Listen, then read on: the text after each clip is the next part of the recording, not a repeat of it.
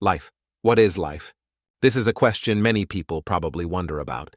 In a vast, dark space, a young man wanders alone, searching for the meaning of life. Life is like an egg. He is in a black cloak, with blue hair, trying to walk with one leg pierced by an arrow through the ankle. Unable to walk further, the young man collapses, falling flat on the ground. A boiled egg. His eyes are contemplative. What does that mean? It means, in the sky, the full moon shines brightly. The young man is in majestic armor, a quiver full of arrows on his back, holding a sharp sword. Whatever you've done, an old man with wide eyes says, search him. It's all meaningless. Soldiers search Marac as he collapses. One says, I found a holy relic. It's an object shaped like a bronze goblet, shining with brilliant golden rays. In the center of the goblet is a red gem. The old man raises his sword, about to strike Marac, who is collapsed on the ground. Marac, under the grim reaper's scythe, thinks, I fought until all tricks were exhausted. In the end, a shout rings out. Kill, Marac says. Don't be angry, Our Lady of Depravity. The kill order is still given, echoing, kill dying here once is essential. Marnac's hand clutches the ground. The kill order hasn't stopped. From afar, someone approaches the main character, constantly chanting, kill, kill. Marac says, if you are worried about the divinity of the holy relic, oh, he keeps shouting, kill! His hand grabs the main character's head. Marac says, didn't you consider that I already took it? That's why. There's no need for these stalkers following my heels. The space still echoes with desperate screams. Kill, Marac says. However, the sound of kill still fills the entire space. Suddenly, Marac raises his hand to touch his face, laughing. I really have lost a bit of money. A hand approaches, intending to strangle him, saying, kill. In the schoolyard, Marac is carrying a school bag, hand raised to his mouth to cover a wide yawn. He says, my life, when I reached my 20s, made me too busy and tired to play games. That's why I always compromised with reality. On the screen, options for his game session are displayed. There are 3 choices: infinite HP, infinite megapixel, infinite items. The mouse cursor clicks on infinite megapixel. He says, by using editing software. I don't even remember the name of the game clearly, or why I bought it, but I still keep playing. Behind him, a long-haired female demon with only her 2 blue eyes visible wraps around the main character's shoulders. He says, to be able to play in the role of a depraved priest. Marnac's hand is moving the computer mouse for the noisy game he's playing, murmuring, what is a depraved priest? The screen displays 3 images from the game: the hardest role to develop, the hardest role to play, the worst performing role. Marac says, but what should I do when my heart always beats so fast playing this game? Around the time I lost all items for profession development and completed all profession quests. He sits in front of the screen, wondering, I became a depraved priest. An endless vortex pulls him into the game. He says, and fell into this game. Back to the initial reality. A hand is still clutching his chest, its mouth still continuously shouting, kill, kill. He says, the thing that keeps screaming like a metal singer is the goddess I serve, Our Lady of Depravity. Flashing back to the past, Marac recounts, everything started 5 years ago when I began serving Our Lady of Depravity. When I woke up in the game, I only had exactly 2 things. One was a rope from the Depravity Guild, and the hand of Our Lady of Depravity lying on my chest. Because of the immense presence I could feel through the connection with the hand, I was able to easily accept that I had fallen into this game world quite quickly. He recalls the image of the depraved priest, bare-chested, hanging suspended, dozens of arrows piercing his body. He says, according to the game description, the depraved priestess, a human genetically modified with drugs. A large foot stomps heavily on the ground. He says, meaning, I have the ability to enhance physical strength, heighten senses. That person swings their sword, about to strike the main character. He says, and a body that can only be killed by divinity. He thinks pensively, and it seems there's also something wrong with my brain. Image of a beast's mouth with sharp teeth growling. Marac says, but I can't stand blood. Amidst the freezing mist and snow, the figure of a person still stands imposingly in the distance before him. A bear approaches and sniffs his body. He says, "Even watching horrific scenes like this doesn't affect me at all. The only problem is—" His face brightens again. He says, "I want to eat fried pork with kimchi. My body cannot feel, or even taste food, anything at all." In a temple, two people are standing. One person walks up the corridor steps and says, "This is your identification paper, Priest Marac. This is your identification paper, Priest Marac." In another office, Marac stands before a girl's desk and says, "Hey, is there any job I can take right now?" His question makes the girl wonder, not knowing what he means. Then the girl replies with a gentle expression, "Wait a moment, please." Then, while flipping through a file, she says, "We surely have work for a priest serving a guardian goddess like you." Marac smiles heroically and says to himself, "In this place, after entering the northern city of Gi, I decided to take the identity of a member of the Guardian Gods Guild. A god with a black body, long white hair 1.5 times his height, sits on a precious yellow object, emitting a brilliant aura." Marac says, "If I were in a guild, the moment I take the identity of a member in another guild, my god would become extremely angry and mark me." A bright red seal of indeterminate shape. At the very top is a shape like a sharp blade. Marac says, "A seal of punishment." The hand placed on Marnac's chest is still there. Somewhere, the sound of kill echoes incessantly. Marac says, "However, our mother goddess is merciful towards such acts of claiming identity." Image of the mother goddess standing under the light of the seal. Marac says, "The Depravity Guild is the enemy of all, and I, the one hated by all." The mother goddess raises her hand to lift Marnac's chin. Marac says, "Am the sole believer of Our Lady of Depravity." The pretty red-haired girl smiles and calls, "Oh, here it is, this one. Priest Marac." Marac takes the slip the girl offers. The girl says, "I'm very happy to work with you." On the slip, information is written. Notice: robbers or hunting monsters nearby recently. The number of farmers missing while traveling to Gi City is gradually increasing. Anyone who can find the reason for this disappearance and eliminate it will receive 30 silver coins per head. Even if you don't eliminate anything, you will also receive 1 silver coin from the Lord of Gi. Marac says, "Most other adventurers would ask me to read it all for them." Then he laughs triumphantly again, saying, "This isn't any special skill. The moment I arrived in this world, I could already understand, read, and write in the language of this world." After reading, Marac suddenly pauses. Which makes the girl unsure of his meaning. Before doing anything, Marac proposes, "Can I receive a portion of the reward in advance right now?" The girl is surprised. Although she heard clearly, she still asks again, "What was that?"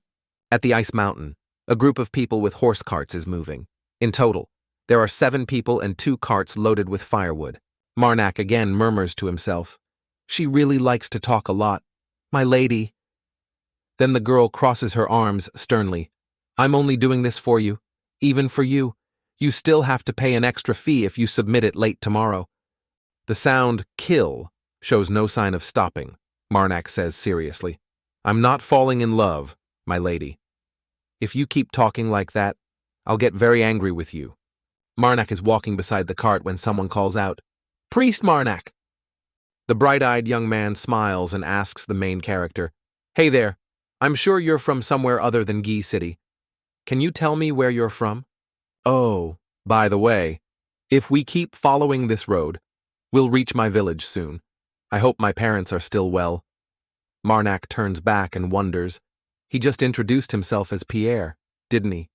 Pierre continues nonstop in a long ramble. "Of course, I know my parents will be able to get through the winter. Thanks to the great help of Captain Gallet. But why do I still worry about them so much? Also, did you know, priest? There's a rumor that the thing kidnapping farmers on this road isn't a monster, but ghosts." Marac walks alongside, listening to him ramble on endlessly, getting a headache and telling himself, he talks too much. Someone calls, "Pierre." Pierre hears the call and quickly runs ahead, turns his head back, smiles brightly, and tells the main character, "Looks like I need to go ahead," and doesn't forget to promise, "I'll be back soon." In Marnac's head, the mother goddess's voice still echoes. "Kill," Marnac asks wonderingly. "Why do you keep telling me to kill everyone? If everyone dies, it'll be a problem for me." The mother goddess still says, "Kill." Marnac says, "You didn't say anything when I returned to Guy, did you? Your child really needs those 29 silver coins. I want to spend my winter in warmth. Thank you. Kill." Then he freezes.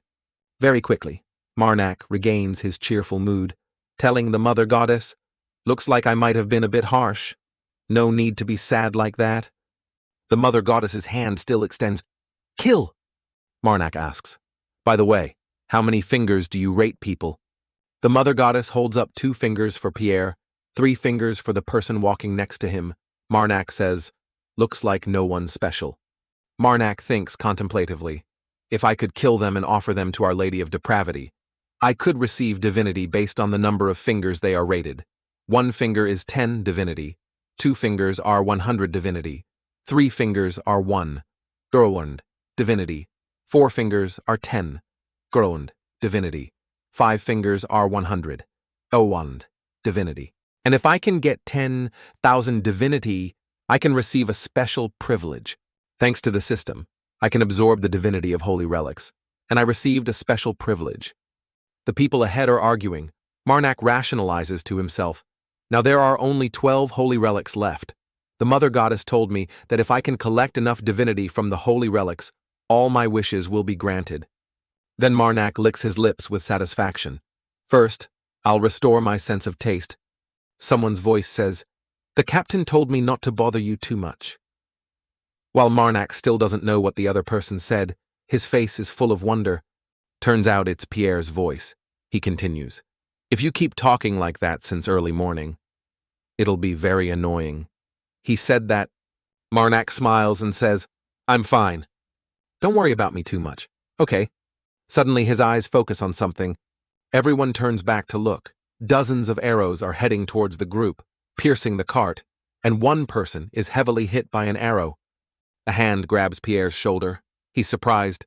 "Huh." After that, Marnac swings his sword, slashing several enemies.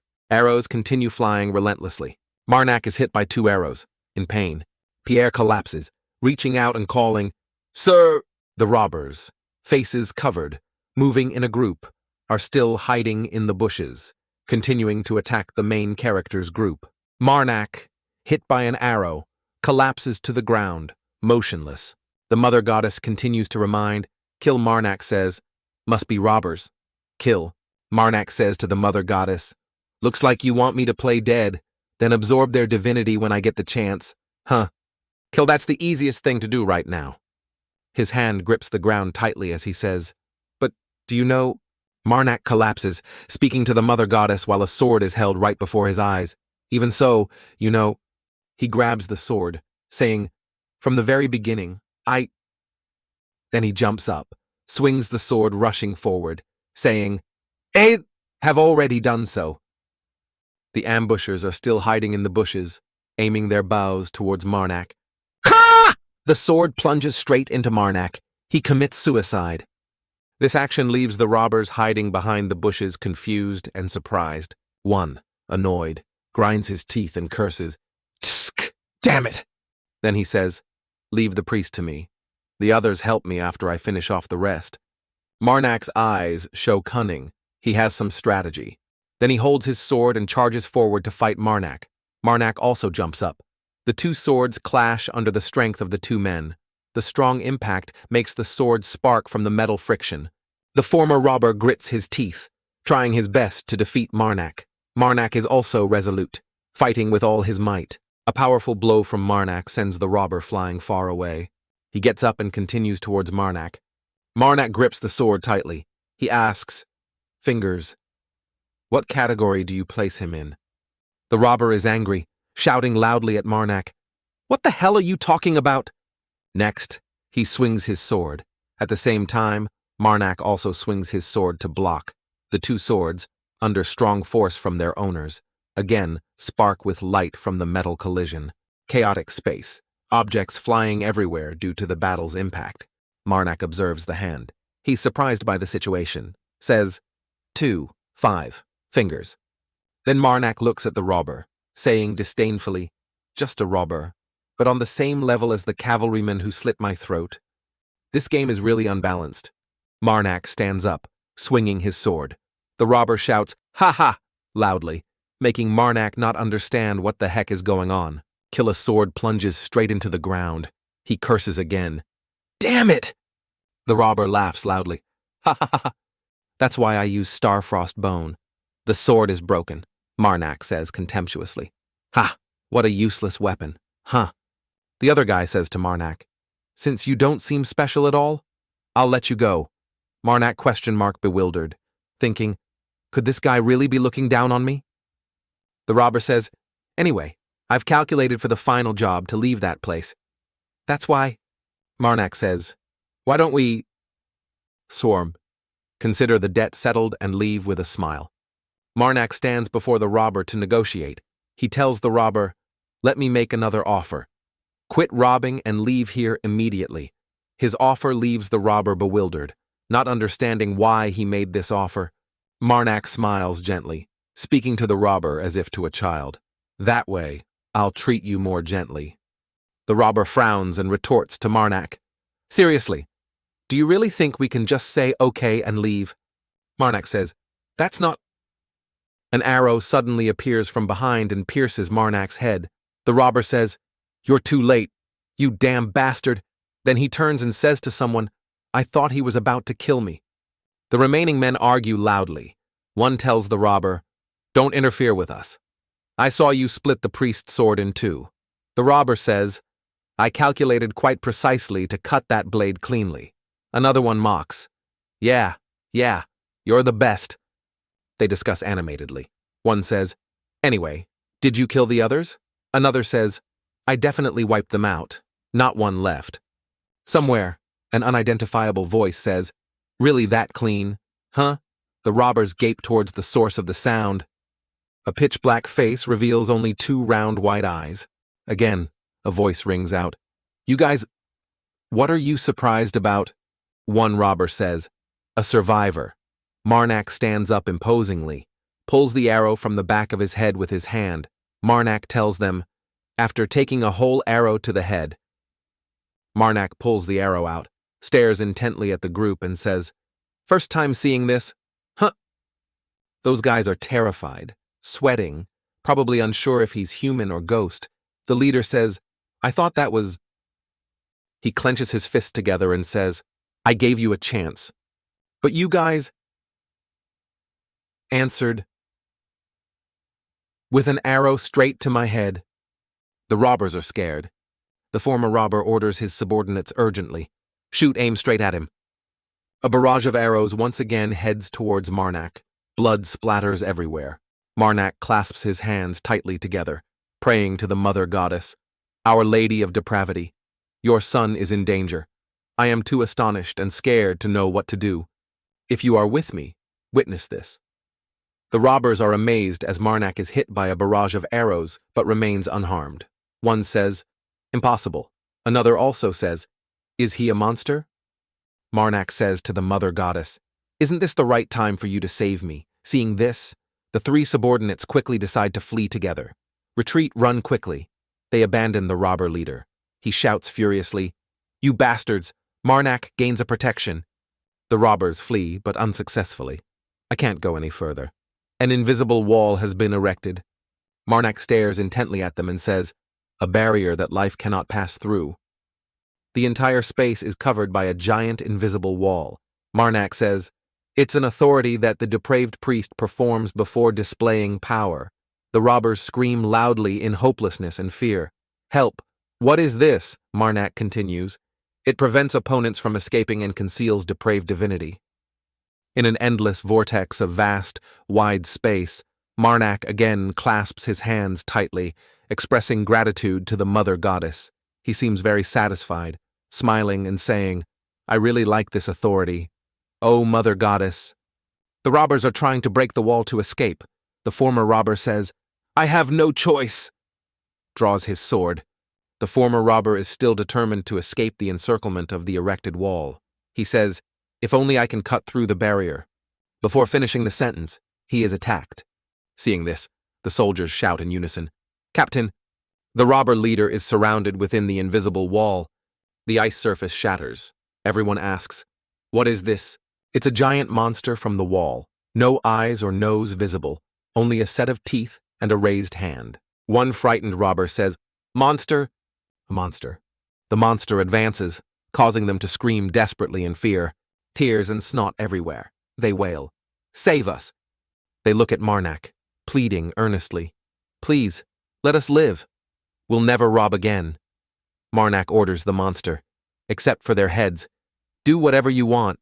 Facing the giant monster, they scream in fear. A foot steps powerfully on the ice surface. Kill. Marac stands up, holding the long, intact sword, standing before the robbers. Marac says, "Want to gather Divinity, hunt a kill." One person in Marnac's group, hit by an arrow, lies collapsed on the ground, saying, "If you take Divinity from their bodies, will they disappear?" Another says, "If you do that, guild members will come investigate. Think carefully before you act." Marac stands thinking about something. Pierre is hit by an arrow right in the heart. In the space, the sound, "Ha, ha, kill," still echoes. Marac says, "I'll wrap things up, so you can rest in peace now." "Kill," Marac says to the mother goddess. "I'll try my best to save this guy. It'll be good for my reputation." The person Marac wants to save is Pierre. He pleads with the mother goddess. "So I need your help. Mother goddess." In the space, the mother goddess's voice is heard. "Heal his wounds." A hand is holding the holy relic. That is Saintess Summon Fire. That person says, "What happened with the achievement thief?" A young man answers, "I heard they were beheaded." "What about the bodies?" "There was nothing they could take. They had no choice but to return with the achievement." Someone stands outside the doorway and calls to a long-haired figure standing with their back turned inside. "Priest, you may return." Saintess Summon Fire looks at the holy relic and says, "Looking from here, I feel even more inclined to embark on the Holy Land pilgrimage." That person is surprised by Saintess Lam Hoa's intention, asking again, "Pilgrimage, so suddenly?" "Don't tell me. It's the prophecy." Saintess Lam Hoa says, "Yes, because of the prophecy, and someone I need to meet." The person Saintess Lam Hoa mentioned is none other than Marac. She recounts, 10 years ago, all religions received a prophecy. The apocalypse will wear the guise of life and bring the world to the brink of destruction. Someone calls Marac. "Priest Marac, you may return now." She is surprised as Marac pulls Pierre along. The girl smiles brightly at Marac and says, "How can he carry someone as heavy as himself with one hand? I got permission from the guards." She looks at Marac with full admiration, saying, "I never judge anything by appearance, but you seem much stronger than expected." Marac is shy and humble, laughing and saying, "I think it's just decent." The girl continues, "Oh, and also, the head in AVN's hand.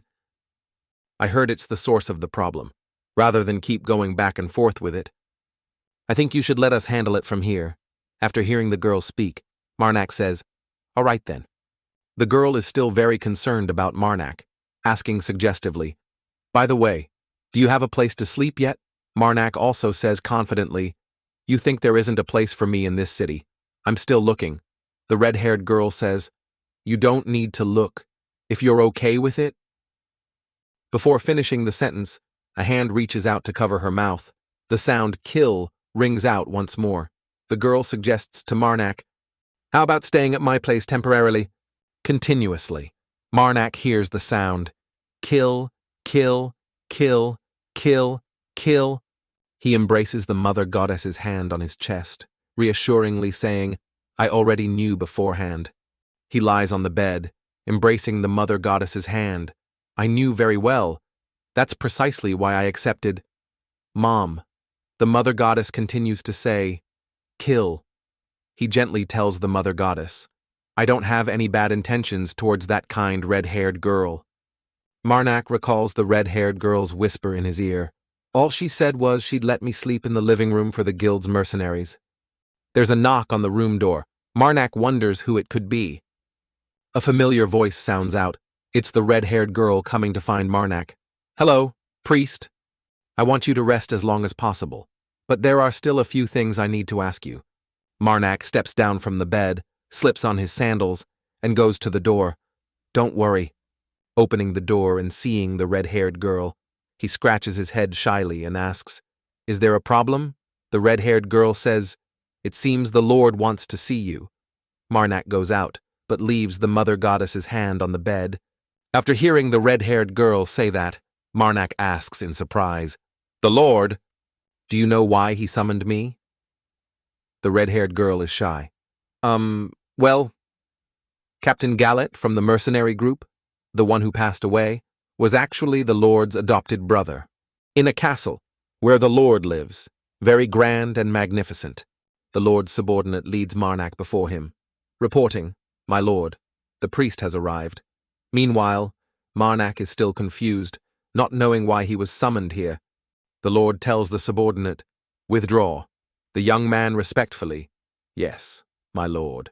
The middle-aged man, with a weathered face, glances at Marnak.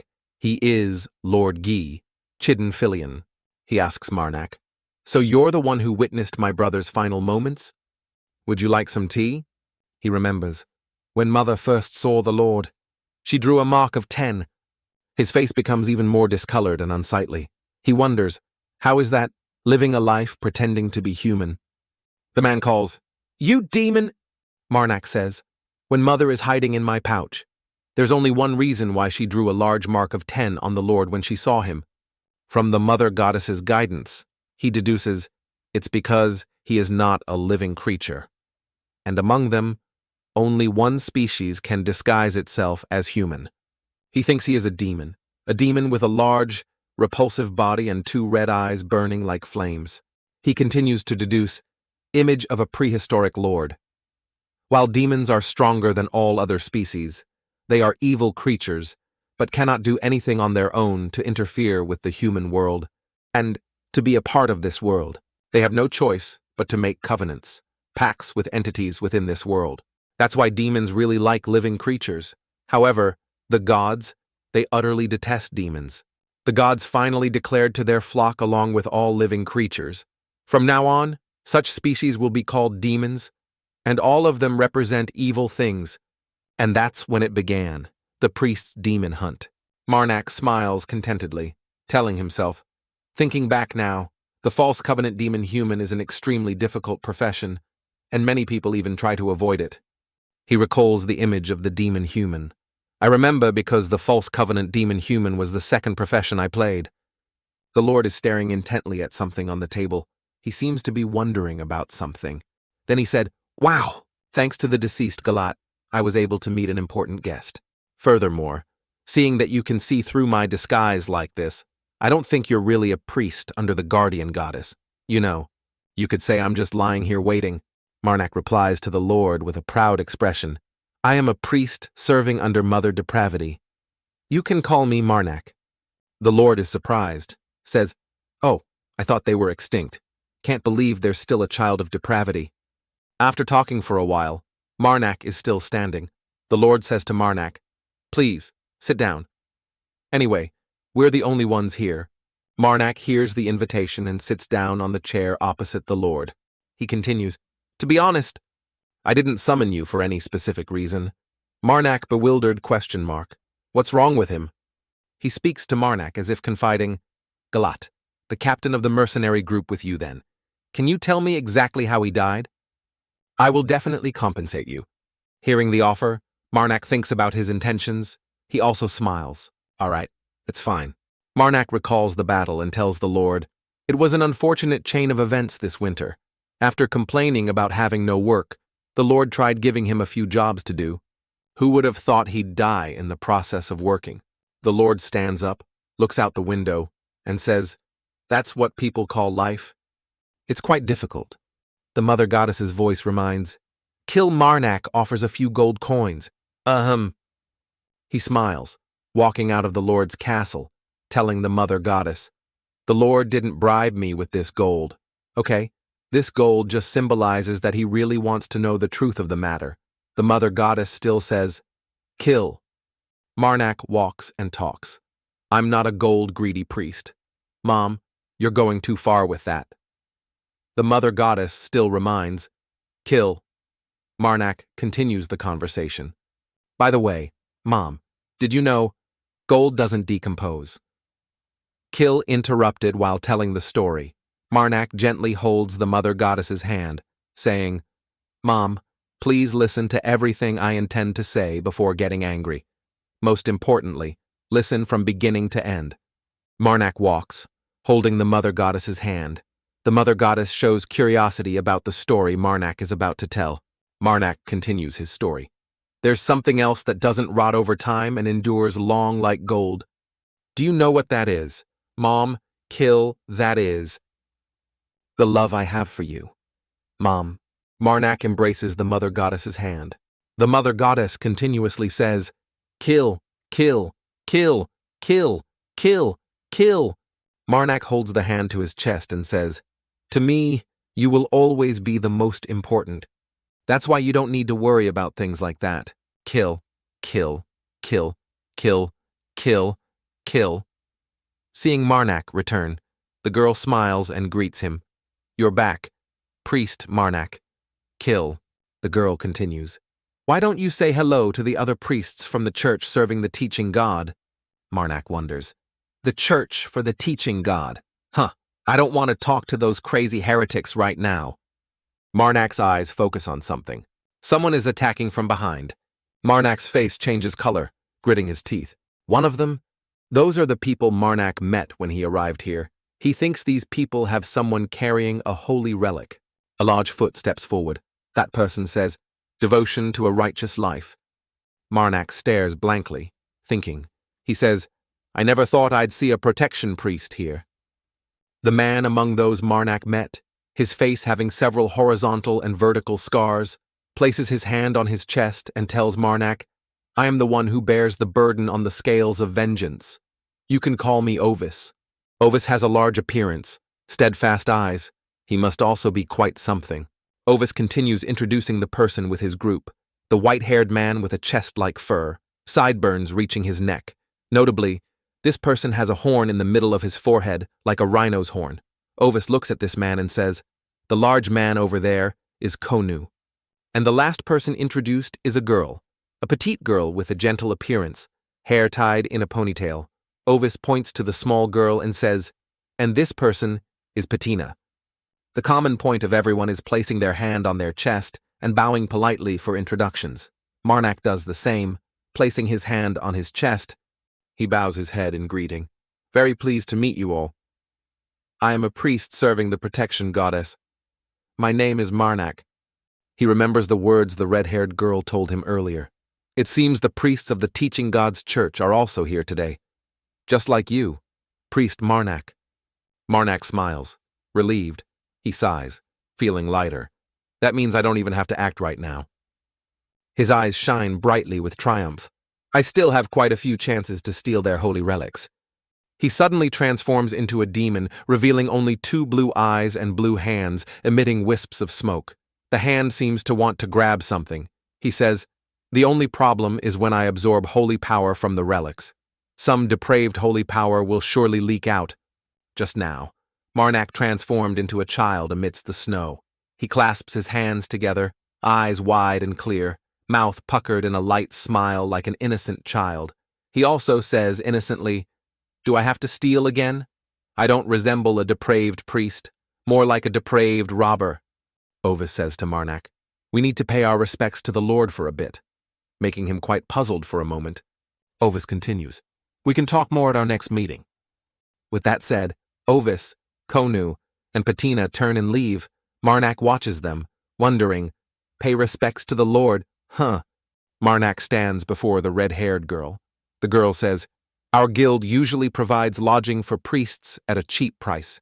What the girl says once again confuses Marac. Then he asks again, "So does that mean you'll make me pay for yesterday?"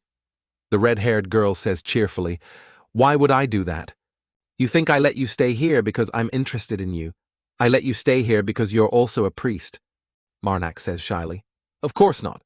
However, seeing this, the red-haired girl teases Marac even more, saying, I also had the spontaneous intention from myself wanting to help you. He blushes crimson and asks again, What?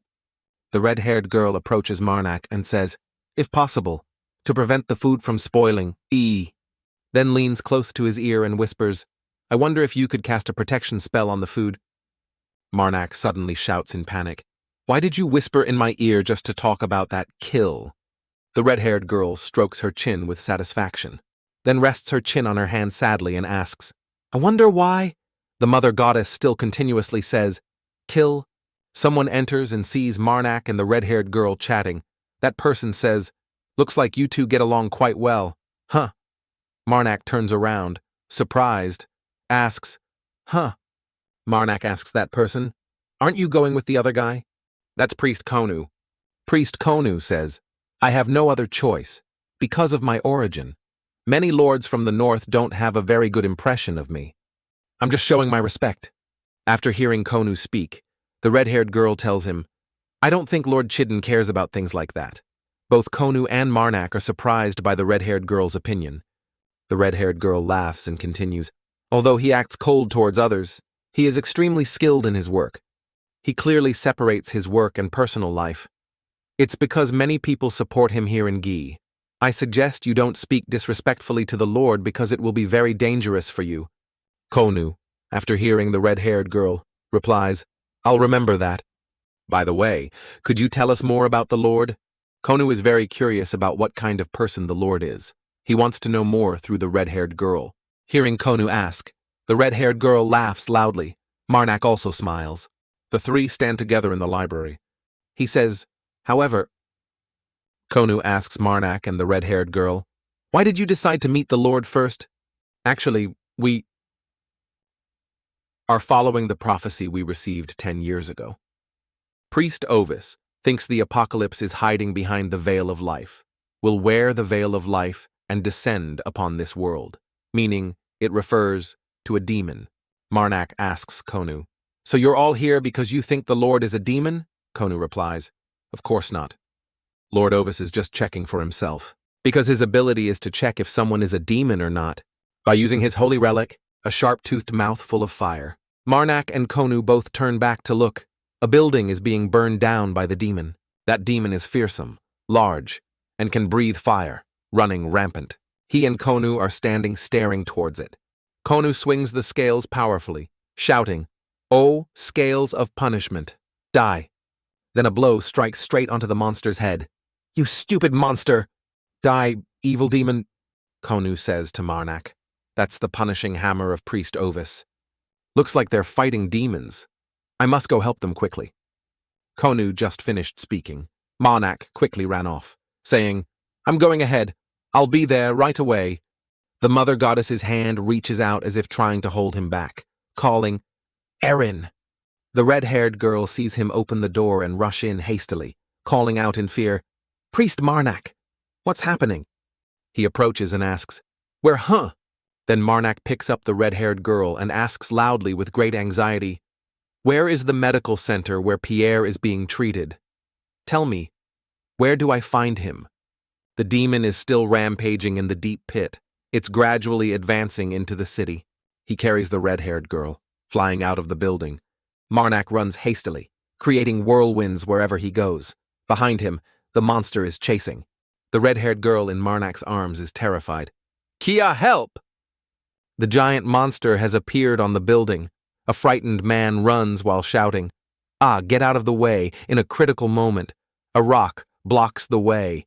He angrily curses even the innocent. Inanimate rock. Don't block my way. Get lost.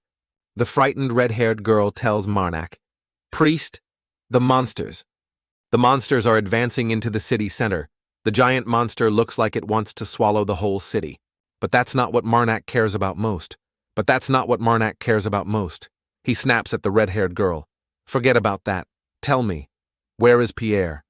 The red-haired girl points in one direction and says, Over there. He's over there. He calls, Pierre. Marac carries the red-haired girl into the room where Pierre is receiving treatment. Seeing Pierre lying unconscious, his face having a few scratches covered with bandages, the red-haired girl finally dares to relax. What a relief. Marac tells the red-haired girl, his mood also gradually stabilizing upon seeing Pierre lying there. Struggled so hard to save him. I can't let him die in this tragedy. Then Marac picks up Pierre, throwing him over his shoulder to carry him somewhere. Then Marac turns and tells the red-haired girl, hold on tight. I can't carry you with both hands anymore.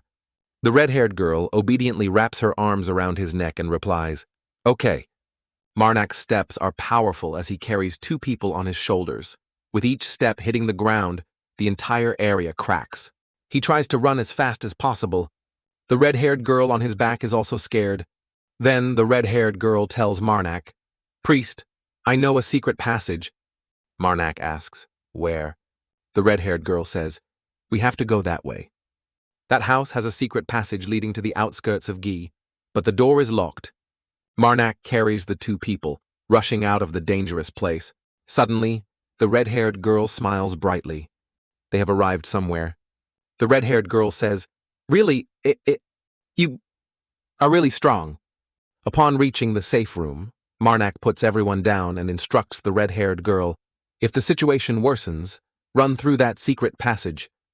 Hearing this, the red-haired girl asks him worriedly, what about you? Then Marac turns away and says, I need to go back. The red-haired girl watches Marnac's retreating back and calls after him, priest! He has run out of the room and runs faster and faster.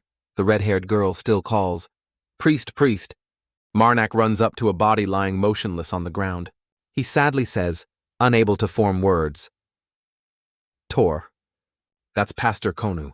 He's beaten to a pulp, body devastated, covered in scratches, leaning over Konu, calls loudly, Pastor Konu. Pastor Konu hears Marnac's call, struggles to open his eyes and asks, is that you, Priest Marac? He looks worriedly at Konu's wounds. His wounds are so deep. I can't do anything. He thinks if he leaves him like this.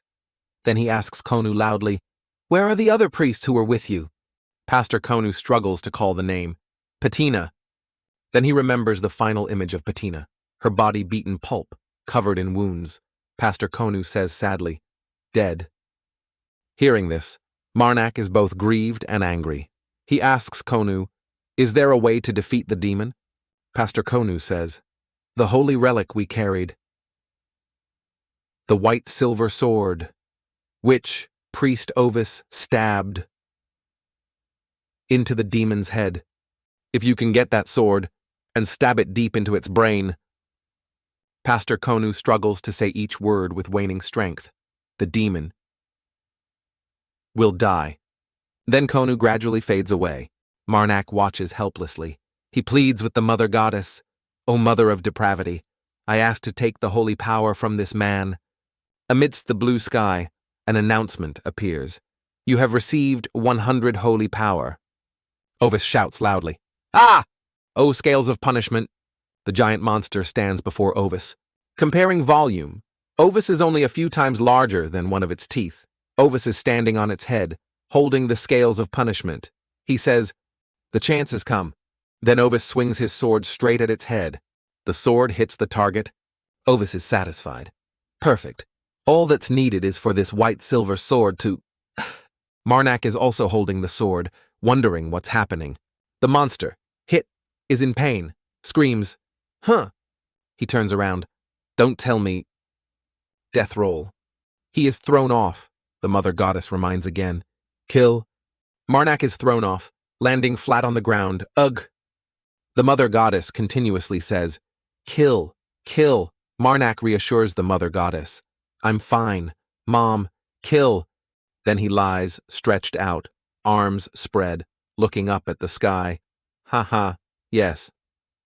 Mom also said that blessings come with disasters. Kill. He is deep in thought. Beside him are the scales of punishment. He says, this is truly an interesting event. Marac grips it tightly. The Mother Goddess says again, kill! He hugs it to his chest and says, Mom, I offer you another holy relic. Please grant me a new authority. Marac holds the relic to his chest along with the mother goddess's hand. He says, please, release your seal. Mother. The holy relic glows brightly. Marnac's body floats suspended in midair. Marac thinks, it seems every holy relic has enough holy power for one authority. Holy power 11, 723. Thanks to the relic's activation, Marac says, another seal has been removed. He asks the mother goddess, can you tell me how it's different from before? Mom, the mother goddess still says, kill. Marac asks, is that so? The mother goddess continues, kill, kill, kill. The mother goddess's hand flies far from Marac. He looks at the hand from afar and says, I'm glad you can support me from afar like that, but don't you think removing one seal with one relic like that is a bit small? The mother goddess's hand clutches a rock outcrop on the ground. Kill haha. Seeing this, Marac quickly backpedals. I'm just happy about your development. Just kidding. Don't be mad. He takes the hand back, places it on his chest, and says, since I'm not in the best situation right now, I'll stop joking around for a bit. O Mother of Depravity, I offer you 10,000 holy power. Please grant me another new authority. Marac stands still to focus on something. He stands in the center of the authority circle. He says, so this is it, huh? The sigil of depravity. Marac thinks, the effect of this authority is simple yet powerful. The moment the sigil of depravity is activated, metaphysical blue-black tattoos will appear all over my body, and it will help amplify my power. When the authority has penetrated his body, Marac feels it. He tells the mother goddess, a new authority isn't bad. Mom, the mother goddess continues, kill. Marac feels the power of authority coursing through his body. It seems very useful to him. He says, it's extremely useful in this situation. Marac stumbles as he walks. He says, looks like my cursed leg has been healed too. Then he looks far away at something, eyes full of wonder. That is, Priest Ovis. At this moment, Priest Ovis is injured, lying on the ground, his body covered everywhere with wounds. Marac remembers the image of the man being thrown far away. He thinks, it seems, well, we fell at the same time. Priest Ovis is now deceased. Marac sadly tells him in vain, please rest in peace. O Mother of Depravity, Marac again pleads to take strength from the deceased. I ask to take the holy power from this man. The giant monster appears again. It continues to destroy the city, creating an extremely large crater. Seeing this scene, Marac exclaims, strange. The mother goddess continues, kill. Ovis and Patina said, the ones who angered the demon were the priests of the teaching church. But even when all the priests were dead, the demon still rampaged for some reason. Marac has now obtained holy power from Ovis. The system announces, you have received 1,000 holy power. Marac clenches his fist and tells the mother goddess, I thought demons weren't creatures acting on instinct like beasts. Mother. Kill. Marac is deep in thought. He takes the mother goddess's hand, gently calling, Mom, kill. The road will be a bit bumpy. Please hold on tight inside my pouch. Marac holds the mother goddess's hand and runs to where the monster is rampaging. Wherever he steps, the ground cracks beneath his feet. The demon's eyes are now solely focused on Marac. It growls even more fiercely. It continues to attack again. Its tail whips Marac from behind. Marac saw something. He says, there it is. It's a white silver sword. Marac looks at the monster. He sees it arching its body. Marac thinks to himself, looks like I'll have to experience a few more rolls today. But this is exactly what I want. Marac is whipped by the monster. Standing before the monster, Marac is nothing compared to its giant body. Identical things. Won't work on me twice. The monster continues using the old trick to attack Marac. The whole city is damaged by the battle. Debris from buildings shatters and flies everywhere. Shattered window glass fragments fly out. Marac is injured. Blood flows from his mouth. The sudden attack and injury leave Marac unable to react in time.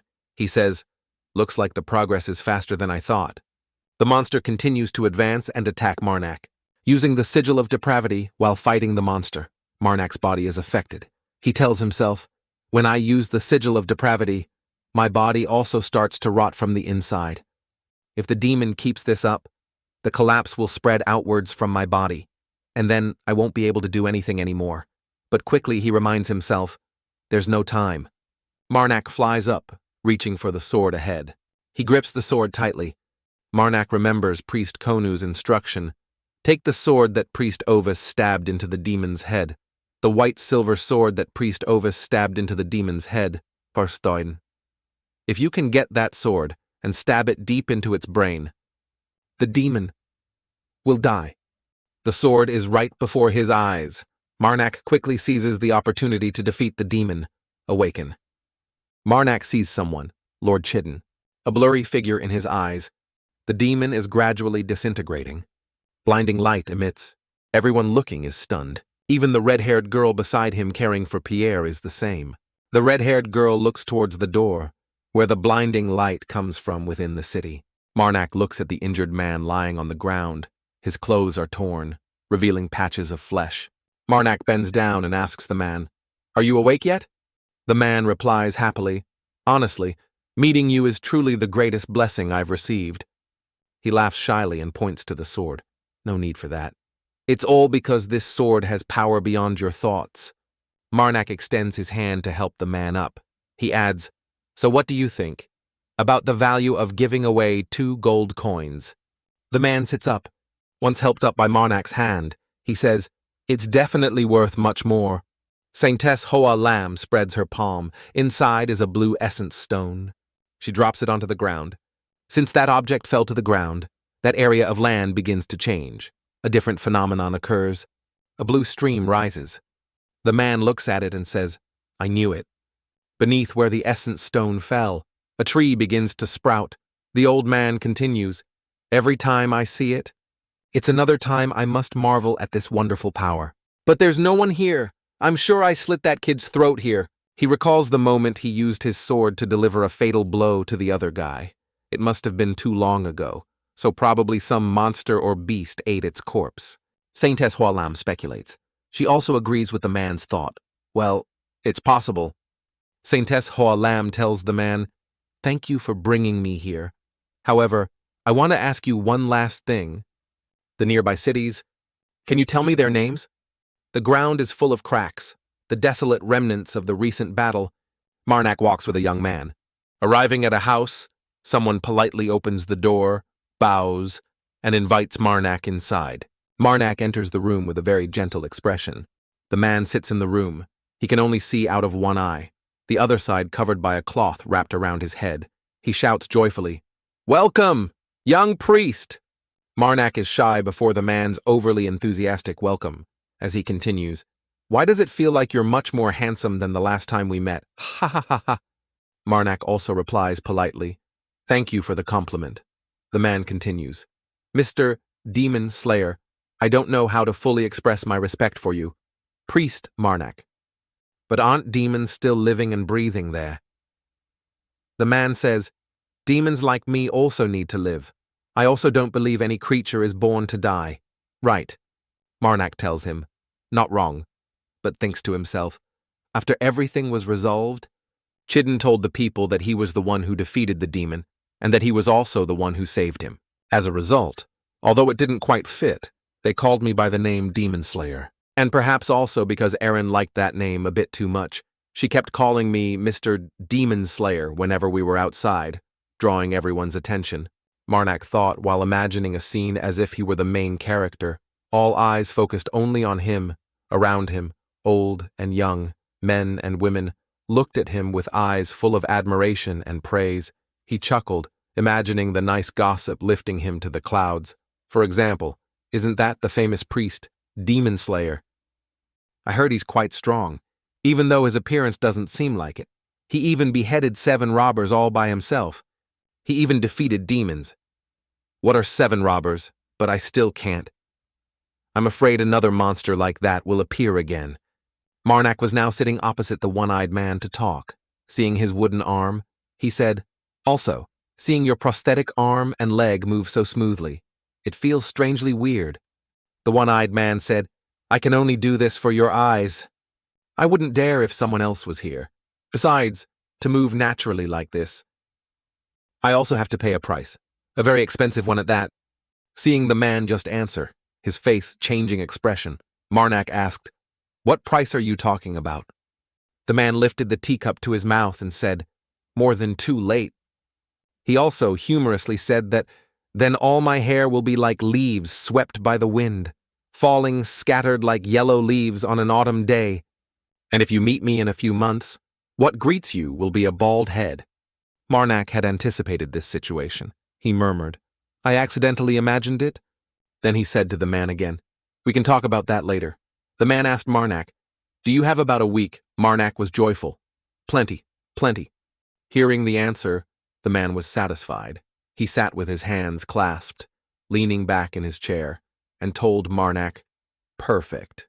There's a job I just received, and the client is specifically asking about you." Marac asked again, puzzled, "They want me?" The man said again, "It seems they think you'll be the perfect choice for this job. After hearing those stories about the demon slayer, it seems it's related to the holy relics in the ancient kingdom. The reward will be 5 pieces of pure gold. It will be paid in advance, too. And if they acknowledge your great help in exploring the ruins, they said they'll give you one of the discovered holy relics." Marac remembered the mother goddess's words. He said to himself, "Just like Mom said, seeing is believing, right?" Then Marac cheerfully said to the man, "I accept the job." The mother goddess's hand spoke again. "Kill," Marac said inwardly. "Once upon a time, there was an ancient empire. They ended the era of mad mages and unified the continent. And in the present era, their technologies have been recreated. Holy relics are considered priceless treasures containing powerful abilities. In other words, most items considered high level in this world are holy relics from the ancient kingdom." Marac approached a group of people. He introduced himself. "I am a priest under the goddess of protection. My name is Marac." One of them replied, "Pleased to meet you." "Priest," he introduced, "I am the one who requested this task, Carmen Valtus." Marac shook his hand and asked, "Valtus?" Valtus said, "You guessed right. Anthony Valtus of Darkwolf is my father." Valtus added, "Just in case you misunderstand, I am his illegitimate child." Marac, surprised again, asked back, "Illegitimate child?" That conservative, rigid man actually has an illegitimate child, and I thought he'd be lonely alone after losing his wife. It seems rumors and reality are quite different. But digging deeper into this matter is a bit inappropriate. Marac asked Valtus about the identity of the 2 accompanying people. "I wonder who the 2 people behind you are." Valtus turned to the 2 and introduced, "This is... The mage wearing the hooded cloak over there is Tunisa. She is the one who will lead us to the ancient holy relics. And this is Suku's. As you can see, he is of the horned tribe. He's quite good. You can count on..." Suku shook Marnak's hand and said, "Pleased to meet you." "Marnak, Demon Slayer." Marnak replied shyly. "That nickname is actually a bit embarrassing. Just call me Marnak is fine." Suku said, "The name is recognition for what you have achieved. There's nothing to be ashamed of." Valtus said, "All right, now that we're done with introductions, let's go, shall we? It will take about 2 days walking to get there. We'll talk as we walk." 2 days later, everyone is resting in a forest. A large fire is burning.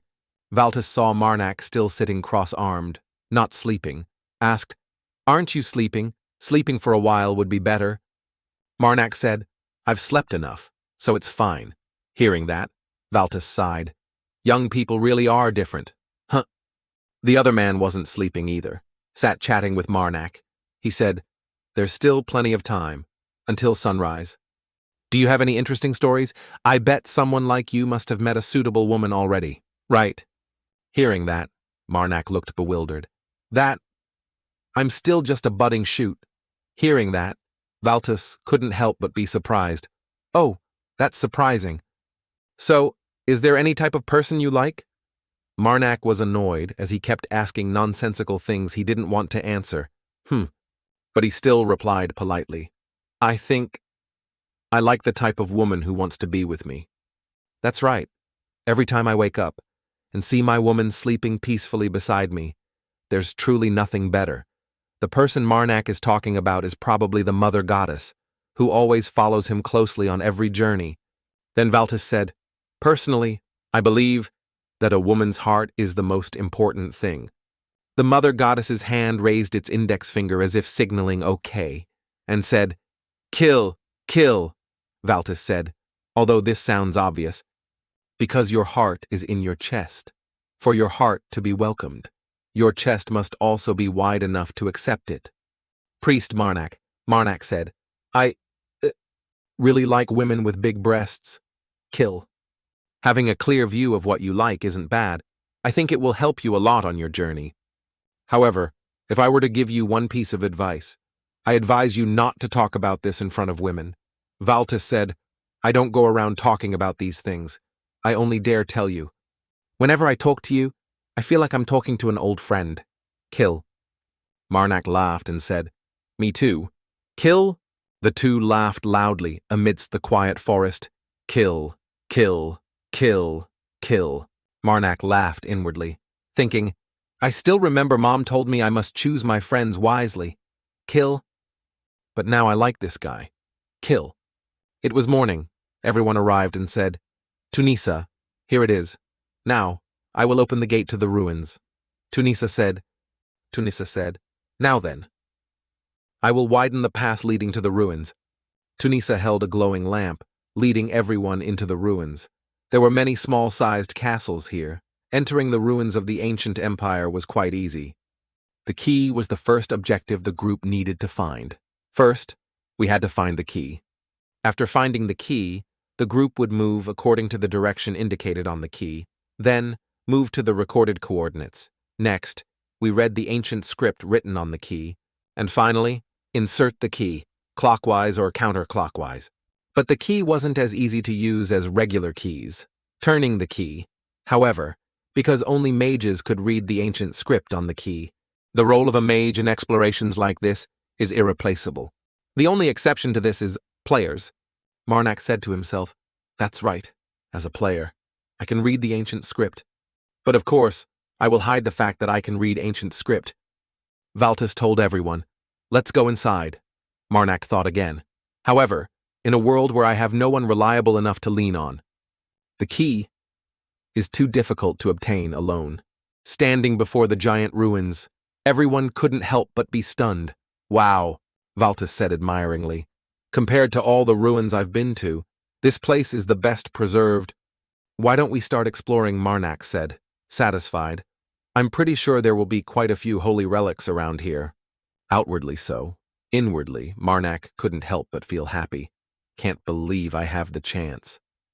To be able to see ruins that previously could only be experienced through pictures, he clutched his left chest, perhaps saying due to excessive happiness, "I feel like my heart is about to jump out of my chest." Tunisa seemed to disapprove of Marnak's action. She sneered. Everyone started entering the ruins with the torch leading the way. Sukus carried a very large blade. The four stood before a giant object with strange inscriptions. Marnak said, "Here, the inscription implies, 'Prove you possess the blood of the empire.' It's a line of ancient script." Marnak said, "Blood?" Tunisa said sternly.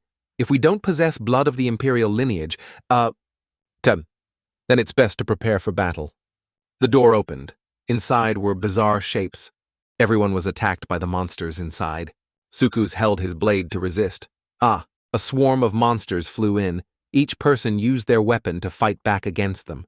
Tunisa chanted some spell. The ground cracked, revealing rays of light through the fissures. The defeated monsters lay flat on the ground, but their numbers were vast. They kept advancing. Marnak beat them to pieces. He swung his sword fiercely. The monsters were split in two. The mother goddess's hand was knocked away. Marnak turned back, hearing the cry, "Kill!" Marnak's sword clashed with another sword, sparking from metal friction. That fearsome monster was attacking Marnak. Marnak told himself, "Looks like there's still one more. Best to kill this one before finishing the sentence, the monster was suddenly hit by an arrow. Seeing that, Marnak was very satisfied. The monster was completely defeated. That was thanks to Valtis saving him. Marnak's hand was covered in blood splattered from the monster. He turned back to look at Valtis and said, "Thanks." Valtis asked Tunisa, Why do you keep pushing the enemy into the middle of our battle line, Marac, or I could get hurt? Tunisia replied. That's the fastest way to eliminate our enemies. And anyway, we managed to take them all down. So if you could stop complaining for me, that would be good.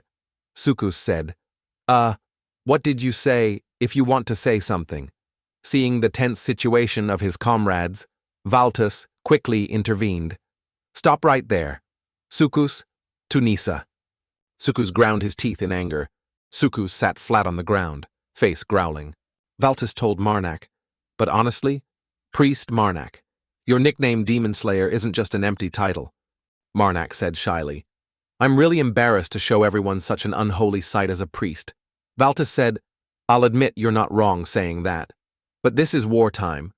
Marac didn't forget to praise Valtus's talent. Anyway, your archery skill just now was really top-notch. Valtus replied, I've been used to using a bow since I was young. Valtus remembered how hard he worked when he was young. He told Marac, I practiced archery as much as possible. Marac asked, So when can we leave for the next place? Tunisia said, I feel fine moving right now. I still have quite a bit of mana left. Sukus asked angrily, Why do you keep rushing to move on when we haven't rested at all? I don't know anything about people who constantly chatter spells like you, but people who need to use physical strength and always move like me and Marac, we need rest. Tunisia still insisted, but I believe everyone here agrees with me now, because besides Sukus, everyone else is fine. Wouldn't it be better if we reach the center of these ruins as quickly as possible, instead of wasting time here? Honestly, at this point, I think you're just messing around, nothing else. Sukus became even angrier at Tunisia's sarcastic remark. What did you say? To ease the tense atmosphere between the two, Valtus said, Let's rest a bit before moving on. The conversation ended here. Marac laughed loudly. Ha! In this world, people with the mage profession usually have sky-high egos, and most are scoundrels. Here, becoming a mage is very easy, and that's through being born with talent predestined for this profession, chosen as a mage from birth, although there are some differences between individuals. But for those born with mana already in their bodies, it will awaken when they reach a certain age, and when that happens, knowledge of ancient languages will flood their minds, and because they don't have to pay any price to do so, they learn ancient magic. Using mana grants the ability to bend, even break, the laws of this world. Then they are reborn as a mage. However, due to the vast amount of knowledge flooding their minds, they, as a natural consequence, hate learning new things. As a result, most mages become stubborn, ignorant fools. Most of them have thoughts revolving only around themselves and don't care about those around them. She's exactly like the other mages I've met. Marac is referring to Tunisia. But to be honest, among mages, she's actually considered one of the most well-behaved. Valtus said, Now that we've rested enough, let's head to the next area. Shall we? Something made everyone wonder. The endlessly deep corridor with no visible end. There's an explosion ahead. Everyone cannot exit this way. Valtus worried. Impossible. The door closed behind us. Everyone turned to look. A giant monster with a body patched together with stone. It was gradually advancing to attack the group. Speaking, its mouth spewed blue energy. Marac thought, I knew something was wrong here. The enemies we encountered before were too weak for ruins like this.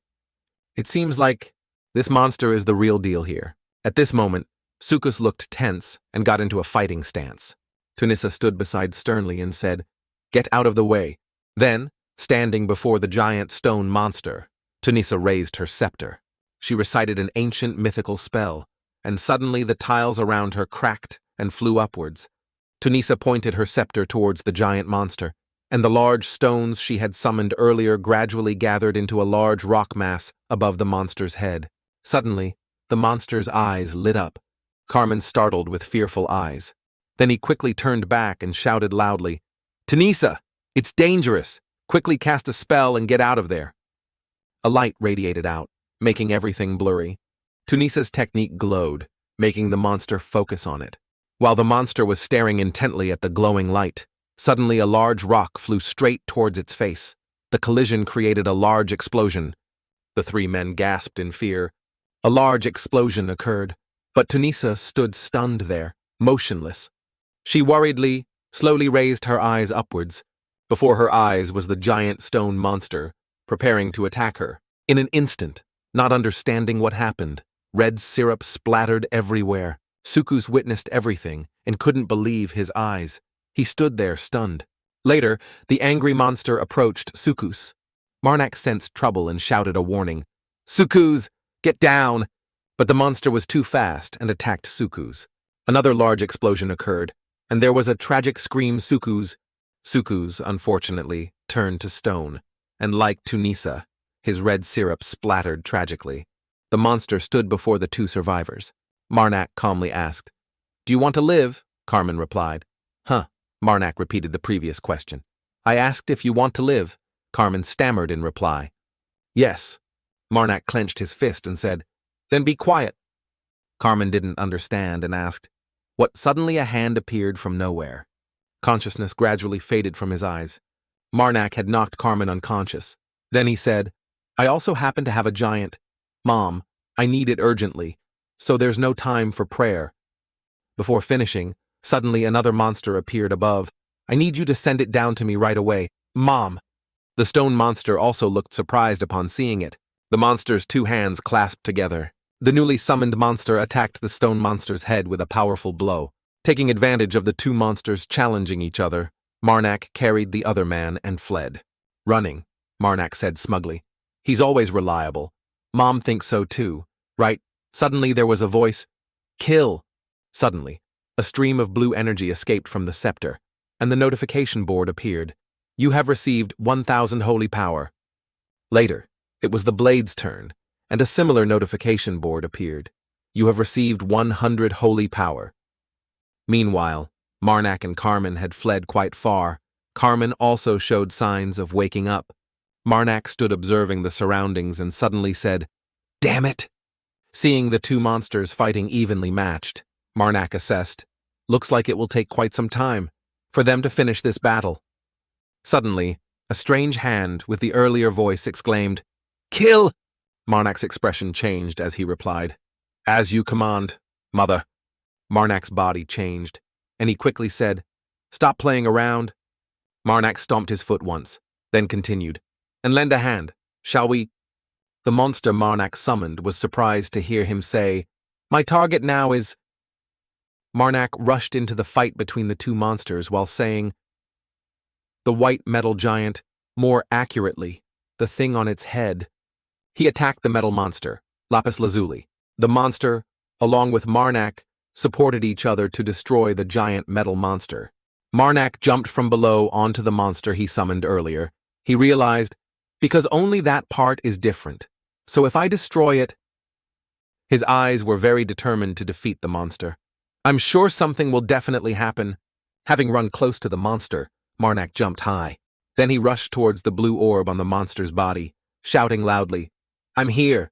In an instant, the blue orb shattered into hundreds of small fragments under Marnac's sword. After shattering the orb, Marac landed safely on the ground.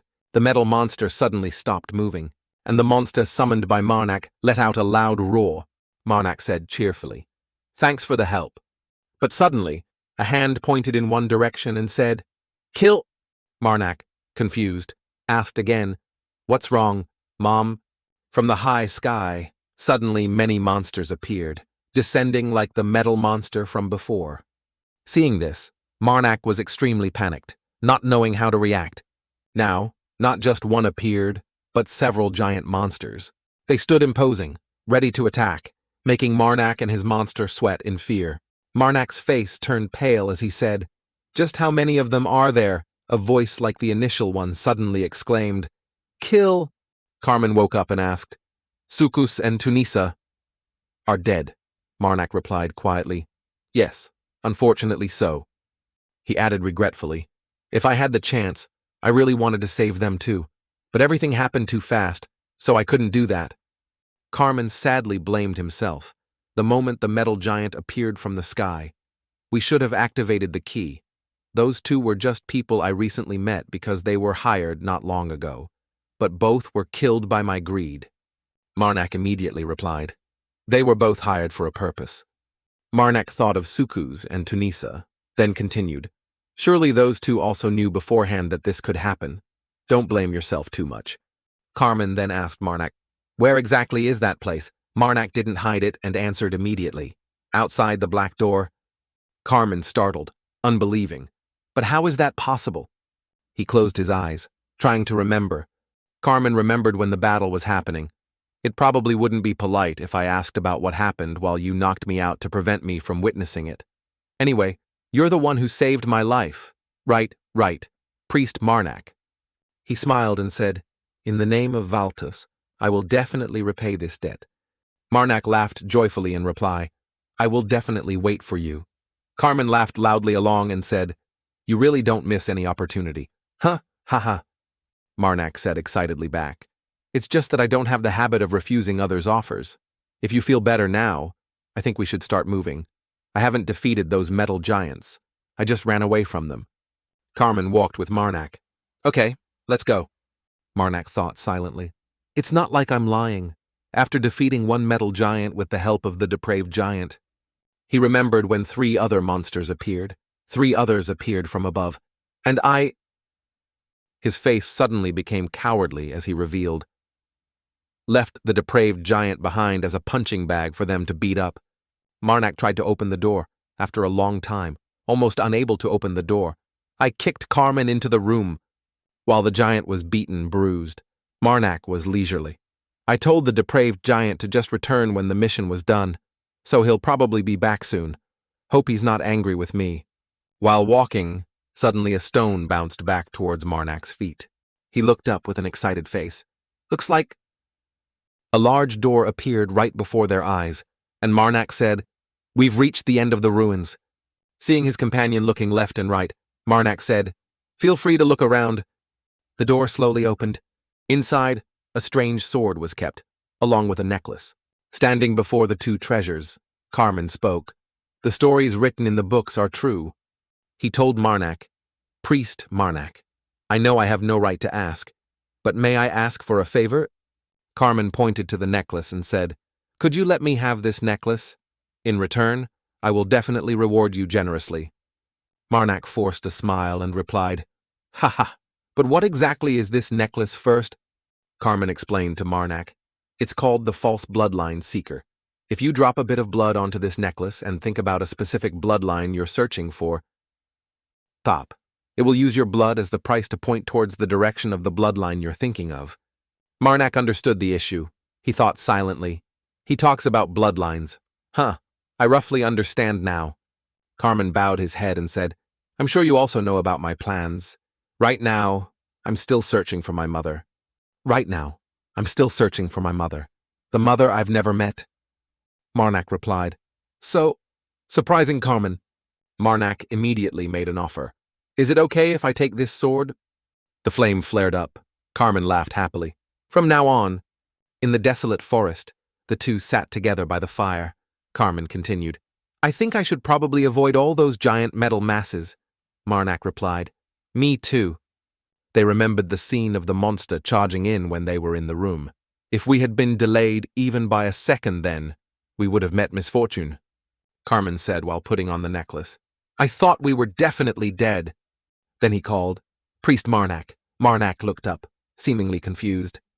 Carmen held out the necklace and sincerely said, "Could you bless me?" Marac smiled brightly and said, "Of course." Carmen closed his eyes tightly. Then he took the needle, pricked his hand until it bled, and said, "Thank you. May the protection goddess bless you." From somewhere, a sound appeared. "Kill." Blood from Carmen's hand slowly dripped onto the necklace's surface. 1 drop of blood fell. Suddenly, strange lightning bolts escaped, surrounding Carmen. Carmen rejoiced. "Oh." Carmen emotionally looked at the pendant and said, "Mom, I know you're still alive." Marac sighed in relief and said, "I'm glad the necklace works as we expected." Carmen put on the necklace and then said, "It's all thanks to you. I don't know how I can ever repay this debt." Marac smiled gently in reply, "You can repay me any time. As long as you're sincere, I'm always ready to accept." Carmen held up the pendant and said seriously, "Priest Marac, could you listen to one final request of mine?" Marac replied innocently, "Of course." He then said, I want to cooperate with you longer, Priest Marnac, just until I find my mother. He stood up and seriously proposed to Marnac, since you're heading west anyway, we can stop by the capital, and there, I will reward you for this mission. Then he concluded with a sentence, Of course, I will definitely cover all travel expenses. Marnac laughed silently. Carmen added, I have more than enough to pay for that. Marnac smirked slyly, then thought silently, although I quite like this offer, I can't let him see through my intentions right away. The flame still flickered there. Carmen pointed to himself and smiled. The firelight was gradually burning brighter than ever. Carmen suddenly turned pale and said, Priest. Marnac smirked sinisterly, thinking to himself, if I do this, he won't be able to see me as a shallow person anymore. Another voice echoed from somewhere, Kill. Then, Marnac hurriedly took Carmen's hand and said, If you're okay with letting me help search for your mother, Marnac added with a shy smile, then I will certainly strive to support you on this journey. Seeing Marnac agree, Carmen happily replied, Thank you. A quiet, late night gradually passed. Early in the morning, a proud red-haired girl said, So you intend to leave now, just like that, after everything I've done for you. The girl suddenly looked angry at Marnac. I can't believe it. A familiar sound echoed again. Kill, she said. Let me see your hand. Marnac, not understanding, replied. Excuse me. The red-haired girl insisted. Just hold out your hand. After Marnac held out his hand, the girl placed her hand on his and slowly said, I don't usually deliver this kind of thing so quickly. I did everything I could to get it in time. Do you understand? Of course. At this moment, Marnac didn't understand what was happening. A moment later, seeing a glow appear on his hand, he was surprised. This is... The girl explained, This is a silver mercenary tag. Let me repeat. I did everything I could to prepare it as soon as possible. I'm sure you know what you should say to me, right? In Marnac's hand was a sparkling object that looked quite fancy. Marnac put the tag away and joked with a smile. Thank you, huh? The red-haired girl snapped irritably. No, see you again. Something like a promise to come back and visit me. But then she changed to a lower tone. That's what you should say. The familiar voice echoed again. Kill. Marnac calmly closed his eyes and thought, I'm sorry, Aaron. Standing before Aaron, he couldn't say it out loud, only daring to think it, because I'm living the life of a wanderer. That promise is something I can hardly fulfill. Aaron sighed and calmly said, Priest Marnac, if you keep living like this, you won't be able to date anyone and will die alone. Then she said softly, That's why I'll be the one to tell you this. Marnac was put in a confusing situation. Aaron boldly said, See you again. Her words made Marnac exclaim in shock. What? Aaron repeated what she just said. Let's meet again, if we have the chance. After hearing this, Marnac had a pile of question marks in his head. She slowly continued, We have to admit that opportunities come much faster than we imagine. Priest Marnac, huh? A statement that made Marnac ask again clearly. What do you mean? Aaron boldly placed her hand on Marnac's lips and said, You don't need to know. Just think about it. Then she looked sinister and said, This is the last thing I'm giving you, a punishment. Later, Marnac dazedly exclaimed, These side effects. It seems the duration of effect has gotten much faster. Suddenly, something shiny appeared along with a loud laugh. Ha ha ha, not everyone is born with hair, right? A bald old man laughed loudly and said, I have truly reached the natural form of humanity. Then he seriously asked Marnac, Back to the main topic. I hear you're planning to go to the capital. I've prepared everything after hearing the news. He handed him a letter, making him wonder, This is... The old man quickly replied, A letter of recommendation. Then he awkwardly took out his pouch and said, Although I wanted to repay you with cash, you see, I used all my assets to repair the damaged things, so now I don't have a single coin left. The letter was something he reserved for Marnac, and he added, And that's the reason. Since you're going to the capital, I wrote a letter of recommendation for you. If anything happens, I'm sure my friend will help you.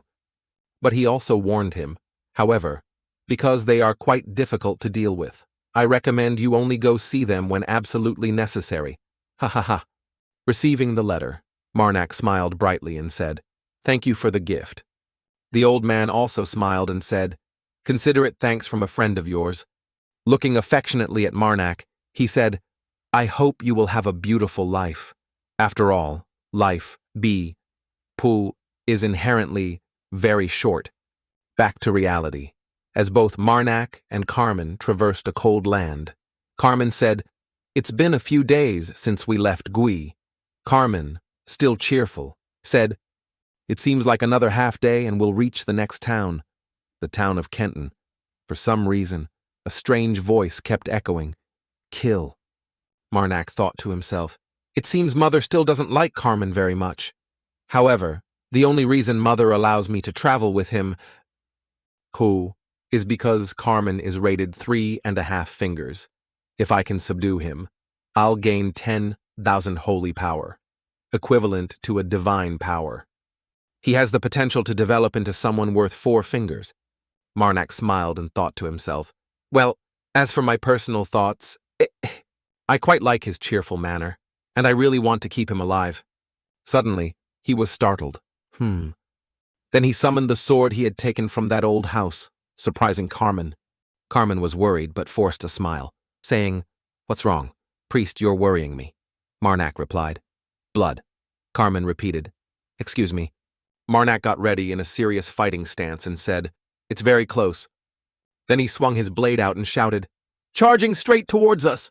Carmen was thrown far back by a large explosion. A giant spider appeared in the air. It looked incredibly terrifying.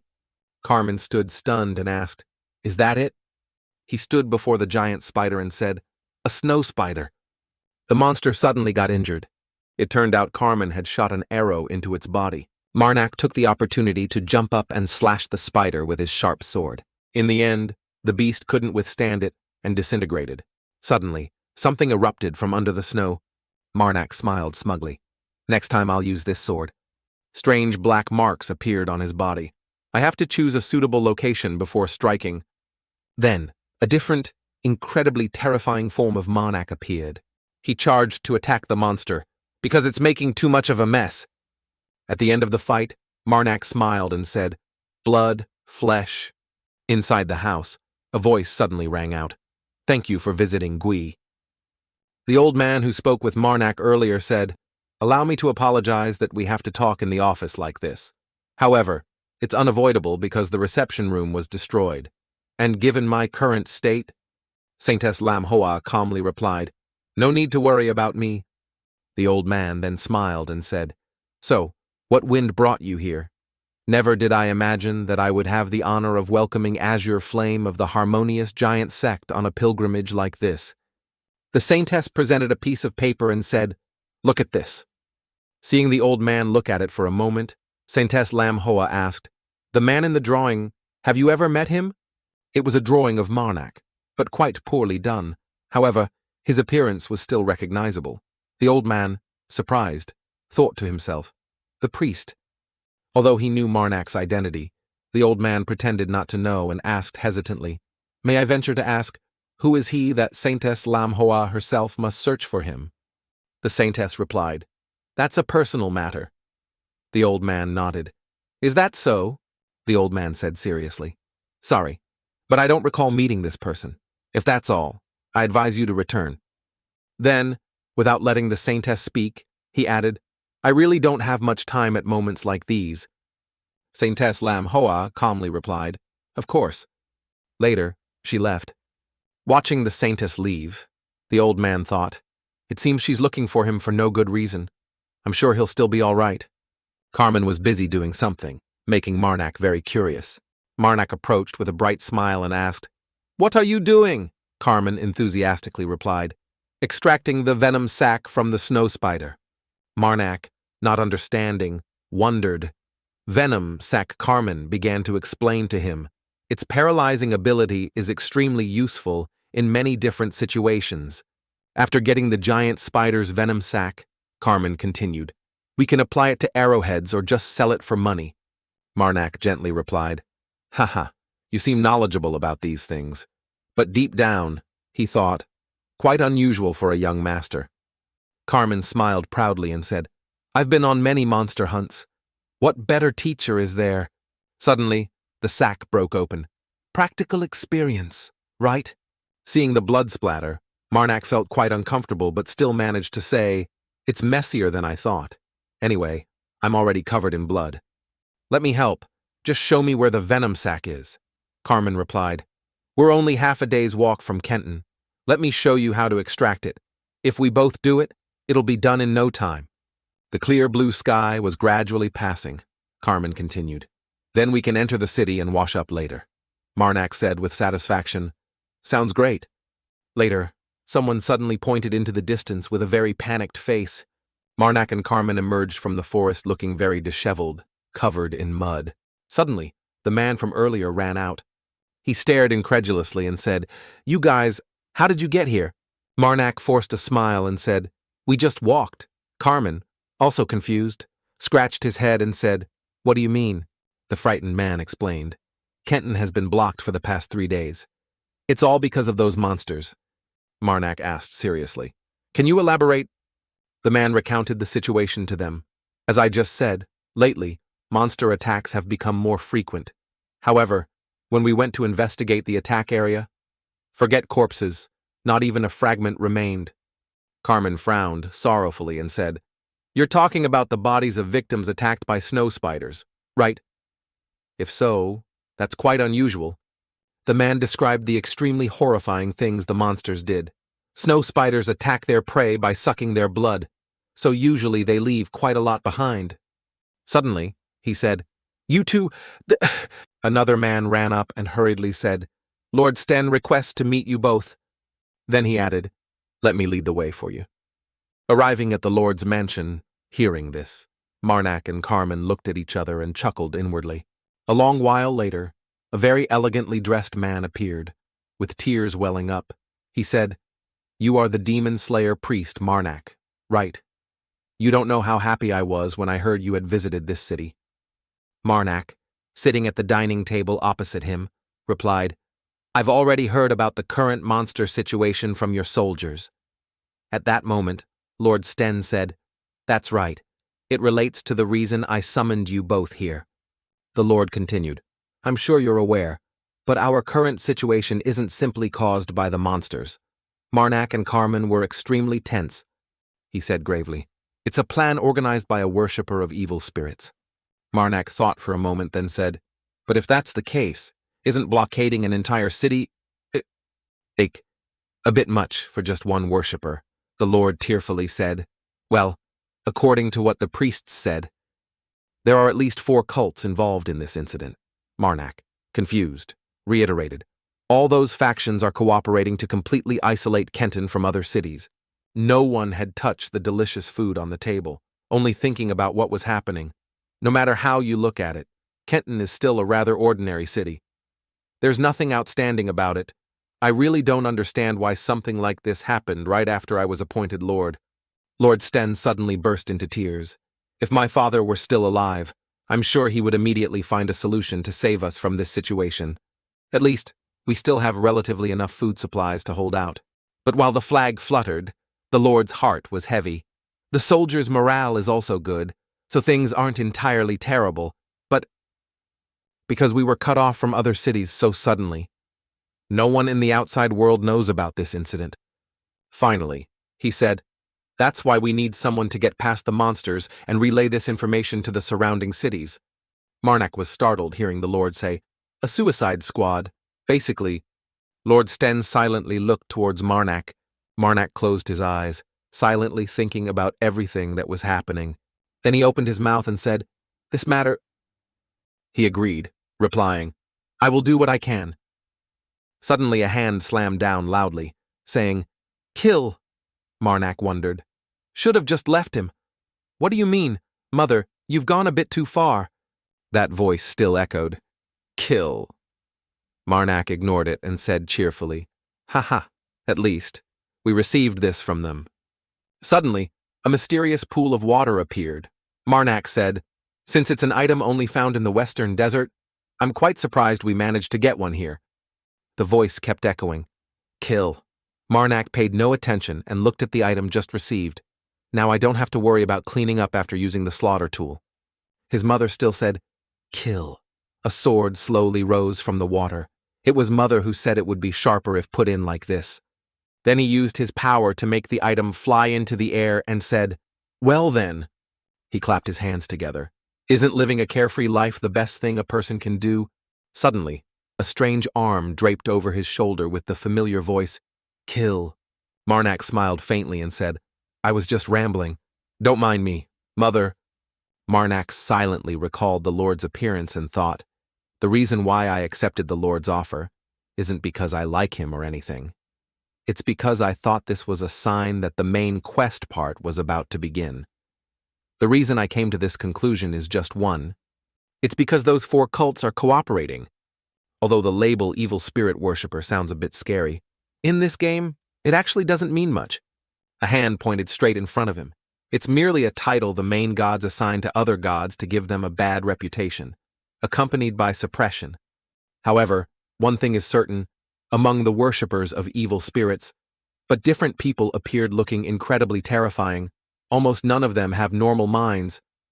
Therefore, unlike the cults worshipping the main gods who cooperate to deal with evil spirits, the cults worshipping evil spirits almost never coordinate with each other. That's why I had a feeling something was going on. For the evil cults to cooperate and surround Kenton. Marac rode off somewhere in the quiet, late night. This doesn't make sense at all. Carmen followed behind but didn't know what Marac intended to do. While running, Marac was startled when 2 large spiders appeared behind him. He smirked smugly, thinking, It's time. Marac said to Carmen, I'll draw their attention. Carmen replied worriedly, Huh, what the hell are you talking about? Then the 2 ran and talked. Even if it's you, there are still too many of them. Marac said seriously, If we continue like this, they'll catch up to us. At this speed, no way. Can we run faster than them? Reinforcements. Carmen stared, confused. Marac let go of the rope and said, Remember to bring them here. Marac fell off his horse, leaving only Carmen running away. Carmen shouted in fear, Priest Marac! Marac wasn't scared at all and joked with a bright smile. Marac wasn't scared at all and joked with a bright smile. Kill. Suddenly, a loud explosion occurred. Carmen had run very far but was still panicked about the explosion. Everyone turned back together to see what was happening. Terrifying monsters gradually appeared in greater numbers. Along with the spiders came many other types of crawling insects. Marac appeared with a strange look. I can't believe Mother said that. Mother, kill. He smirked sinisterly and said, My performance is very interesting. What do you mean, Mother? Then he summoned his sword. Well then, I'll take it as a compliment. Marac said confidently. Why don't we start looking for them, the cowardly evil spirit worshippers hiding around here? The monsters charged one after another. Marac charged forward alone to fight them. He held the sword firmly in his hand. Swinging the blade rendered the monsters unable to fight. One by one, they lost their lives. But as soon as one died, another came to replace it. In the end, the one who won against them all was Marac. Marac, covered in mud, smiled brightly and said, If every day is like this, I might have to bring a bathtub along. Kill. He stood stunned. Figure it out later. Marac walked along, saying smugly, They know I'm here, but these guys don't even come out to greet me. Holding 2 swords, he said, Wow, why am I being treated like this? A wheel lay abandoned in a corner. The desolate scenery made the air feel colder. Marac walked while observing his surroundings. He said, I remember they said the attacked carriage was empty, nothing inside. Maybe the monsters looted everything. Kill. Suddenly, he stopped in front of a dried hand. Marac looked down hesitantly and said, This is... It was a dried-up corpse, a corpse sucked dry by the snow spiders. Kill? Marac said. I can understand them eating and drinking. Then he continued, But leaving leftovers as decorations, honestly, I find their aesthetic a bit ugly. Kill. But Marac quickly reassured, Mother, don't worry. You don't have to worry about me being complacent. He walked and thought, but... Countless egg sacs appeared above Marac, so he speculated, Mother, how many people do you think they've eaten? Kill. In 3 days, They couldn't have eaten this many corpses. Are they laying more eggs? While walking, Marac was surprised. He came to a large tunnel, making him exclaim, "This tunnel is really wide. It's like a place where many giants live together. And also," Marac smiled smugly, "holy power is constantly watching me." Suddenly, red gems appeared. "Why don't you come out?" Marac stood before a vast space with countless eyes staring intently at him. Seeing the giant spider, Marac said, "I know you're here." As the spider lunged down, he quickly grabbed his sword while a familiar voice echoed, "Kill!" A large beam of light shot up, causing the solid ground to explode. At this moment, Marac said seriously, "Mother, can you draw the corruption line for me?" A blue beam shot out, causing the ground to gradually crack. Suddenly, a strange plume of smoke flew towards him. Marac smiled as if everything was going according to his plan. He stood before the giant monster without flinching. "I need your power, Mother." As he spoke, he summoned a monster of his own. "Tonight, I will make a sacrifice." The monster jumped down onto the spider. "The head of that man-eating spider is for you, Mother." The two beasts now charged at each other, causing the ground to erupt. Marac watched from afar with a serious expression. His beast was relentlessly attacked by the giant spider. It used its sharp legs to pierce the beast's body. At this moment, Marac charged forward, but he thought, "Its size seems to be about double that of a giant." The spider charged angrily. With a determined look, he said, "I have to find some way to help it." Marac slashed at the spider. Then followed a series of consecutive slashes. "Kill!" After the spider was slashed to pieces, Marac said, "I can feel the energy accumulated in the queen spider's body." While attacking the spider, he thought, "That's why I didn't injure it. Kill." Marac realized, perhaps it has a weak spot somewhere. When the spider jumped up, he saw the underside of its body. Then, suddenly, blood splattered everywhere. Marac had sliced its body in half. He smiled and thought, "Found it." Marac got into a ready fighting stance, the holy power in its body. "I just need to cut off all its legs." While the beast held the spider's legs, Marac charged. Suddenly there was a loud shout, "Charge forward!" Marnac's beast was surprised, not understanding what was happening. Then Marac gripped the rope tightly and said, "I'll cover you." As he swung, he shouted loudly, making it stop moving. His beast let out a roar. Then it clamped onto the giant spider's pincer. It held tight and pulled hard. The spider roared in anger. Then Marac charged quickly. He thought to himself, "No matter how big it is, it's still just a spider. I just need to slash the thinnest part of its body." The speed of the strike from Marac was very fast. The severed monster shrieked in pain.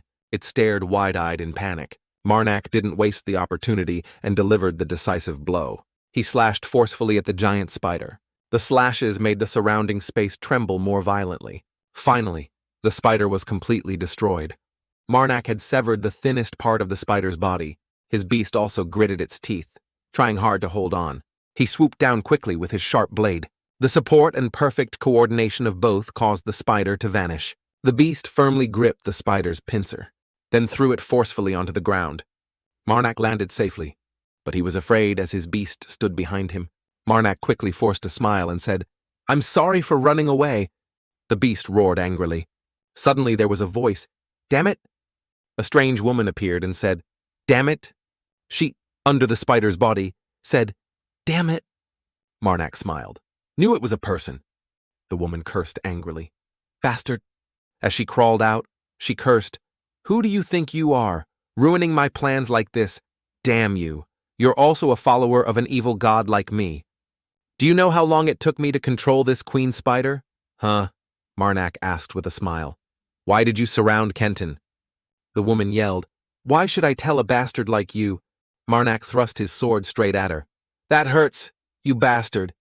He lowered his voice seriously and said, "Tell me the reason you surrounded Kenton." The woman shouted loudly. "Damn bastard!" she screamed. It hurts like hell." Marac kept asking, "What's the reason you surrounded Kenton?" She smirked sinisterly, then said smugly, "Even if I die, I won't tell you." "So what are you going to do?" Marac whispered.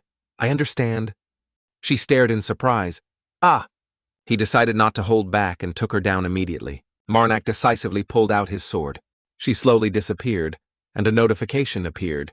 You have received 1,000 holy power. Marac sheathed his sword. I wonder how many followers will tell the truth behind everything. Kill. He smiled. Mother said more than 3. Huh. Well then, Marac said with a terrifying expression. I'll bet 4. Footsteps approached, Marnac's face full of anger. The city was engulfed in flames, Marac exclaimed. Heavens!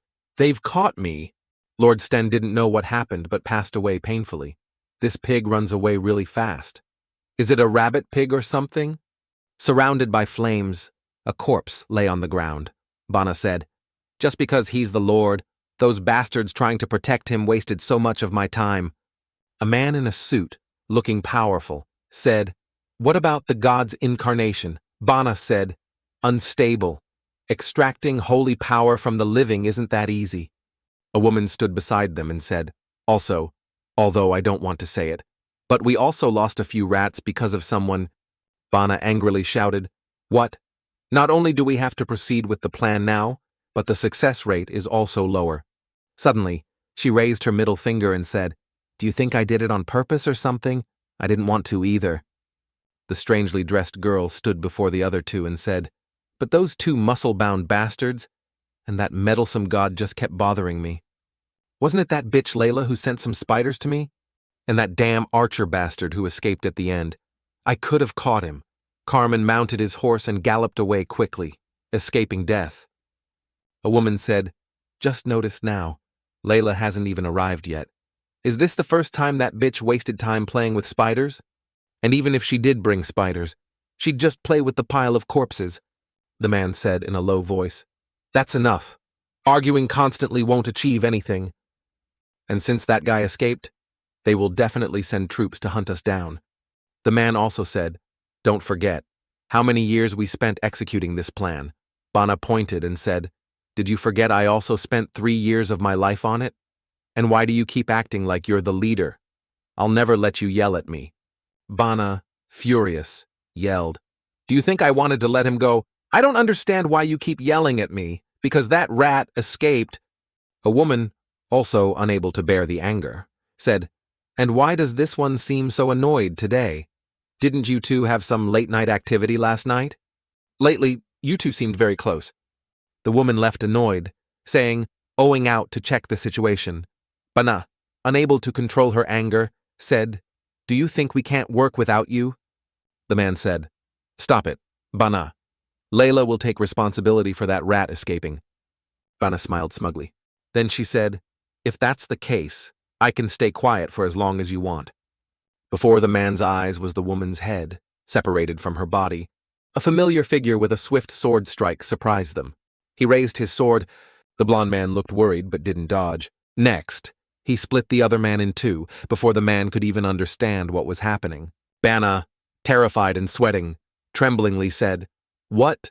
Seeing Marnac's terrifying appearance, she said, what is it? She stepped back. Marac said, kill the 3rd one without asking anything. Mother has a point. It's a bit unfair indeed. I know. Mother, kill. Marac smiled and said, but these guys can manipulate holy power. They can hurt me. Mother, kill. I'm sure you don't want me hurt just to win a bet. Right. Mother. Bana's face changed color as she thought, why is this guy talking to himself? Marac said nonchalantly. Ah. Bana, still stunned, said, ah. He smiled smugly. She said worriedly, you, a follower of an evil spirit, huh? He gave a friendly smile and asked her, what's the reason you surrounded Kenton? Marnac's face was cold as he said, impressive. Bana said, of course. We spent 3 whole years of our lives planning this. She boasted to Marac, why would we spend so much time if not to achieve this level? He thought to himself, ah, this woman answered my question immediately, as if she was waiting for me. She confessed everything she knew. It's very simple. They want to sacrifice everyone in the city, to create a sphere of holy power called the God's Incarnation. To execute this plan, they hid in the city for 3 years, although they still needed 5 more days to prepare, but they had no choice but to accelerate the progress, leading to recent events. Because they couldn't catch Carmen. He drew his sword, preparing for the execution. She trembled in fear and said, "What are you doing?" Marac spoke his final words to her. "What do you think I have to kill that flesh-eating, blood-drinking monster before it awakens?" Right, Bana pleaded fearfully. "Don't!" She cried out in despair. "Don't!" Marac repeatedly slashed the grotesque mass with his sword and shouted loudly. He said, "If that thing is in danger, it will awaken in an unstable state." The grotesque mass screamed in agony. "It hurts." Its eyes suddenly bulged out. "It hurts." That grotesque mass was being forced to transform into a ferocious monster with immense power. Kill. He also began to break his own arm to break his limits. "I know there's a holy relic in that monster. Mother. Kill." Marac felt excited. "I'll use the new power." He crushed the other arm and said, "And sacrifice that lump of flesh to you, Mother." Bana was stunned and surprised by Marnac's actions and said, "What are you doing?" She said fearfully, "It won't work." As soon as she finished speaking, her head was sent flying with a single slash. With a murderous expression, he said, "This is your punishment, Bana. System notification. You have received 1,000 holy power." He thought to himself, "Adding this much, my total holy power is 8 and Taffy 2. Silently thinking, excluding the evil spirit followers, I also extracted the Lord's holy power. To obtain the new power. Marac sneered in front of the angry and bloodthirsty monster. "Even if I use the slaughter tool to slash it, it will just heal right away. But if I keep getting attacked by it, I'll lose soon enough. And since it's just a lump of flesh, it doesn't have a clear weak spot like the Spider Queen. Then I only have one option left." Marac gripped his sword tightly. As he prepared to run forward and fight, a voice said, "Kill." He immediately ran away, confusing the monster. "Running away!" The monster stared wide-eyed. Ah! The ferocious monster hadn't recovered from Marnac's last attack, causing it to exclaim, "It hurts!" The system continuously displayed status updates. "You have received 1 holy power." Marac turned back and thought, "I just need a little more holy power for the next power." System notification. "You have received 1 holy power. You have received 1 holy power. You have received 1 holy power. You have received 1 holy power. You have received 1 holy power. You have received 1 holy power." He thought, "I'll run until I have enough holy power." That monster chased him, but it continuously cried out, "It hurts, it hurts, it hurts, it hurts, it hurts, it hurts, it hurts so much." Marac stubbornly challenged, "Let's see if that thing catches me first." "Just right, if I get the new power first. Let's see who wins." Marac was trying to increase his power for a direct confrontation with the monster. The monster pursued Marac, roaring fiercely in pain. Marnac's piercing blue eyes fled before it at kilometers-per-hour speed.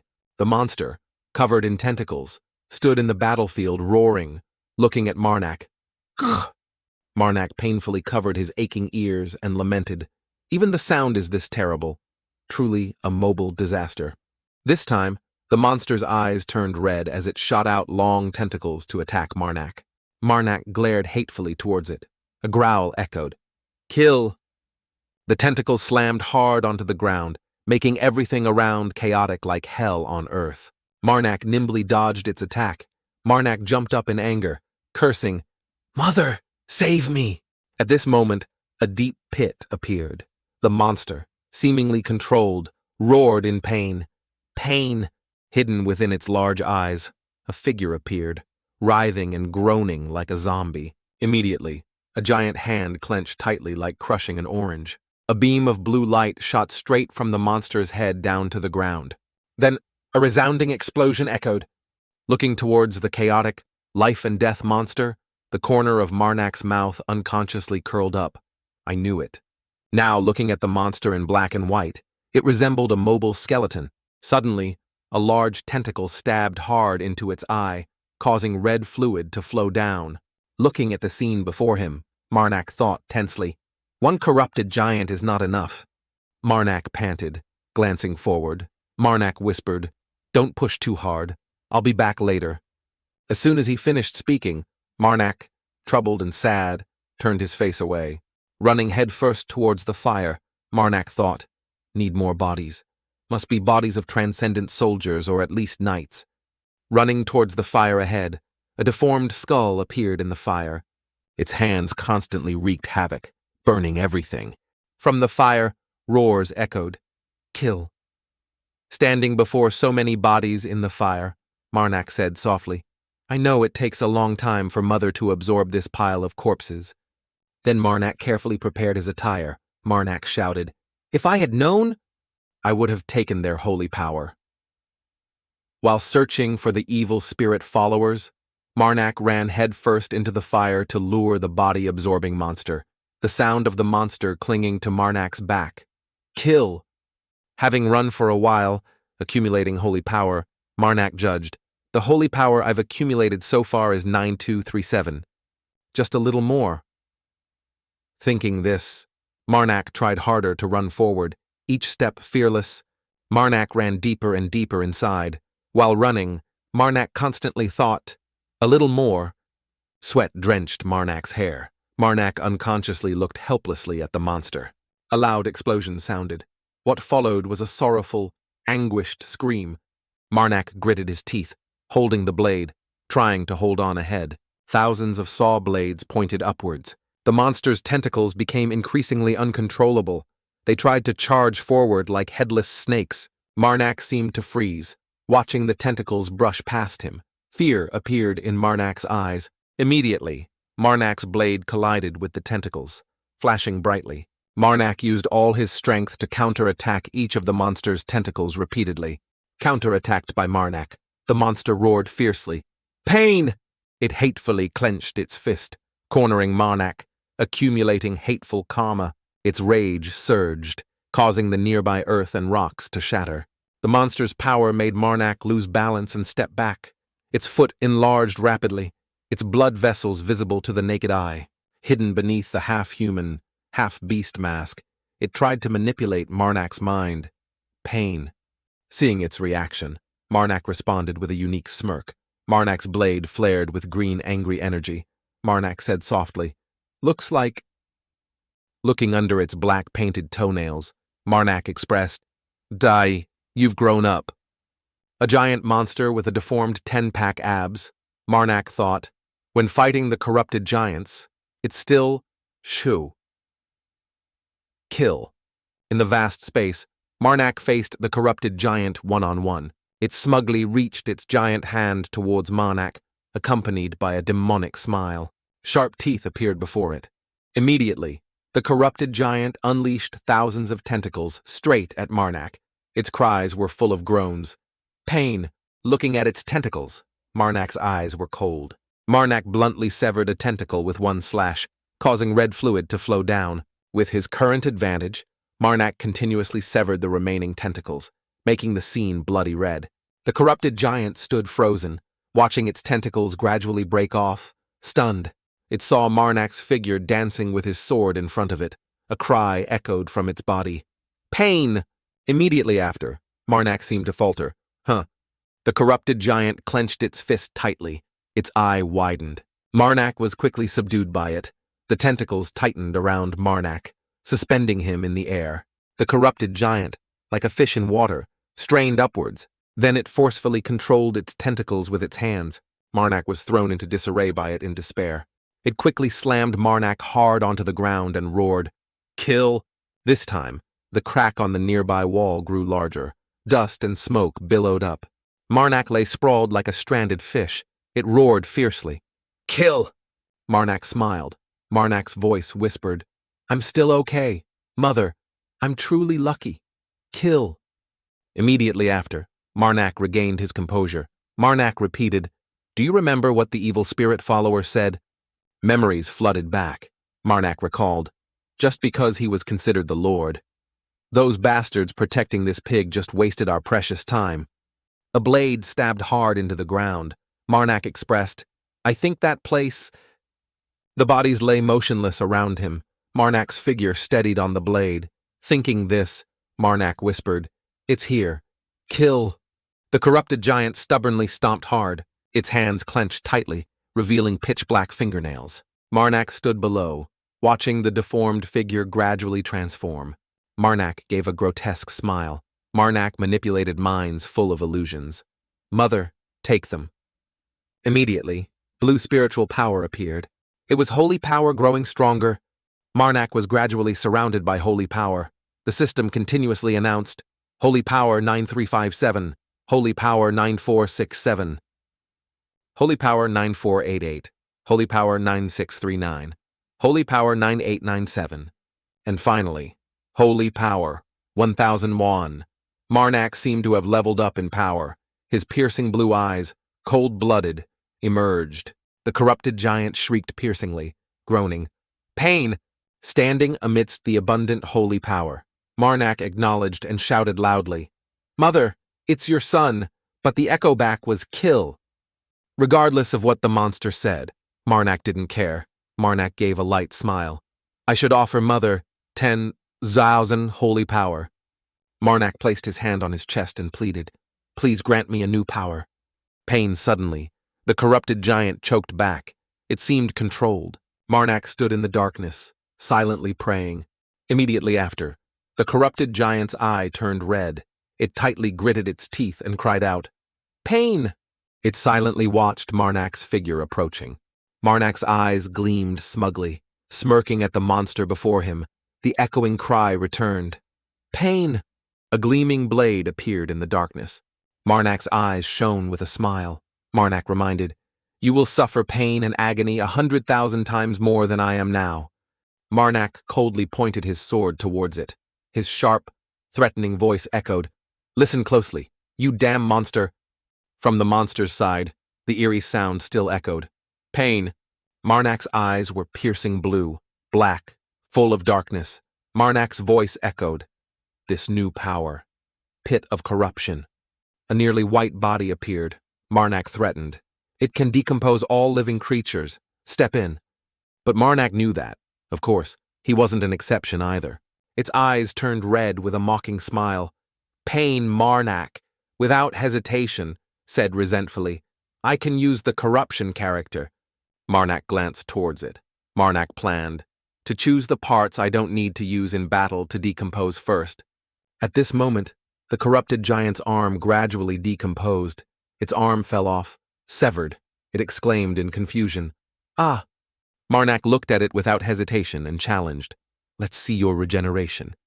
Marac continued, "Or the decomposition speed of this pit." The corrupted giant growled angrily, "Pain faster."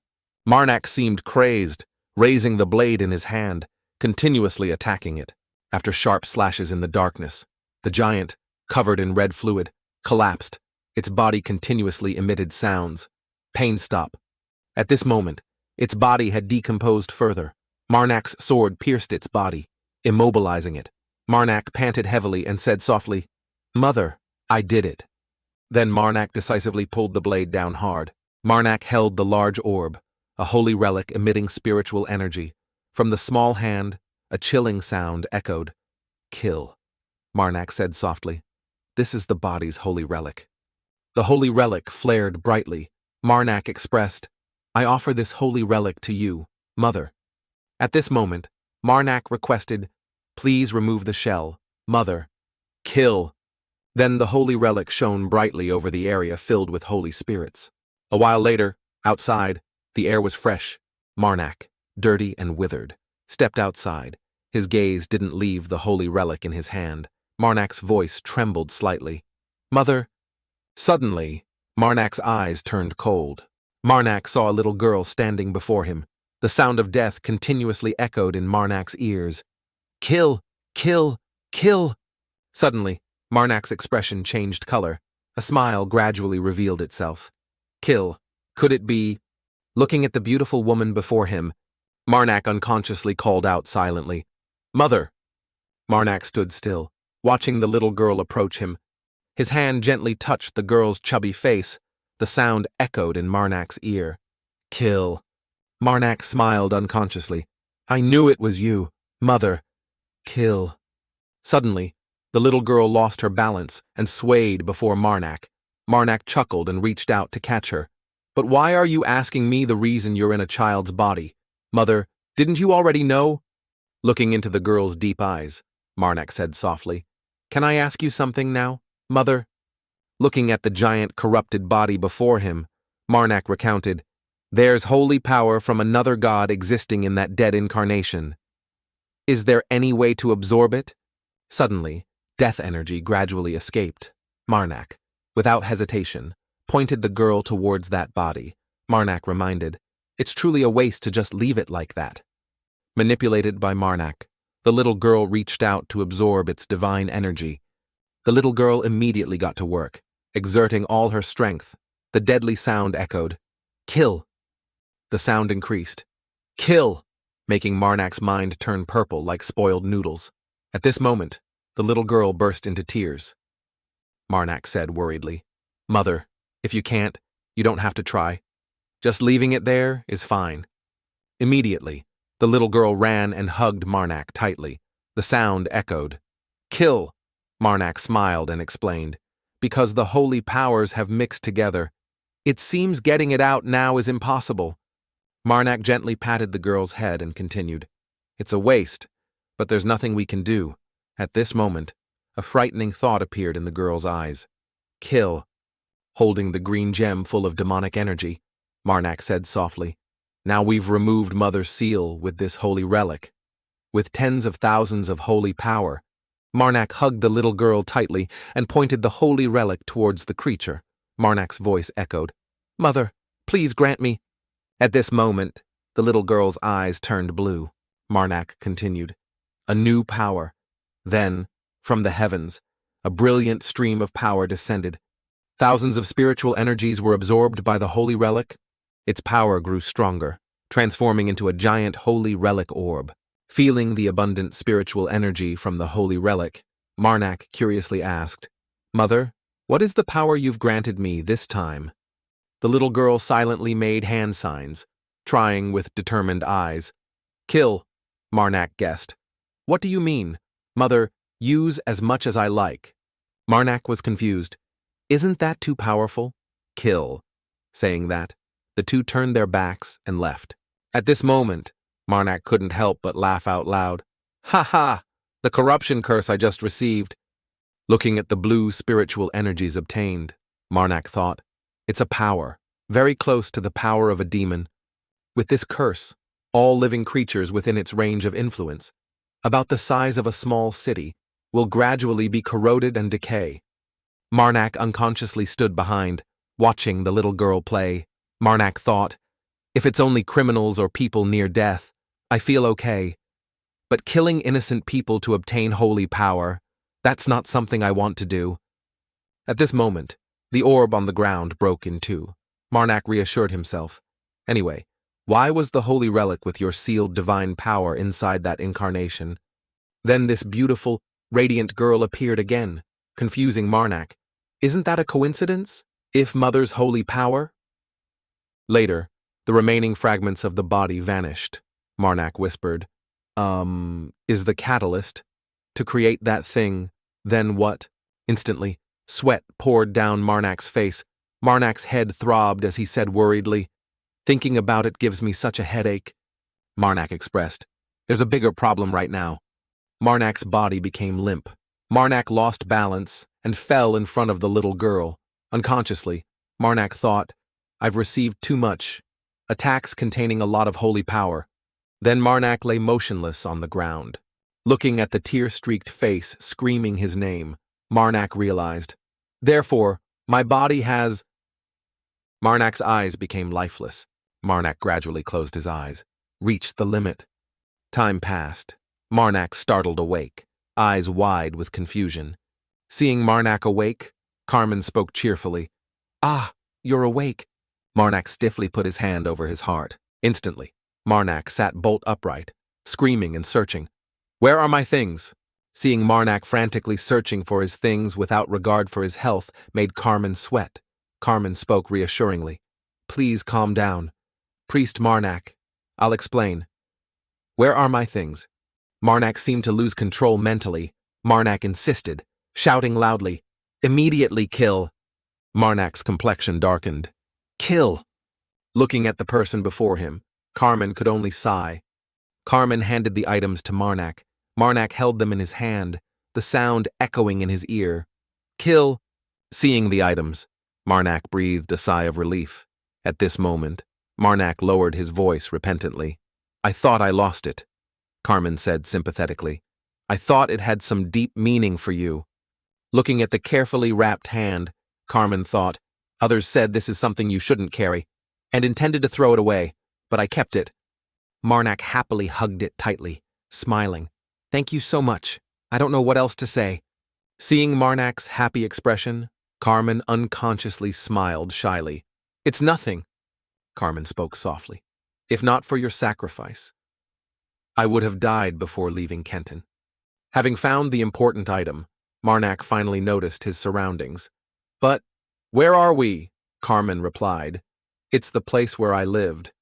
We're still in Kenton, Marnak asked curiously. How long was I unconscious? Carmen spoke. 10 days. Thinking about Kenton, Marnak wondered, is anyone else alive? Suddenly, Carmen's voice lowered. The only one. Still breathing in the center of Kenton. Carmen emphasized, is you? At this moment, outside, the blade stabbed straight into something ahead. The small fry fled frantically, his desperate cries for help echoing, Ah! The small fry was stabbed in the leg, causing him to fall headfirst onto the ground like a dried frog. Footsteps gradually approached. The subordinates gathered. Everyone's face was covered in cold sweat. The priest holding the blade swept past the knights. The small fry's voice pleaded, Please! The priest, cold as ice, face expressionless, approached closer. The small fry screamed in fear. Spare me! Stabbed in the leg by the sword, but sealed. The small fry begged, Please! The priest spoke with a threatening voice. You won't be able to walk anymore. The small fry sat helplessly like a knife to his throat. I won't try to run away anymore. The small fry sweated profusely like rain. His fearful eyes pleaded, Please, don't kill! The priest, unmoved, sent him to the afterlife with one strike. After finishing him off, the priest closed his eyes and recited the ritual. O sacred flame. Burn away. The small fry's body was gradually engulfed in flames. Watching his body turn to ash and blow away with the wind, the priest continued, The sins of this person. The cavalry witnessed it firsthand and couldn't help but tremble, breaking into a sweat. Then the priest coldly glanced at the bandits. The priest said softly, Go. The bandits left one by one. Everyone's face was sad as if preparing for the end. The atmosphere became gloomy. The priest, sword in hand, stood behind, watching the bandits leave. At this moment, thick fog and snow covered the entire sky. A while later, a confused soldier asked, These bandits, you're really handing them over to us? The lead bandit sobbed and pleaded, We are the White Bear Bandit Gang. Finishing his words, the lead bandit bowed his head, tears streaming down. I beg you. Then the lead bandit shouted loudly, Please, put us in jail. As soon as he finished, the priest glanced over, his cold voice echoing, They want it that way, all right? The soldier still hesitated with some doubt, asking, But the Lord of Kenton, the one who offered the reward? The soldier nervously reported, Was killed by the followers of the evil spirit. I think it will take you about 11 days to receive the reward. The priest asked curiously, What happened there? The soldier recounted, including the monsters the followers created. But priest Marnak killed them all. Recounting Marnak's battle with the corrupted giant, the soldier recounted he slept for about 10 days after the battle. But he just woke up this morning. Hearing this, the priest smiled. Marnak, the demon slayer of Guai. The priest couldn't help but curiously repeat, making the soldier bewildered. The priest Marnak you just mentioned. At that time, Marnak was eating at the inn. The priest mentioned, Must be a sworn enemy of the evil spirit followers. The priest's eyes shone brightly with spiritual energy. The priest's voice growled interrogatively. May I know, Tatting, if he is still in Kenton, following the news? The priest sought out the lair of the evil spirit followers. The priest entered, speaking up, attracting their attention. By the way, this evil spirit follower, do you know where Priest Marac is right now? As soon as Marnac's name was mentioned, a beer mug slammed hard onto the table. Shouts erupted. Marac! The evil spirit followers looked excited, cheering and drinking beer. Zhu! They relentlessly chanted the name, Marac. Seeing their reaction, the priest paused. The sworn enemy of the evil spirits, Marac. The sound of boisterous eating and drinking echoed outside. Zhu. At the same time, the sound of galloping horse hooves approached. It was Marac and Carmen. Carmen's voice echoed in his ear. Priest Marac, I have something I want to tell you. Carmen recalled the conversation with the bald man earlier. The bald man had mentioned, that priestess with the characteristic blue hair of the Sacred Fire faction. The bald man continued, she's still looking for you now. Hearing this, Marac said confusedly, does she know I'm still alive yet? The bald man replied, from what I can see, it seems she's not quite sure. Suddenly, the bald man became serious. And of course, the bald man tensely reminded softly, once it's about searching for you, she definitely has no intention of giving up. Marac laughed out loud at the bald man's words. Back to the present, Marac heard the familiar sound. Kill, Marac whispered. I noticed, Mother. At this moment, Marac couldn't hold back his anger and cursed inwardly. Only a madman would want to stay in Kenton. Marac thought, I should have realized, Marac added, that among all the people I've known, that woman is the strongest. The one Mother rated a full 4.5 fingers. Unable to hesitate, Marac immediately set off. Marac spoke. Thank you for agreeing to come along even though I gave such short notice. Carmen smiled, looked over, and replied, it's nothing, compared to staying here and attracting the whole city's attention. I'd rather leave whenever possible. Having a companion along, Marac smiled. Marac couldn't help but praise. I really like this guy. In contrast, his mother's voice remained the same. Kill. 2 weeks later, Carmen and Marac walked on a snow-covered road. Carmen called softly. Marac. Pointing towards the distance, Carmen was a bit confused. Maybe I'm mistaken, but that plume on the helmet seems to belong to the Iramel family. At the same time, a delegation appeared ahead. Marac watched curiously. Iramel! Marac looked to confirm. You mean the Iramel family, the southern lords, right? Observing their moving carriage, Carmen deduced, the white camellia seal is the symbol of the Iramel family. Marac spoke up. They're coming towards us. Should we greet them? Carmen smiled and asked back. Should we, because I don't see the Lord's flag-bearing entourage. Carmen continued, so I'm pretty sure the person in the carriage is either his child or relative. Let's just quietly wait for them to pass. Then the two pretended to be strangers just passing by. They tried to act uninterested in the delegation. Suddenly, Marnac's expression changed.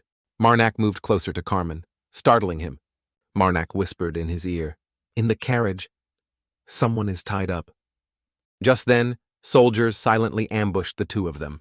Discovered by them, the leader holding an axe smirked and said, "Tsk, tsk. If you had just pretended to be blind and deaf, we would have let you go." Then he roared out the order, "Everyone!"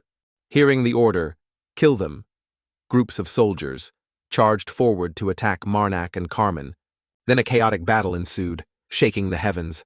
Suddenly, a head covered in red fluid appeared. The head was pierced by an arrow from behind. The soldiers seemed frozen stiff like salted fish. The leader looked back in confusion. "What?" Marnac's cursing voice. "How dare you still swing your blade and talk big? We know you're kidnappers now." Marac gently reminded his companion beside him. 8 left. Hung up like that by the two made the leader curse angrily. "Shit." The leader stood behind, roaring fiercely. "What the hell are you guys doing? Hurry up and finish it." The leader, axe in hand, roared from behind. "Just 2 guys and you're this scared. I don't have any more time. Hurry up." Hearing the order, the soldiers quickly charged forward to attack. Seeing this, the bald leader widened his eyes and yelled with all his might, "Die!" As soon as he finished, an arrow pierced the bald leader's head. He only had time to exclaim, "Ak!" then fell head first onto the ground. A blarg sound echoed. Carmen curiously turned back to look. At this moment, Marac was patting the back of a girl who was vomiting disgustingly beside him. Ugh, Carmen spoke up. Did you get her name yet? Marnac's face darkened as he said shyly, well, you see, in this situation, how could I ask anything? Seeing Dakia Iramel's miserable state, Carmen was speechless and said, I don't know if they drugged her or something, but she still can't walk steadily. At this moment, the bandits had turned gold and lay in pools of blood. Carmen's voice echoed. Her eyes are yellow. Marac acknowledged. That's right. Perhaps she's the young lady of the Iramel family? Over here, being patted on the back by Marac made the nausea worse. Dakia Iramel angrily yelled, Stop patting my back. The more you pat, the more nauseous I feel. A moment later, Dakia Iramel turned around. Looking at the girl before him, Carmen couldn't help but exclaim, My. Dakia Iramel spoke. Thank you both for saving my life. I am the daughter of young Master Kalto Iramel. Dakia Iramel introduced. My name is Dakia Iramel. 4 suspicious gazes turned towards Dakia Iramel. Carmen pondered. If she really is Dakia, the young master's daughter, then she must be a mage. In contrast, hearing Dakia Iramel's title, Marac couldn't help but be intrigued. Noble and a mage too? Marac made a preliminary assessment, 100% sure she speaks extremely rudely. At this moment, Carmen gave a strange smile, expressing, Anyway, let's deal with that later. Carmen turned and whispered quietly to Marac, Hey, she seems surprisingly kind. Huh? Marac, seeing this, joined in. Agreed. At this moment, the deadly sound echoed again. Kill. Watching the 2 men whispering in front of her, Dakia Iramel couldn't stand it and spoke hoarsely. Dakia Iramel expressed, May I ask your name, the one who saved me, though based on your attire, I'm pretty sure you're a priest. Hearing this, Marac acknowledged, I am a priest serving the guardian goddess.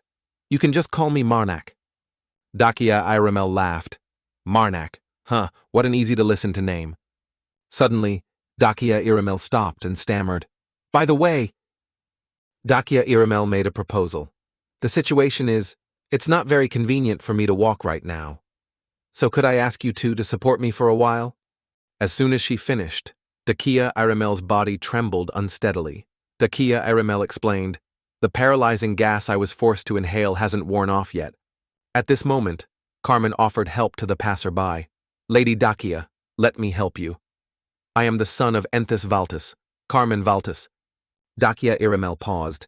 Valtus, are you sure you want to help me? Dakia Iramel reasoned. What if someone sees the black wolf of the Valtus family supporting me so intimately? And if, unfortunately, that rumor spreads all the way to the capital? Dakia Iramel added, Then you will definitely face difficulties in the capital. So I think I should at least appear more cautious towards you. Then Dakia glanced at Marac as if wanting him to help her this time. Dakia Iramel said softly, Isn't that right? Priest Marac. This time, the 2 men were spun around by Dakia like tops. Marac didn't expect. She's a noble. Also a mage. Looking at that appearance before him, Marac didn't expect. Yet she knows how to think considerately for others like that. Rejected by Dakia, Carmen quickly spoke up to salvage his pride. Let's change the subject. Could we ask you why you got involved with these kidnappers? Dakia Iramel replied, Although there's no concrete evidence about the culprit, but I have a feeling. Marac held his breath, listening to the information from Dakia Iramel. Dakia Iramel looked serious, weighing each word this time. No, it's certain that in this kidnapping, the mastermind is my brother who has always despised me. That subject appeared in Dakia Iramel's mind. Dakia Iramel pondered, then spoke, an act planned by Derso Iramel. Hearing Dakia Iramel say the person behind it was her younger brother, Carmen exclaimed indignantly. Your younger brother? Dakia Iramel gave the reason. I just received a marriage proposal from the Dragon Kingdom. Because I am the next heir to the position of family head, he wants to use that proposal to deal with me. At this moment, Marac stood beside, pondering. Deal with her? That might also be a reason. Marac curiously observed Dakia Iramel, But among nobles, mages, Marac thought of a reason, are not welcomed. Marac deduced.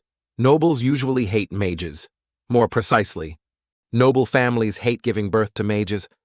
The first obvious reason is the characteristic of mages. It's very difficult to teach mages basic etiquette. They are also very arrogant. The powers they possess as nobles could lead to serious incidents. The second reason mages shouldn't hold power is because of an old folk tale. This story began even before the ancient empire. A story passed down through generations about the chaotic age of mages. Because they believe this story, most creatures in the world do not let mages hold power. That's why when she said she wants to reach one of the 4 archlord positions of the Northern Kingdom, unless she intends to kill her brother herself to seize that position. I'm very curious how she plans to achieve such an impossible feat, Marac whispered. Of course. Suddenly caught by Dakia Iramel's gaze, Marac laughed and dodged. Ha ha ha, that would be my thought if she only told this story once. At this moment, Dakia Iramel sighed. Honestly, you two, are you paying attention to my story? Then, while grilling meat, Carmen concocted thousands of reasons under the sun.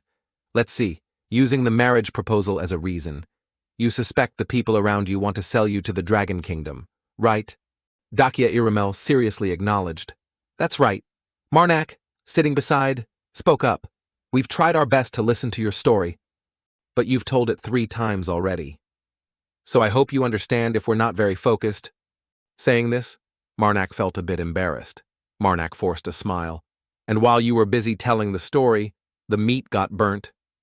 Holding up the meat skewer, Marac pretended, Eat this one, I'll eat the burnt part. Kidnapped and starved for a long time, looking at the meat before her, Dakia Iramel couldn't hold back and cried out, Thank you. Handing the skewer to Dakia Iramel, Marac didn't forget to encourage. Next time you'll grill meat better? Marac quickly defended. Of course, only better.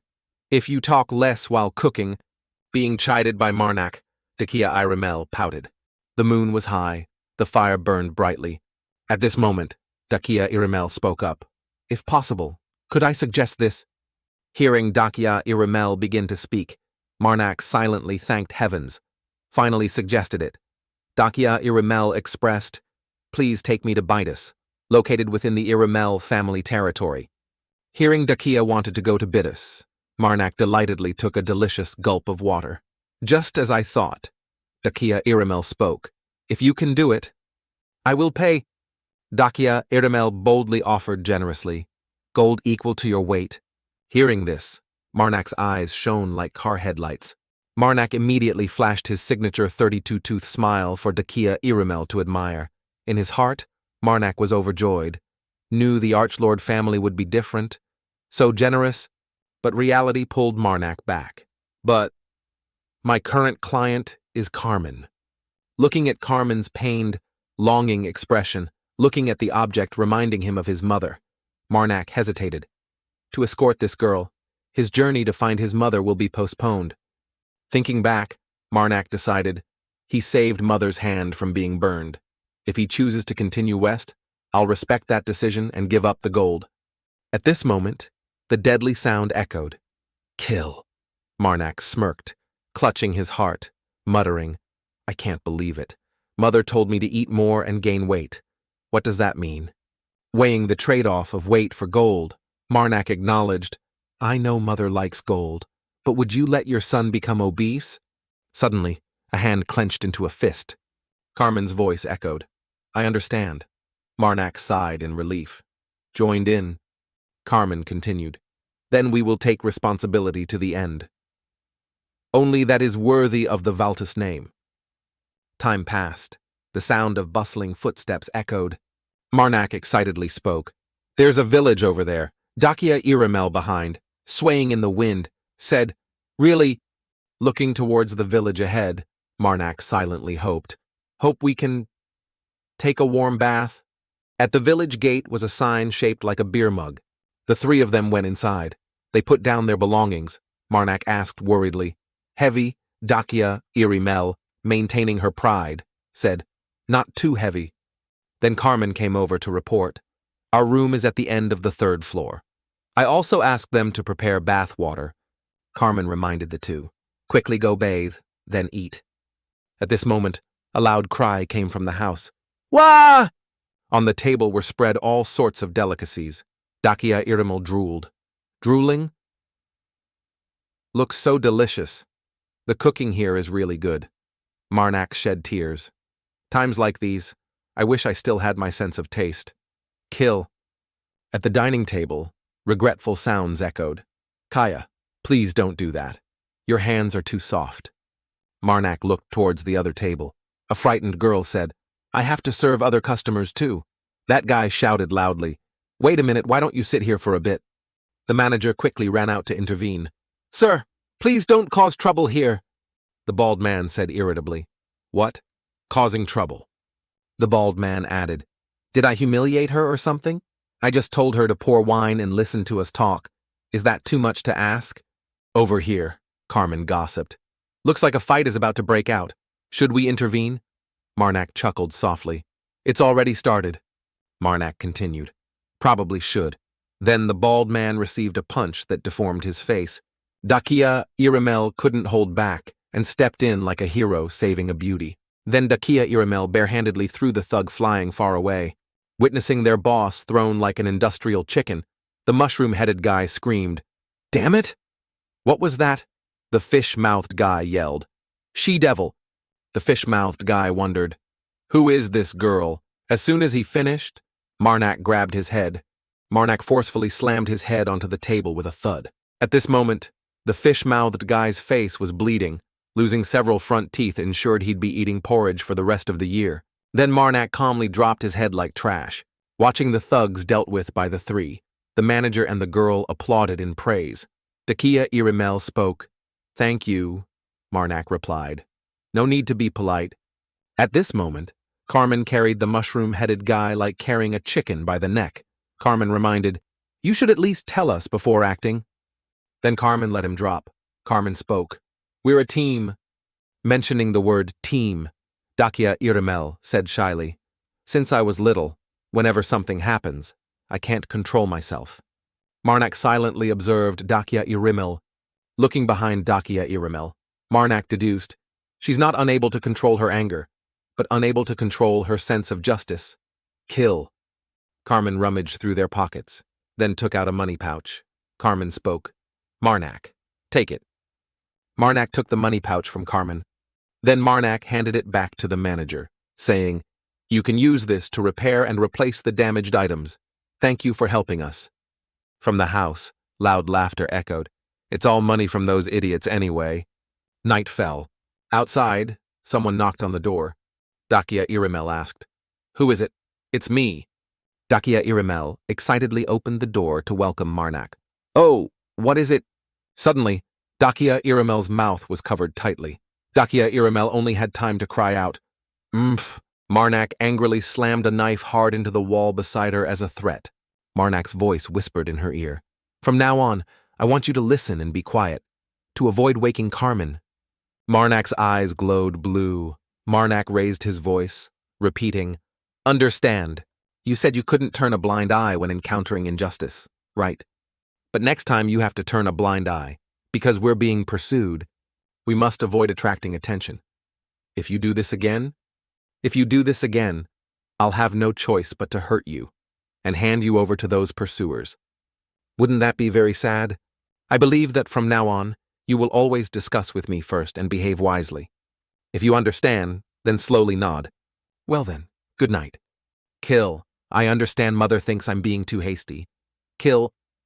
But I have to do this before something big happens. And now we'll find out whether Dakia Irimel, really has an obsession with justice or not. You couldn't catch Dakia. I don't know how to say it. But there were many unexpected variables. I think to complete this mission, we need more money. What more money? I've already given you a lot. Come here. National Secret Organization, ELA, manages the Western region. Hilden. Crystal Palace, referring to Huden. Explain in detail why you need more money. If you dare say it's because the damage was too great, you're dead for sure. If I don't get through this, I'll die. Because my wife and kids are waiting for me at home. The priest serving the guardian goddess. It's because of that Marac guy. What? A priest. Just because of one priest, please listen to me. Sir, Marac isn't an ordinary priest. Rumor has it he defeated a giant monster transformed from a demon, Ingui, with just one sword. And not long ago, in Kenton, he killed the monster created by the evil spirit apostle by sacrificing everyone there. He did it alone and earned the title Sworn Enemy of the Evil Spirits. So that priest and the Valtus family's son, are holding Dakia, correct? All right, I'll pay more. But next time you must succeed. Third prince of the Dragon Kingdom, Vatus Draco. Success? Honey kids. My little bunnies, thinking back, I regret it so much. Kill. Should I have been gentler? She seemed easy to talk to. Kill. What do you mean, mother? Why should I be wary of her? She's still my client. Who is it? It's me. Dakia. Come in. Okay? You're eating late, huh? Yeah, I'm a bit hungry. May I sit? I have something I want to talk to you about. The reason you warned me was because, I'm a mage. Yeah, I knew it. The way you looked at me. I'm very familiar with that look. Most people who have been hurt by mages, all look at me with eyes like that. But this is still the first time. Your eyes were full of hatred for me. But the words you spoke, were that I have to do better because from now on we are companions. Most people who look at me like that want to harm me. Honestly, if I see another injustice, I don't think I can easily turn a blind eye to it. But from now on I will definitely discuss with you first. As you said, because we are companions. I came here to tell you that, well then, I'll go now. Sleep well, Priest Marac. Hey. I was a bit harsh. And rude too. This is the first time you've looked straight at me. I'm very happy. Is that so? So we're even. No more anger. Yeah. I wasn't angry. I'm really looking forward to traveling with you. In the end, I guess mages are people too. Mother's foolish son, finally facing the truth you always avoided. Kill. Enough talk about that. Let me feed you more, mother. That bastard Marac is here, right? Bring him out here now. Otherwise, I'll kill all of you. Sajida held a piece of paper with lines requiring Google Translate to read, saying annoyedly, signed, so troublesome. He pondered while talking to himself because no ghost was there with him, ignoring the mission to capture a young lady from the Iramel family, the one with silver hair and golden eyes. He wondered, what's the problem with this priest? Sajida looked at Marnac's portrait. The evil soul of the corrupted goddess. He continued to wonder. So, he's Priest Marac, huh? Suddenly, someone called his name, startling him while he was contemplating Marnac's picture. Sajita, the man with the very fitting beret covering his name, ran over, speaking with buck teeth that made the guys swoon. The priest is here, but I don't see the woman beside him. Sajita, hearing the intel, ignored the other guy's cuteness and angrily asked again about Marac. What? Where is he? He didn't come to fight, did he? Suddenly, a noise outside made both turn their heads curiously, like golden deer. Let me go. Turning to gossip, they saw Marac barehandedly gently touching the neck of a guy twice his size, making the guy's face turn pale as he repeatedly said, I said, let me go. Marnac's action went too far, angering Sajida. Sajida immediately gave the order upon seeing his underlings empty-handed. Swords ready for close combat immediately. Hey, you guys drop your weapons, he thought to himself. Damn it. Sajita, seeing his words ignored, veins popping on his forehead, said again, drop your weapons now.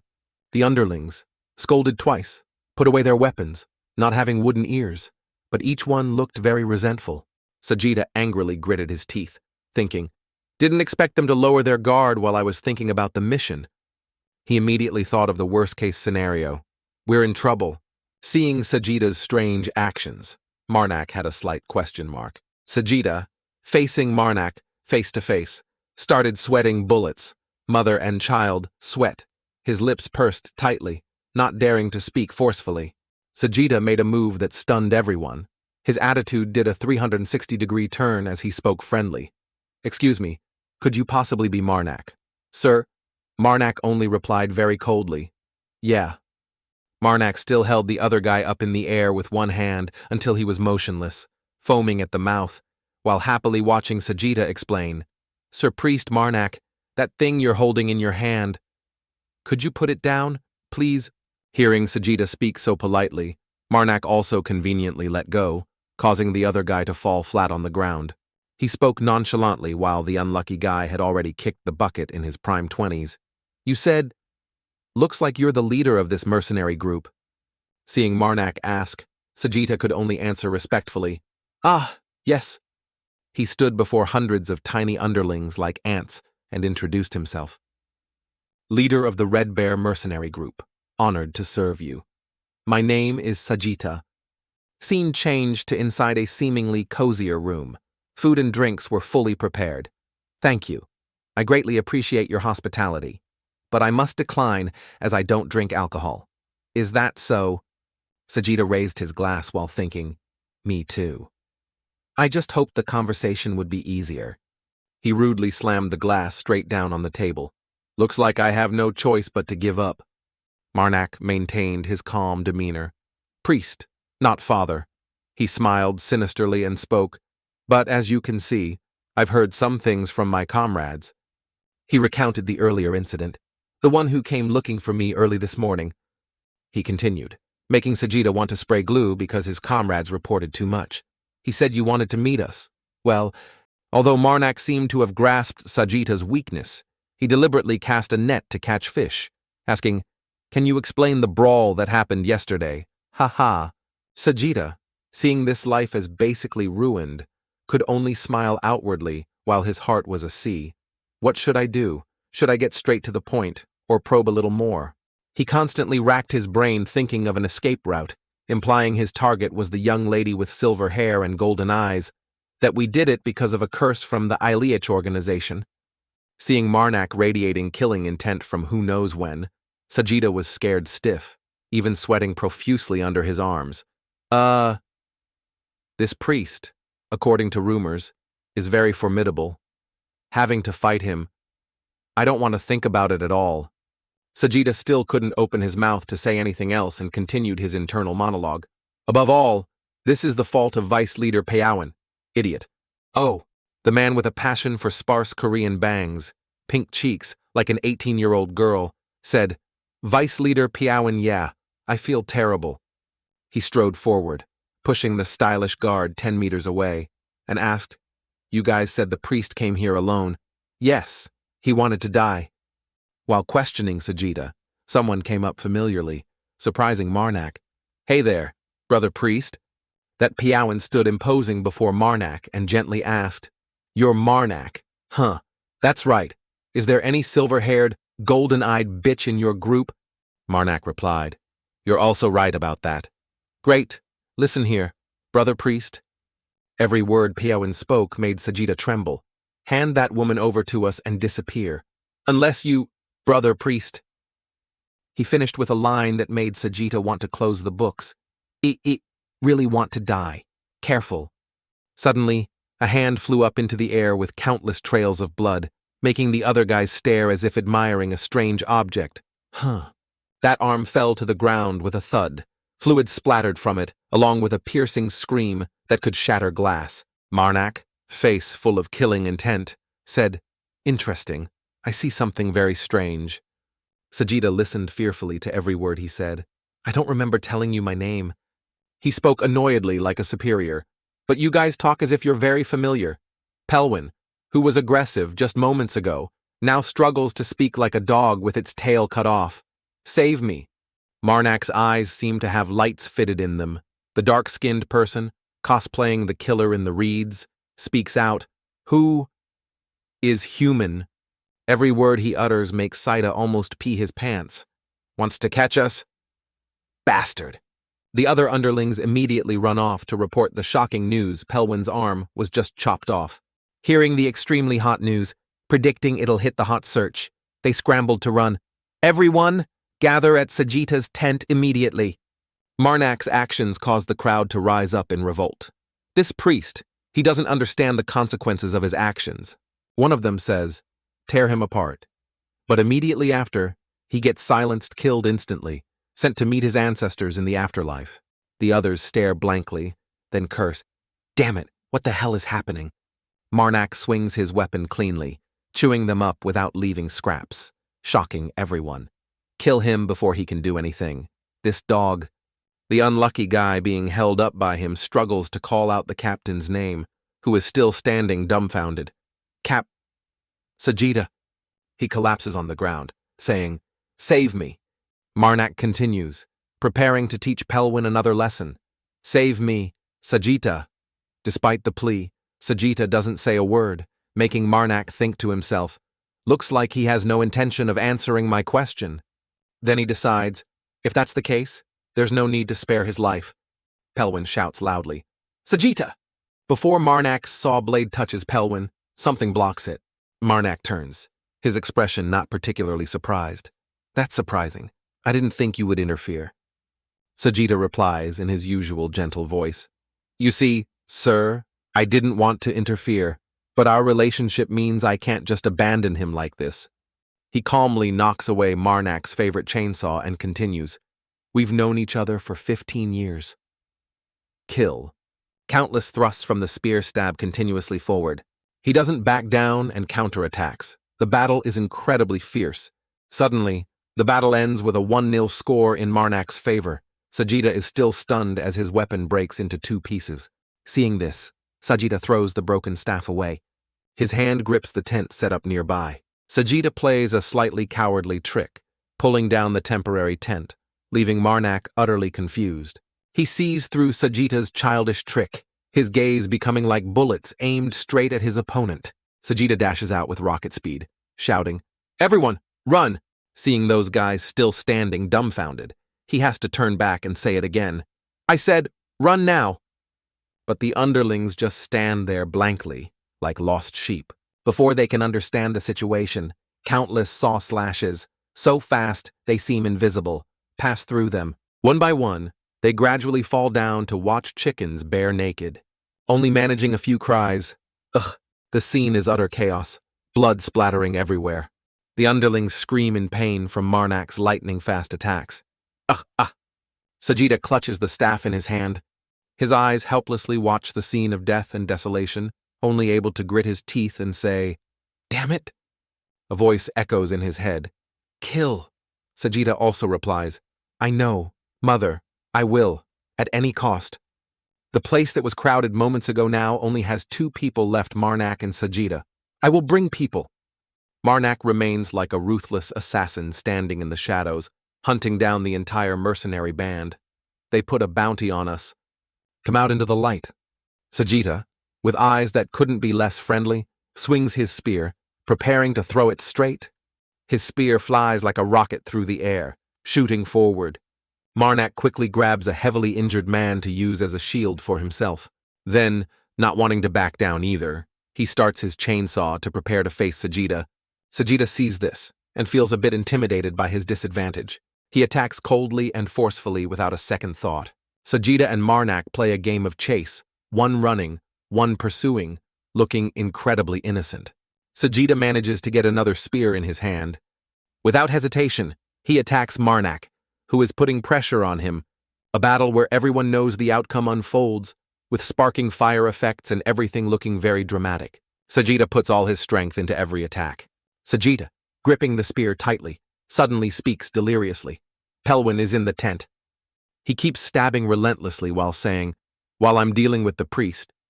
Marac gently deflects Sajita's spear, pinning it to the ground, and replies, Then go treat him. He attacks decisively with every blow, with an incredibly fierce attitude, not yielding an inch. This leaves Sajita helpless, frozen on the spot, stuck like glue, as he keeps losing. This time, Marac doesn't use the chainsaw but switches to using powerful fists to beat Sajita senseless, turn him into pulp. Sajita doesn't easily surrender either, using his body to block the powerful punch. The two collide, creating an earth-shattering explosion. Dust and smoke fly everywhere in utter chaos. Sajita takes a defensive stance, his eyes full of determination not to give up, looking at his opponent. Marac also smiles, showing interest. Finding Sagitta intriguing, he punches Sagitta's outer armor until it's dented, then remarks, "It's been quite a while." The two evenly matched opponents stand motionless, holding their poses. Since I found someone at this level, Sagitta seems to have been significantly injured, gritting his teeth. Suddenly, he shouts loudly, "Shoot, kill!"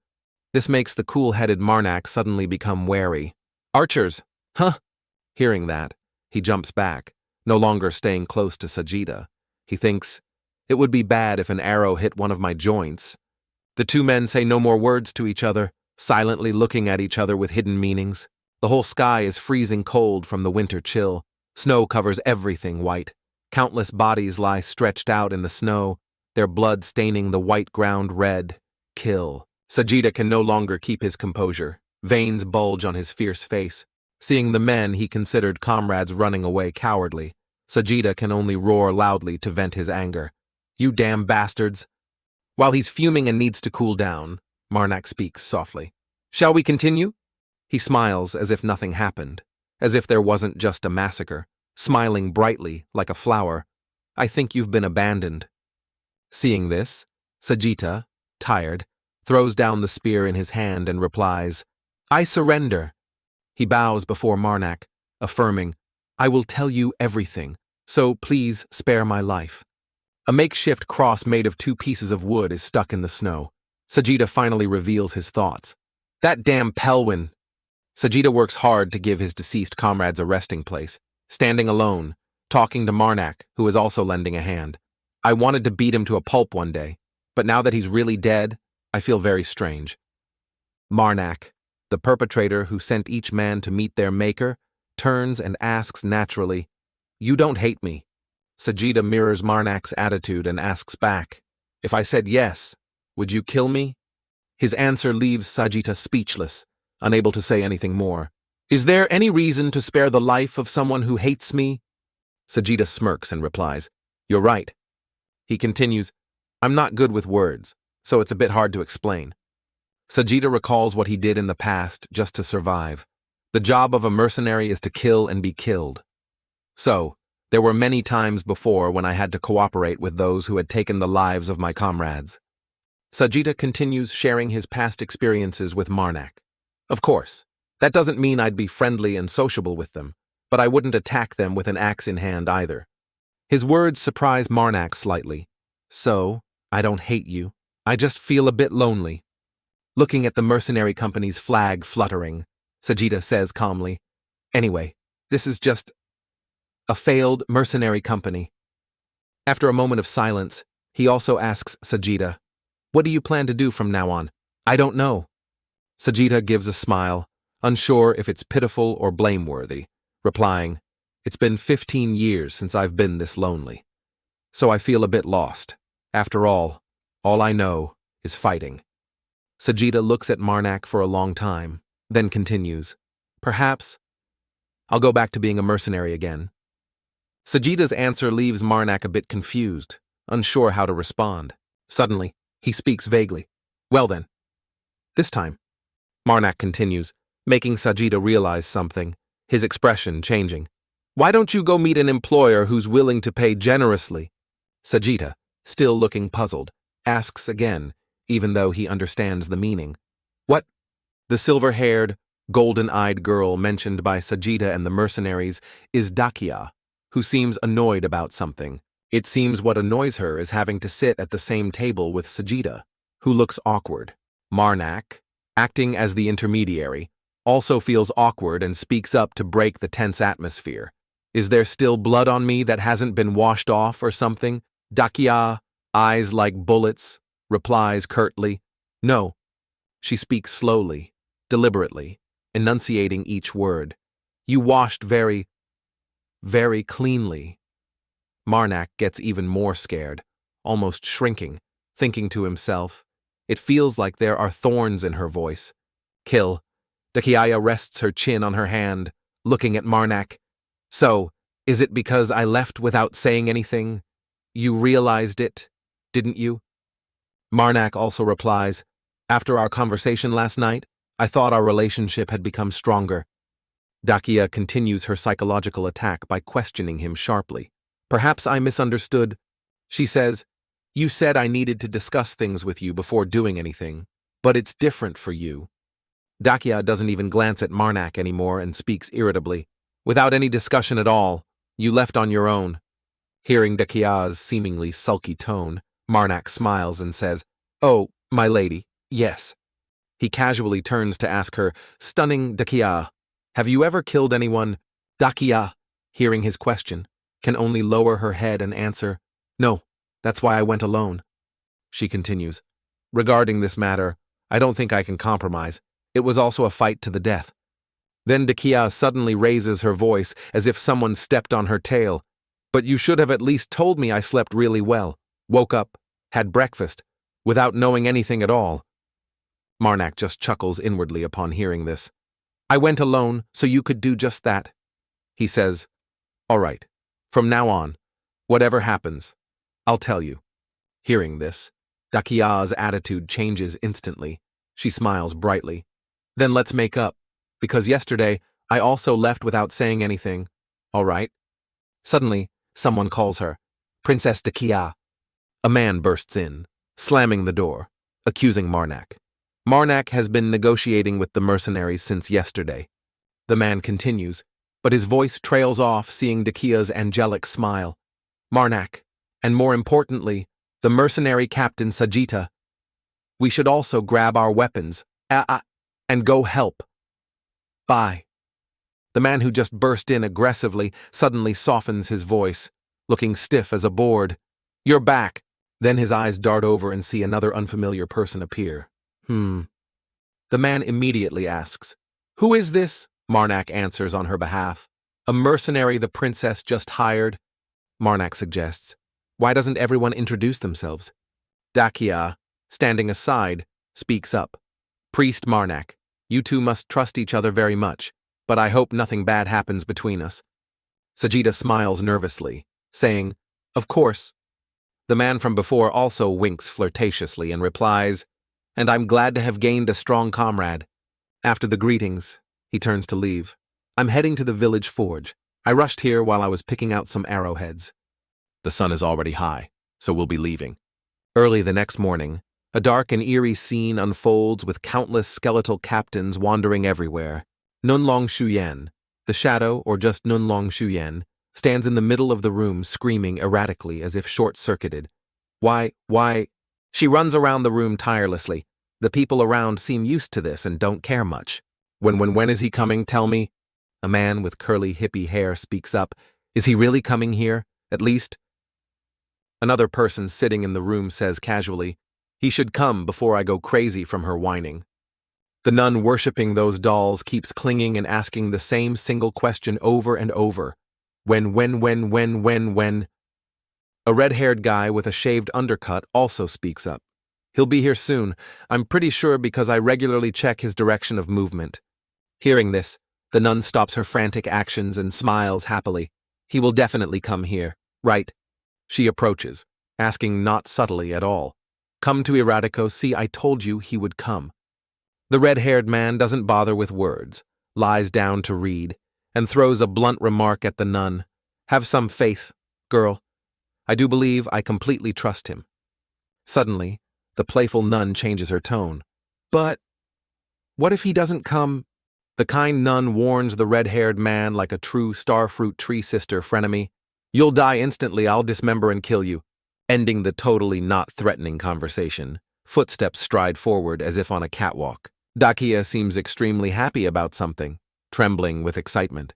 Finally, she turns around, smiling radiantly. "We've arrived at Eratico." Dakia's eyes show excitement, unable to wait another second. "Now I can soak in the hot water." They are slowly entering when suddenly someone nearby looks puzzled. Marnac's group is entering when someone calls out, making Marac glance over. "Hey, priest." An unfamiliar man approaches and asks, "You're a priest, right?" He doesn't hesitate to answer, "Yes, I am a priest." Getting the desired answer, the man immediately grabs his hand tightly and pleads, "Please." He points towards the eerily deserted forest and says frantically, "Please tell that bastard. The resurrection piper. The man continues that he's not listening to God's warnings. Tell him to stop resurrecting the dead. There are too many already. After listening for 30 seconds, Marac scratches his head and politely declines. I don't think things will change just because I go talk to him. The man doesn't give up and insists, but you are a priest. He keeps pleading, making even his comrades feel helpless. Come, it might not be very promising, but please try talking to him. The man with a haggard face says helplessly, my comrades and I are exhausted. He starts recounting all the horrors he experienced. Those corpses wander around every night. We're scared to death. I beg you. The unfamiliar man's plea starts to sway Marac slightly. Marac decides to agree, making the man overjoyed that his persistent pleading wasn't in vain. Don't expect too much, though. Thank you, sir. Thank you very much. He turns back to his companions, also as an announcement. Since things turned out this way, I'll go help them a bit. You guys go into the city and find a place to rest. Dakia, still very cheerful, replies, I know. The sky gradually darkens as Marac steps into the forest, so scary that sunlight can barely penetrate. He walks while thinking. The resurrection piper. Marac uses his knowledge to deduce, among the priests of the saints, that is a very special profession. He recalls, other saints choose priests from among their followers to bestow their power upon them. But one day, the trumpet of death and repose sounded for no particular reason or anything. That demon, it bestowed its own power upon anyone it wished. And then, those who received that power became resurrection pipers. And they would live a life for the dead. Why they live like that, nobody knows. Not a single person. Simply, they just need to find places with large concentrations of corpses and resurrect them, playing silent trumpets, then marching with their army of the dead. Of course, the authorities don't like them at all. But no one dares to stand up against them either. No one can touch the Piper's army of the dead. There's an obvious truth. Confronting an army of the dead that constantly increases its numbers is something no one wants to face. Therefore, the resurrection piper, Marac ventures deeper into the forest, finishing his inner monologue. Cannot get along with anyone, because they must live with the dead for the rest of their lives. It's like a natural phenomenon. Approaching the center of the lair of the so-called resurrection piper, surrounded by a horde of zombies, Marac calmly greets, Hello there, the resurrection. Piper doesn't respond, showing no hint of friendliness. Seeing this, Marac smiles and continues, Many people must have come here for this already. They also asked me to do the same thing. He confidently raises his torch, his voice full of authority. I came here to talk. Don't you think? It's time to withdraw from this place. He says, You probably know already. For the common folk, Marac points out the wandering corpses that terrify the villagers. Those walking corpses are quite unsettling for them. He looks straight at the resurrection piper, speaking words that stun him. Are you here for any other purpose? You people aren't the type to stay in one place. Hearing Marnac's words, the resurrection, Piper freezes, still unsure what to say. After a period of silence, the resurrection piper speaks. Cultist of the evil spirit, Marac, who was bold moments ago, now looks scared enough to run home to mommy. Yes. The resurrection piper points and continues. Them? Marac follows his pointing finger, his face full of doubt. Those people will cause many deaths. Marac turns his head, his surprise undeniable. Ineradico? He suddenly realizes the issue. There are followers of evil spirits here. The resurrection piper is silent for a moment, then replies, A beam of light shoots down from the sky to the ground right behind Marac, sending chills down his spine. It has begun. Marac immediately turns his head back. He pushes off the ground, taking momentum like a sprinter, silently realizing the problem, just like last time in Kenton. He runs as fast as a rocket, worried.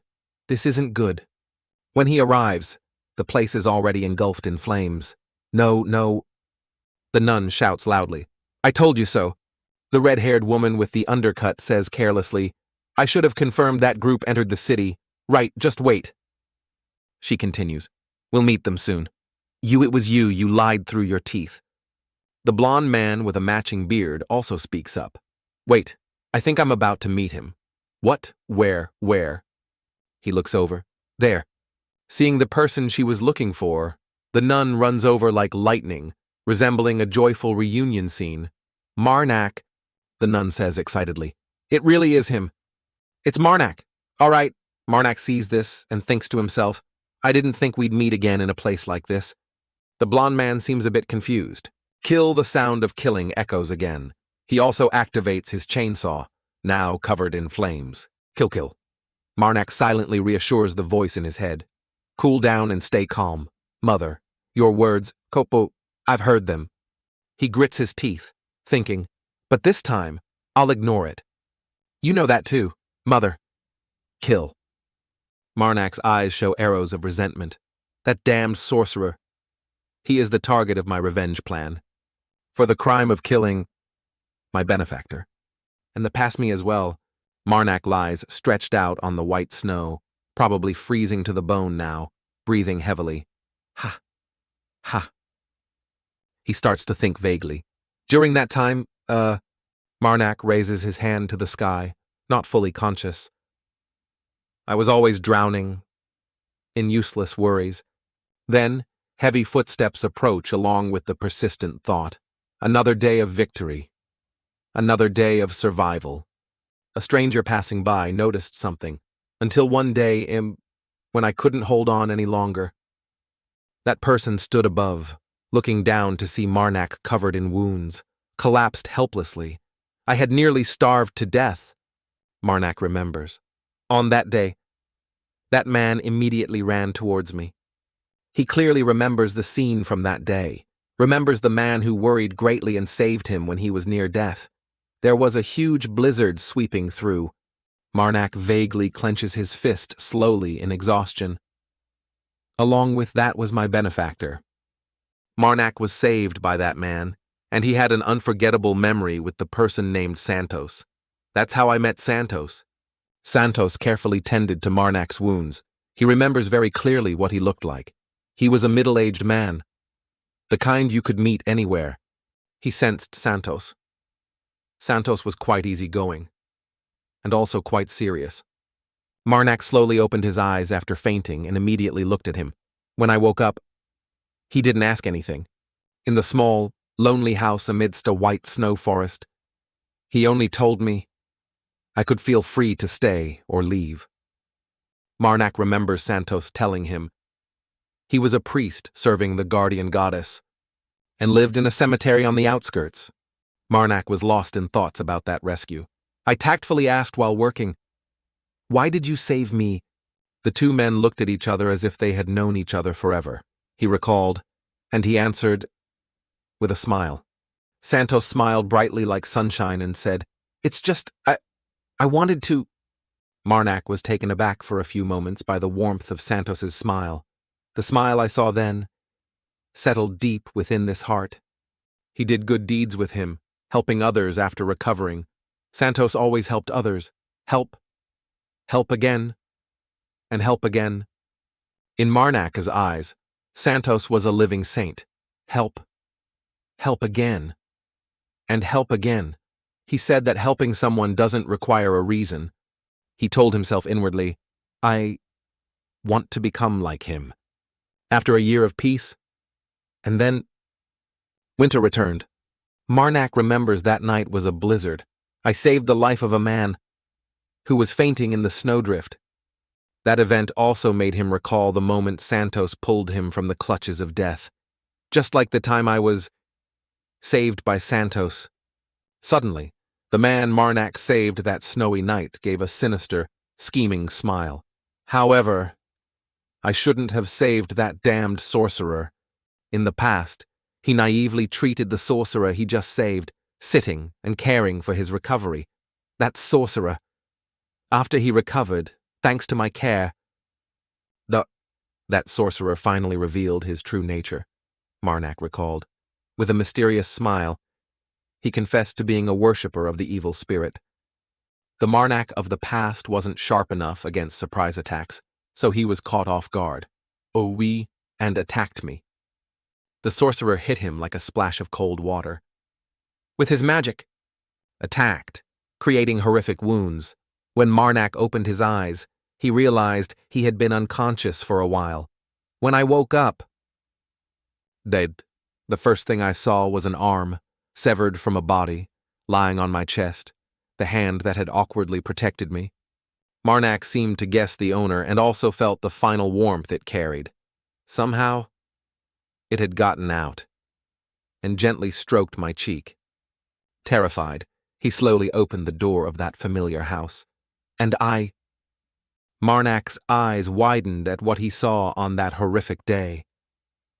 Had to face the consequences that he had brought upon me. Facing him was a figure that made Marac freeze. That damned sorcerer. Poor Santos lay collapsed on the ground, breathless, gone with his body incomplete from horrific attacks. He had killed Santos, very brutally. Back to the present, as Marac meets the one who took away the person he respected, his anger is like the fury of the chainsaw spinning rapidly with flames. The thick-skinned sorcerer brazenly speaks up. Oh, right. I remember now. His words infuriate Marac further, unable to stand hearing them.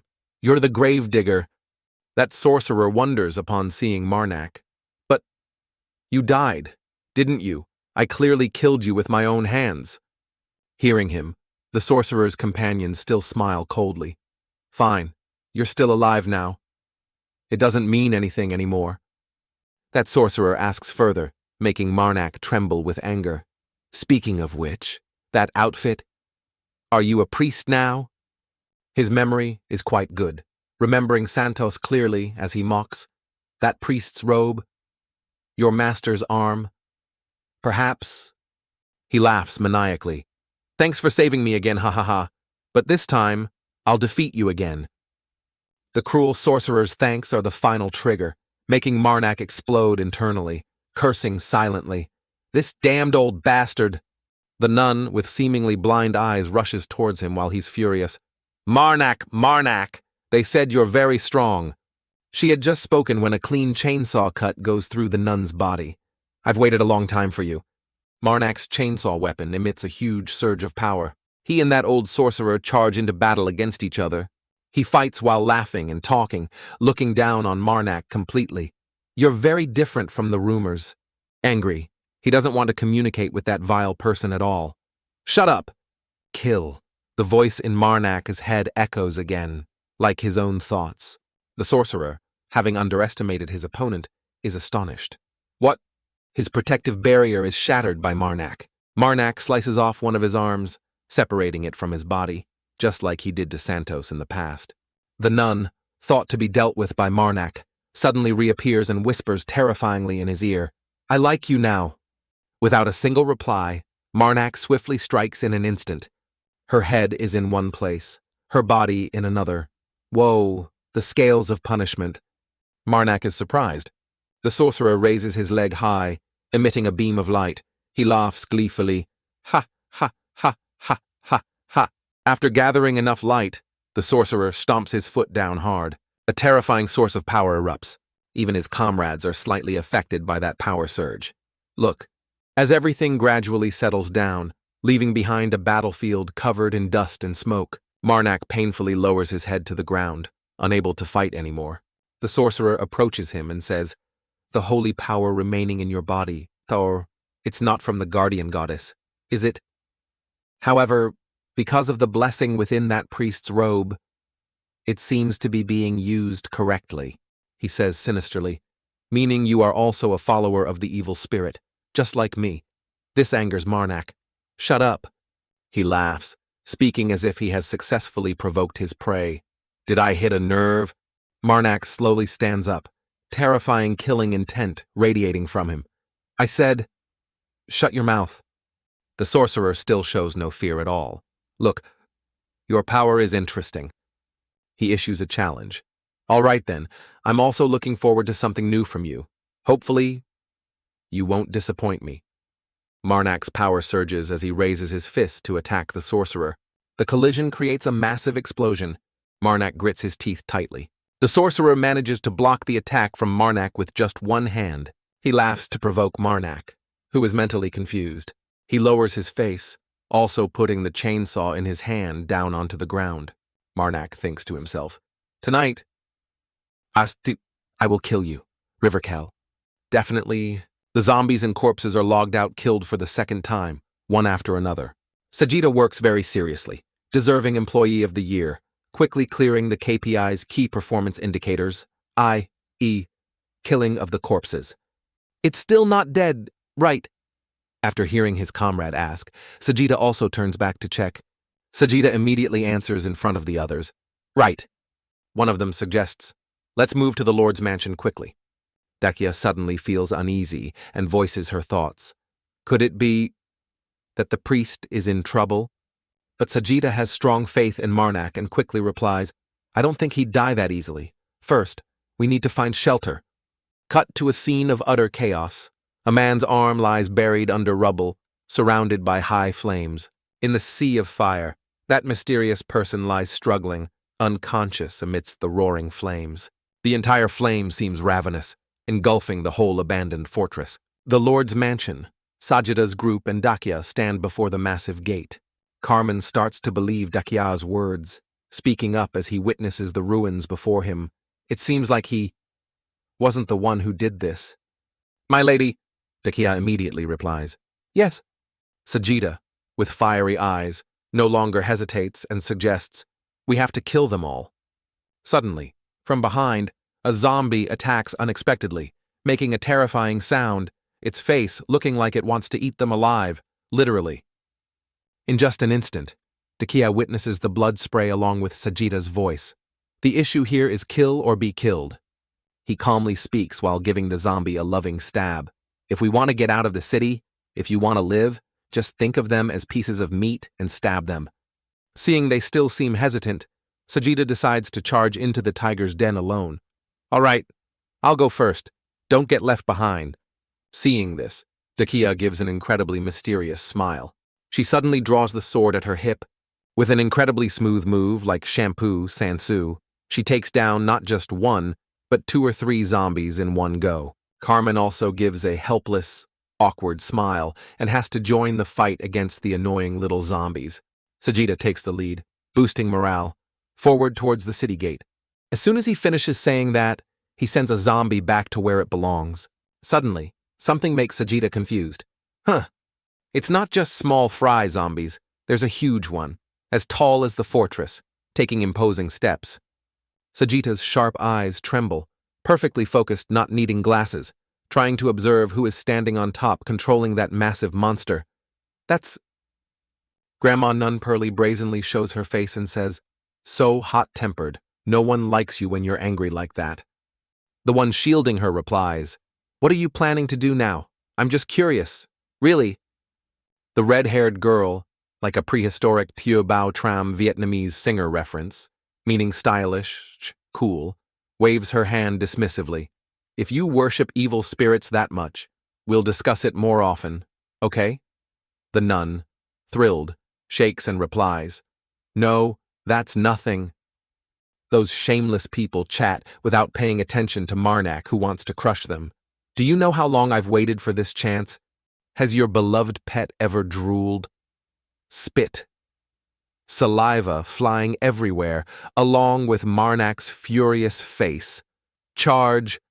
It seems the beast had been waiting for the command for a long time, as it immediately joins the battle without delay upon hearing it. Its teeth are bared incredibly wide, but at least they are even and very white. "We beg your pardon."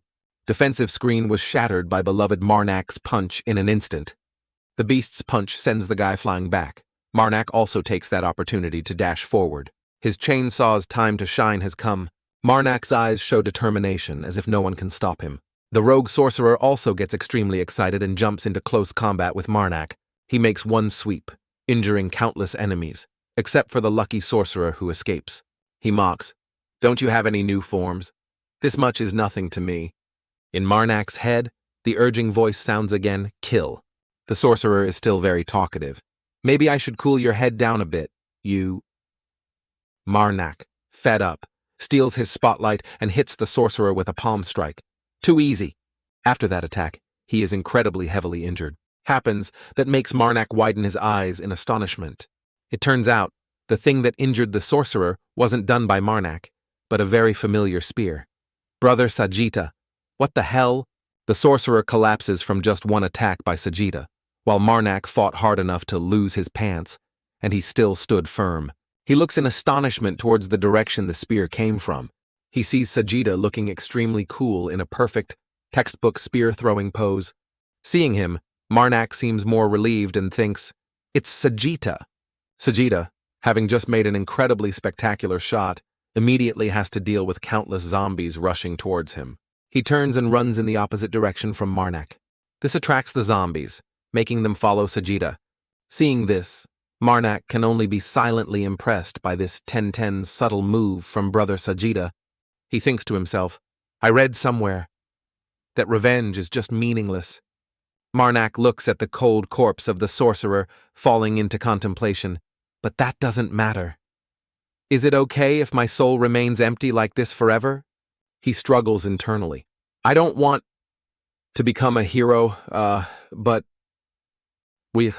I also didn't expect such an anticlimactic ending. Marac seems disappointed that he didn't personally finish off the sorcerer, so he silently talks to the mother in his head.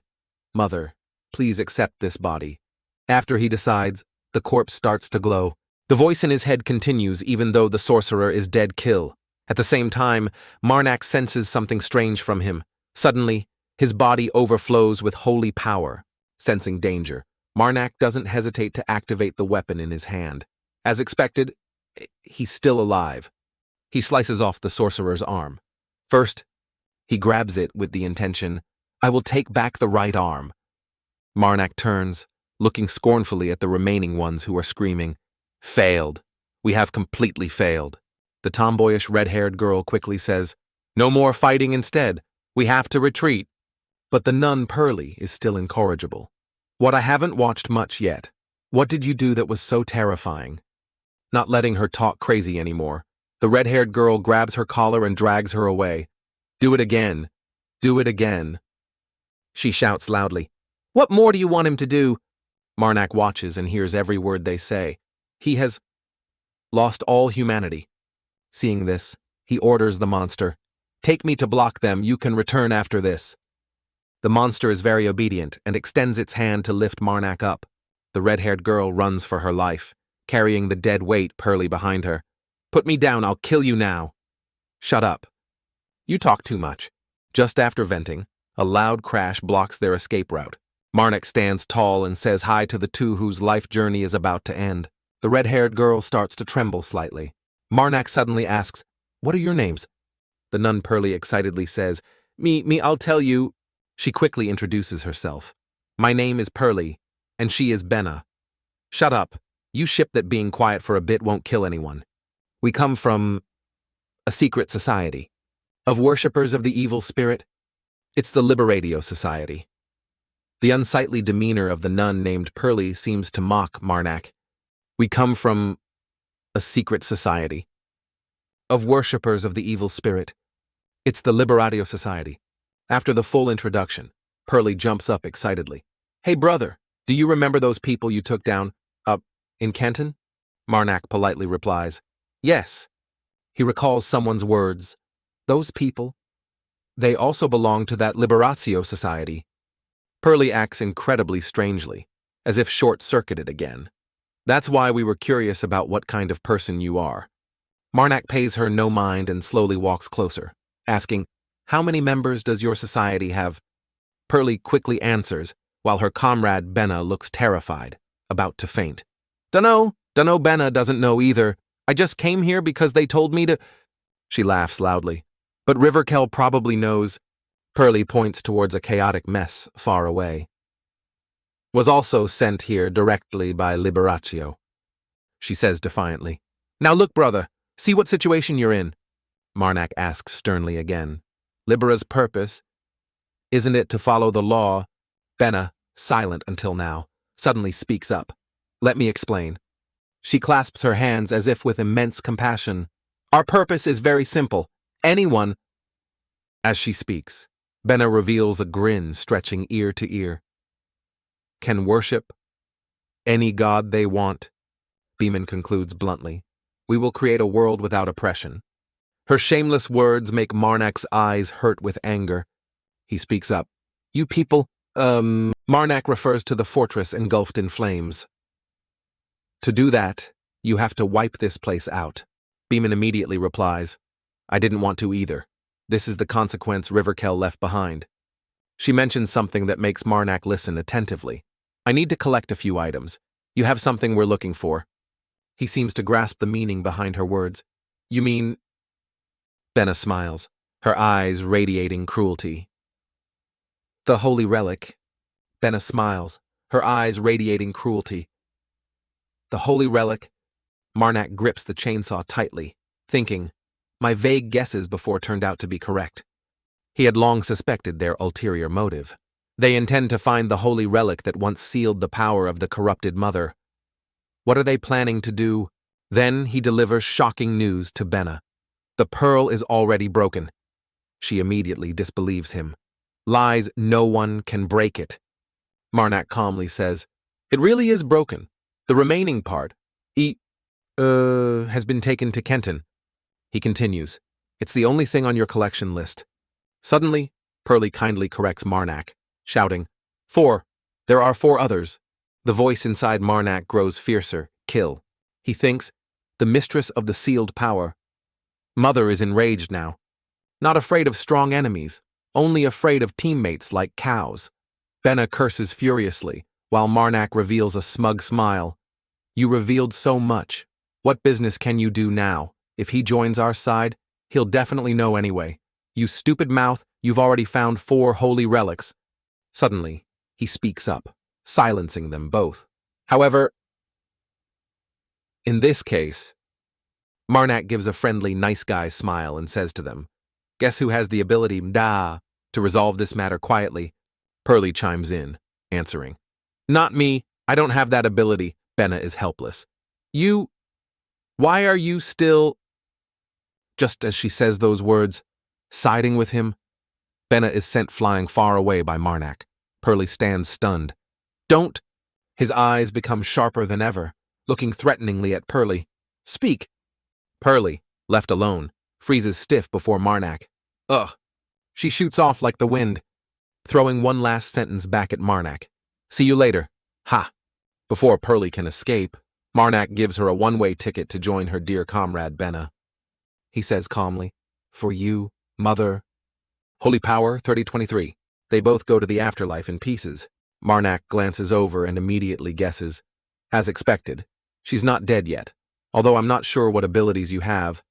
He also tiredly tells himself, forget about that. After eliminating that damned murderer, he touches his chaotic soul from before, giving a satisfied smile. Indeed, this soul has calmed down again. Kill. Marnak is here.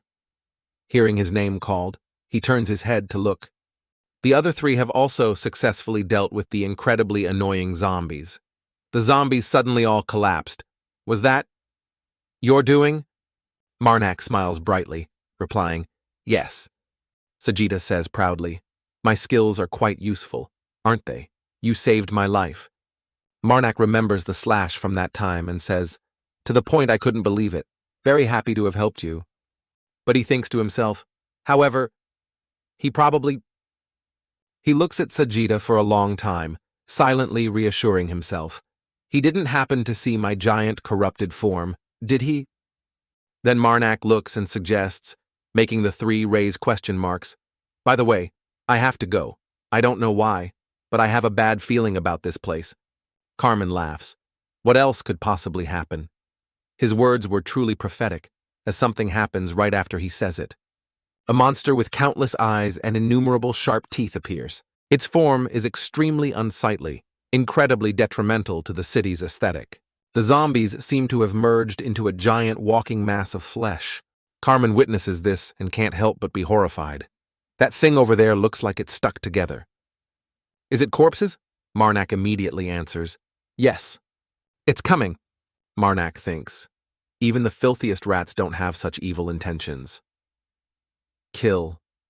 Even after dying, you still drag the corpses here, turning them into that pile of rags? Truly a despicable power. Kill.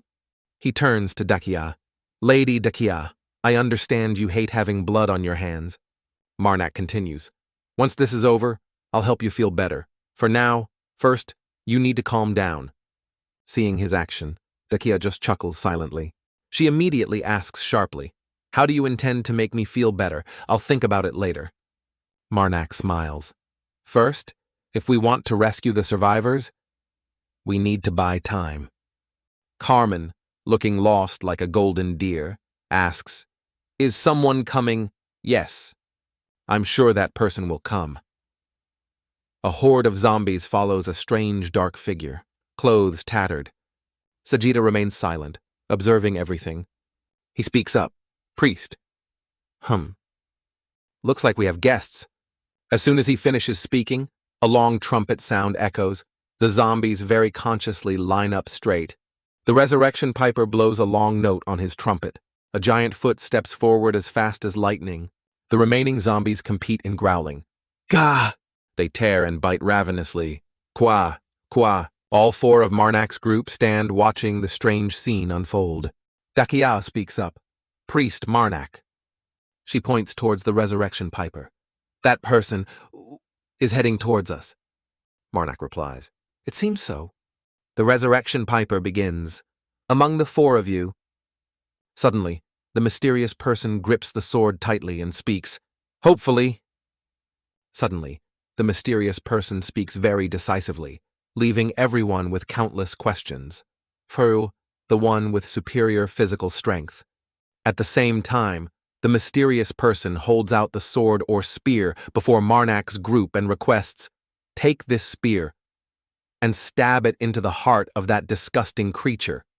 Seeing this, Marnak's group, Dakia, Carmen, and Sajida all share the same question for the mysterious person, a spear. Suddenly, Marnak steps forward and takes the spear from the mysterious person's hand, slightly confusing them. Marnak, extremely cheerful, asks, Brother, do you happen to have any extra swords? Hearing this, the mysterious person doesn't say a word, just silently contemplates. Suddenly, after silently thinking, the mysterious person takes out another small spear, making Marnak exclaim softly, Oh! Marnak silently looks at the small spear in the mysterious person's hand, slightly surprised, mouth agape, thinking, then reaches out to take it. Well, you people really do have many different options. But not stopping there, Marnak continues to ask the mysterious person for a few more requests, making them seem slightly awkward. By the way, anyone can produce 2 swords and a bow and arrow. The mysterious person still remains silent and thoughtful, not saying a word. The mysterious person still remains silent and thoughtful, not saying a word. Thinking this, the mysterious person points upwards, creating a powerful spiritual force that appears immediately. Heavy weapons continuously appear, making Marnak extremely surprised and also slightly excited as he looks at the mysterious person. And the mysterious person generously says, They're all yours. Immediately after, without much thought, Marnak gathers the weapons from the mysterious person and starts distributing them to his companions.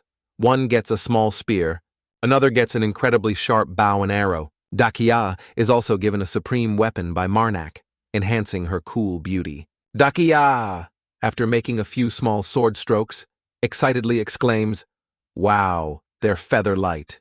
Marnak seems to agree with Dakia, extremely excited, smirking inwardly and thinking, Yeah, these are all top-quality items. At the same time, the weapons from the mysterious person are surrounded by very mystical auras. Marnak silently looks at the weapons he distributed to his comrades and thinks, Very sharp. At the same time, he also bestowed Resurrection Holy Spirit upon them. Thinking this, Marnak shifts his gaze to the giant roaring monster and thinks, It seems these weapons were born to deal with that pile of corpses. Suddenly, the mysterious person speaks, making Marnak look over. I will block that giant's path for a moment. Sharp words, full of hatred for the giant monster, also come from the mysterious person. Take that chance, take the spear, high, and plunge it deep into that giant's heart. If these weapons are useful, I will give them to you. Hearing this, Marac just looks silently, smiles slightly, and replies, I'm fine. As soon as he finishes, the mysterious person pulls out the trumpet and blows, the sound echoing throughout the space. The sound of the trumpet from the mysterious person echoes further and further. Marnac's group is now ready to fight the monster. Because the sound from the mysterious person's trumpet reached the monster, it seems stunned and lets out a loud roar. Gah! Suddenly, the corpses on the monster start screaming in extreme pain. Kwah! Immediately after, those corpses suddenly deform and fall into the pool of water. At the same time, streams of water suddenly shoot out from the giant monster's body. Seeing this makes Dakia slightly surprised and very worried. She frowns slightly and says, Priest Marac? How come? The situation seems increasingly tense. Dakia is utterly shocked by the sight before her and screams loudly. The corpses, they're decomposing. Hearing this, Marac also looks confusedly at the scene before him. The monster seems unable to resist anymore due to the decomposing corpses and collapses to the ground instantly. The monster, in extreme pain, collapses to the ground as water flows down from somewhere, with a sky-shattering scream. Cool! Seeing the situation, Marac silently smiles, pressing his lips together tightly, thinking, after those disgusting things finish decomposing, the monster is now screaming in extreme pain. Ka-ka! Hearing this, Marac silently looks at the monster horde and thinks, it will have to find more corpses to regenerate its body. So there's something even more disgusting than the zombie army. Just as he finishes that thought, the mysterious person suddenly says, I can only handle the outer layer of corpses. Hearing the mysterious person's words, Marac silently listens. You don't need to know where its heart is. The spear will guide you. Suddenly, the mysterious person speaks with determination. Now, go! Hearing this, Marac just stands there, silently blaming himself. My mouth really got me into trouble, even though I still wanted to say more. Snapping out of his thoughts, Marac immediately orders his companions to charge into battle. Charge! As they charge, Marac silently looks at the monster, thinking of a strategy. If we leave it like this, it will probably escape. The monster is still writhing in pain, unable to do anything but cry out, Gah! Seeing this, Dakia gets very excited and reminds her comrades, this monster can barely move normally. As soon as she finishes, a corpse suddenly lunges at Dakia from nowhere with incredible speed and a loud scream, Gah! Immediately after, hordes of corpses pile on top of each other, rushing towards Dakia relentlessly. Seeing this, Dakia seems to realize the situation and frowns silently, thinking of a plan. Suddenly, at that moment, arrows are shot, hitting the corpses surrounding Dakia. They are immediately struck by the arrows. The shooter is none other than Carmen. Carmen, hitting bullseye after bullseye, is extremely excited. At the same time, Marac and Sajita are fighting the corpses together. Marac sees Dakia being rescued and glances over. At that moment, Dakia also shouts loudly, I'm going with Carmen and Dakia, slashing the corpses with the small sharp spear in her hand, shouts an announcement, We'll find a way to hold back the giant. Hearing this, Marac confidently moves forward again, not forgetting to reply, All right, counting on you.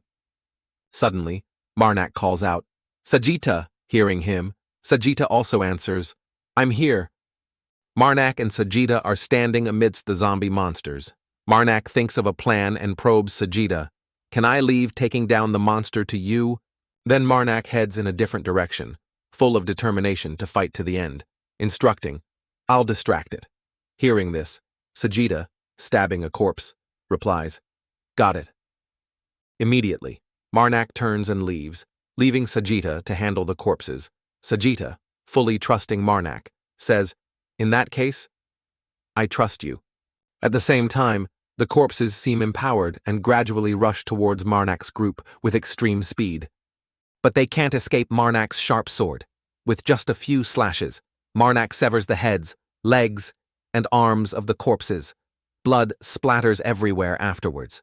Immediately after, Marac advances towards the final monster with eyes full of hateful determination, thinking, "Kill, I have a reason to aim for its head." Marac then raises his sword, spiritual power gathering around it, and thinks, right in the middle of its head, "Mother." At that moment, the monster's eyes suddenly emit a blue light, making Marac think, there's a core of Holy Spirit energy there. That must be why Mother gave me this information.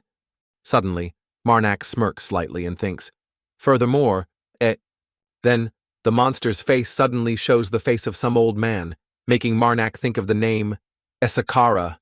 Thinking this, Marnac's eyes fill with hatred as he frowns, thinking, that face.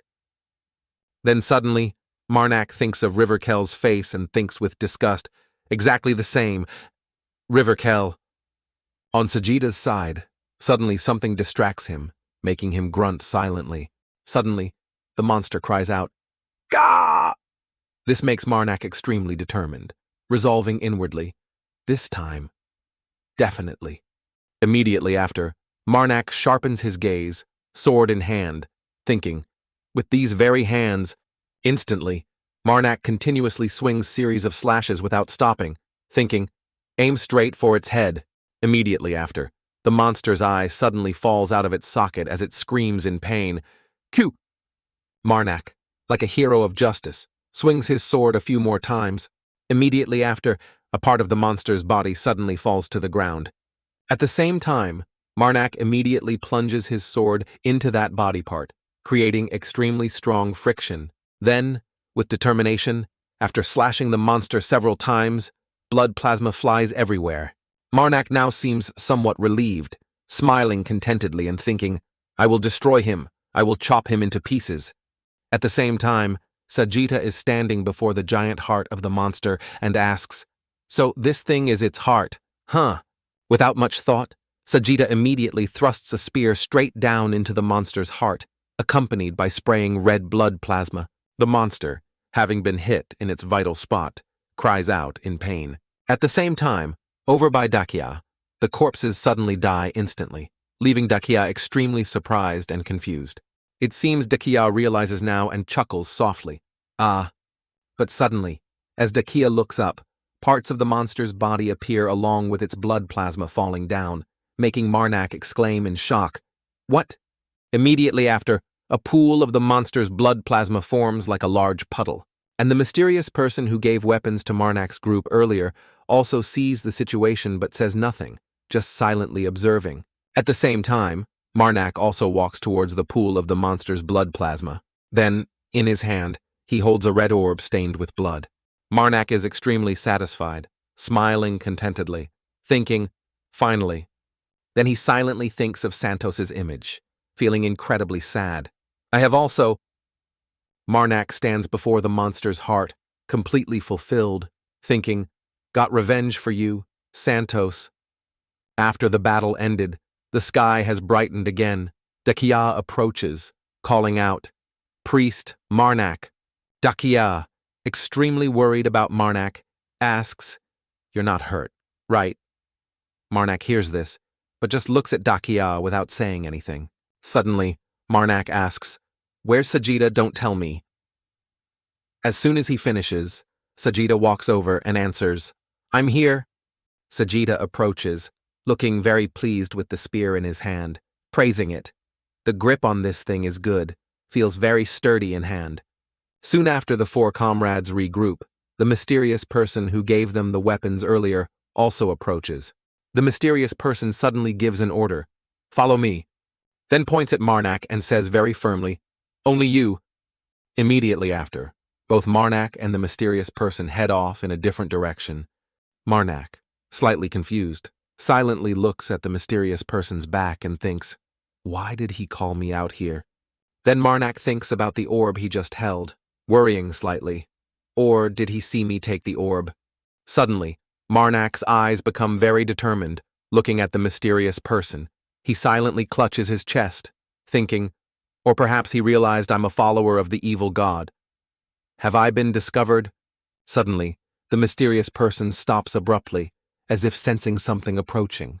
At the same time, Marac also realizes and silently draws the sword from his shoulder, thinking, "Kill." But suddenly, the mysterious person speaks again. "It's coming!" And Marac, still very sensitive to this mysterious person, also realizes what they meant and thinks, this presence. Marac closes his eyes tightly, sensing it. "I know what it is." Marac realizes some demonic force has also appeared with flashes of light and thinks, "I know." At the same time, up in space, a series of meteors are being launched, making Marac think, far beyond humanity. Pressure from celestial bodies beyond space. The trumpet sounds majestically again. Marac realizes and thinks, a part of God is coming here. Then, the mysterious person seems to merge with some power surge, making Marac think in amazement, the piper of death and eternal repose. At the same time, the mysterious person seems struck dumb by something, unable to speak. Suddenly, the mysterious person points at Marac and speaks, confusing Marac greatly. "The capital!" Then the mysterious person bows their head low to the ground. Immediately after, the mysterious person kneels down on the ground, surprising Marac, unable to understand what's happening to them. Afterwards, the mysterious person's mask suddenly cracks and falls to the ground, making Marac think, he just said that and disappeared. Just finished thinking, Marac asks, "So, did you have something to say?" Hearing this, the mysterious person doesn't reply, just remains silent for a long time. Suddenly, the small fragments of the mysterious person's mask start smoking and floating up, along with their words echoing, "No one knows, and no one wants to know." Hearing this, Marac chuckles silently and says, "Is that so?" Immediately after, Marac walks over, extending his hand to invite the mysterious person to stand up, also saying, "Well then, let's go back there." A moment later, both Marac and the mysterious person leave. Suddenly, as Marac walks, he speaks. Actually, the person walking ahead and behind Marac keeps pestering the mysterious person. "Are you planning to clean up Erratico completely? Can you help me? Using those zombies would be great." Hearing this, the mysterious person replies, "Helping the living, is not my business." Suddenly, the mysterious person stops abruptly for a moment. The mysterious person is now speechless and unable to act. Pausing for a moment, the mysterious person looks at the fragments of their mask floating around in front of them. Suddenly, the mysterious person stammers out, "But..." Immediately after, the mysterious person turns sharply to look at Marac and asks, "What can I help you with?" Hearing this, Marac doesn't wait long and replies, "All you need to do is find the survivors." Hearing that, the mysterious person asks again, "Is that all?" Marac becomes even more cheerful and adds, "Then bring them somewhere safe and sound. That's it. Can I count on you?" As soon as he finishes, the mysterious person pulls out the trumpet and blows continuously without stopping. Instantly, corpses emerge from nowhere and appear. Seeing the corpses suddenly appear, Dakia is also extremely surprised looking at the horde. The group of Dakia, Carmen, and Sajida just stand still, silently watching the corpses gradually approach them. Seeing this, Marac speaks with great excitement. "All right." Suddenly, Marac, like a gentle priest, smiles with a soft expression. "If you see any preserved food or anything similar, I'd be very grateful if you bring them here. If left there, they'll all burn up." Hearing this, the mysterious person pulls out the trumpet and blows once more.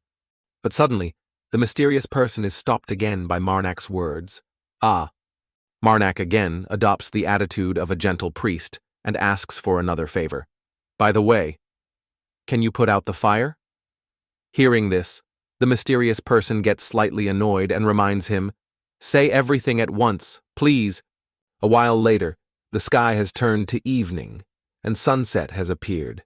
Marac, holding some object in his hand, speaks in front of his companions and the trumpet-blowing mysterious person. "It's just the right arm."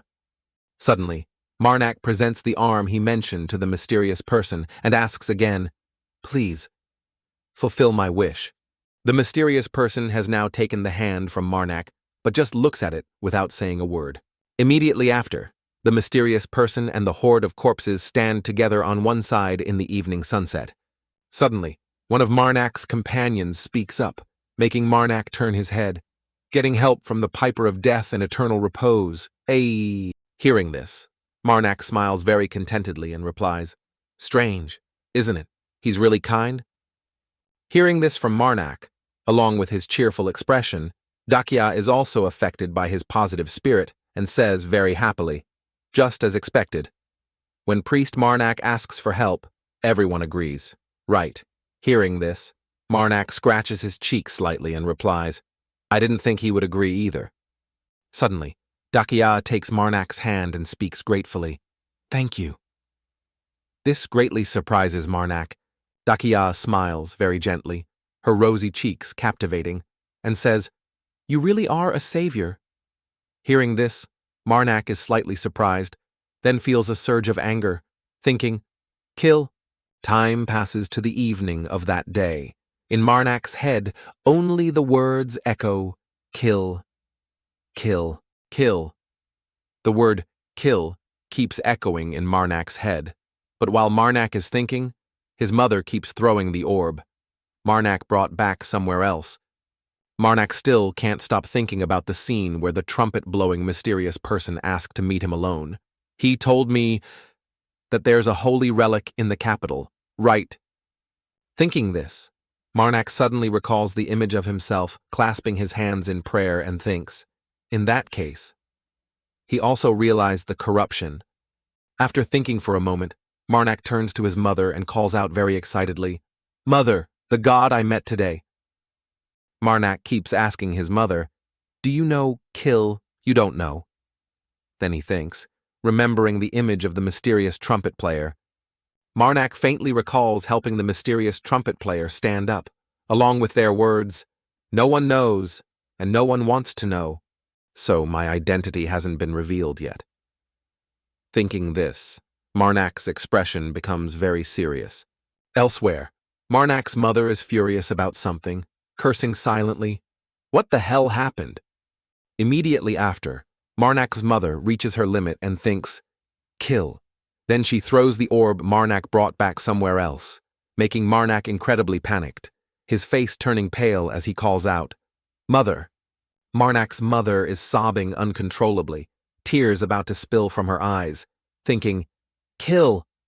Seeing this, Marnac understands what's happening and asks, "You can't dispel the holy power remaining on the orb." Immediately after, Marnac very cheerfully reassures his mother, "Don't worry, I'm sure you can do it." Suddenly, Marnac chuckles silently and adds, "But no matter how angry you get." Then he playfully scolds his mother. "Throwing things is also very bad, although I know you're trying to help me." Even though the word "kill" echoes in his mother's thoughts. Saying this, Marnac suddenly reaches out his hand and says, "It doesn't matter how angry you get. Do not throw away things." Immediately after, Marnac lifts his mother high and praises her. "This way, you'll be 3 times more lovable than you are now." But in his mother's thoughts, "Kill" keeps echoing. However, Marnac doesn't seem to notice and keeps asking his mother repeatedly, "Are you asking if it makes you more attractive in my eyes?" Immediately after, Marnac laughs very contentedly. Not at all. But suddenly, something about Marnac terrifies his mother, making her face turn pale. Marnac also reminds her, "Please hear me out." Suddenly, in his mother's thoughts, "Kill" echoes relentlessly. Immediately after, Marnac's mother bursts into tears again, making Marnac coax her sweetly, "Because I already love those lovable aspects of you." But these words seem to make Marnac's mother gradually stop crying and silently listen to him. Whether it's 3 times or 100 times more. Immediately after, Marnac holds his mother in his arms and very gently, affectionately says, "To me, you're still just the same." But inside his mother's heart, the sound "kill" still echoes relentlessly. The sky is now late night. Marnac still ceaselessly comforts his mother. "So then, no matter how angry you are right now, promise not to throw things around." Okay. But in his mother's thoughts, Kill still echoes relentlessly. Cutscene. At a nearby eatery, two people are continuously chatting. Have you heard about this? What? The two patrons in the eatery chat happily. Nowadays, there are worshippers of the evil spirit everywhere. What? Not just in our kingdom, but also the Eastern Dragon Kingdom and the Western Desert Kingdom, from the Northern Empire down to the Southern Empire. At the same time, Saintess Azure Flame is sitting nearby, secretly listening. The two patrons continue gossiping. That's right, I heard that. Just recently. Kenton and Eratico both suffered heavy losses. Will our town be like that too? This town, hearing this, Saintess Azure Flame also turns her head with a surprised expression. Suddenly, one patron consoles his gossip buddy. Don't worry, in Kenton and Eratico. Apparently someone killed all the evil spirit followers. Right. The patron keeps talking. Ah, it was him, Marac, the savior of Eratico.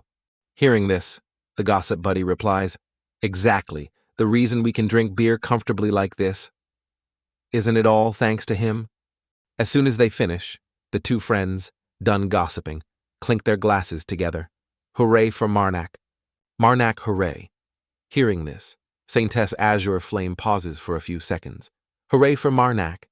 Suddenly, Saintess Azure Flame asks, the savior of Eratico, Marac. Along with that is her determined gaze looking forward emotionlessly. Cutscene. At a lavish palace, someone curses relentlessly. These damned worshippers of evil spirits. This short person walks proudly down the palace corridor, cursing silently. To capture the princess, they even bribed the Lord of Eratico.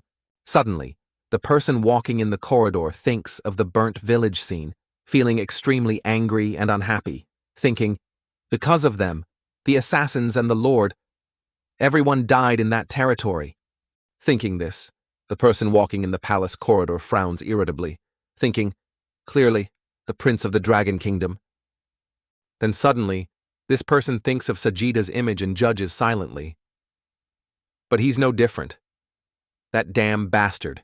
He'll probably be furious. This person is none other than Huden, with his grumpy face, thinking, but if I'm discovered just standing here, he'll be twice as angry. Thinking this, Huden suddenly walks to a room in the palace and knocks gently. Just after knocking, Huden introduces himself. Third Prince, I am Huden. As Huden finishes, the person inside the room calls out, come in. Immediately after, Huden opens the door wide and enters, seeing the image of Luthum lounging on a chair.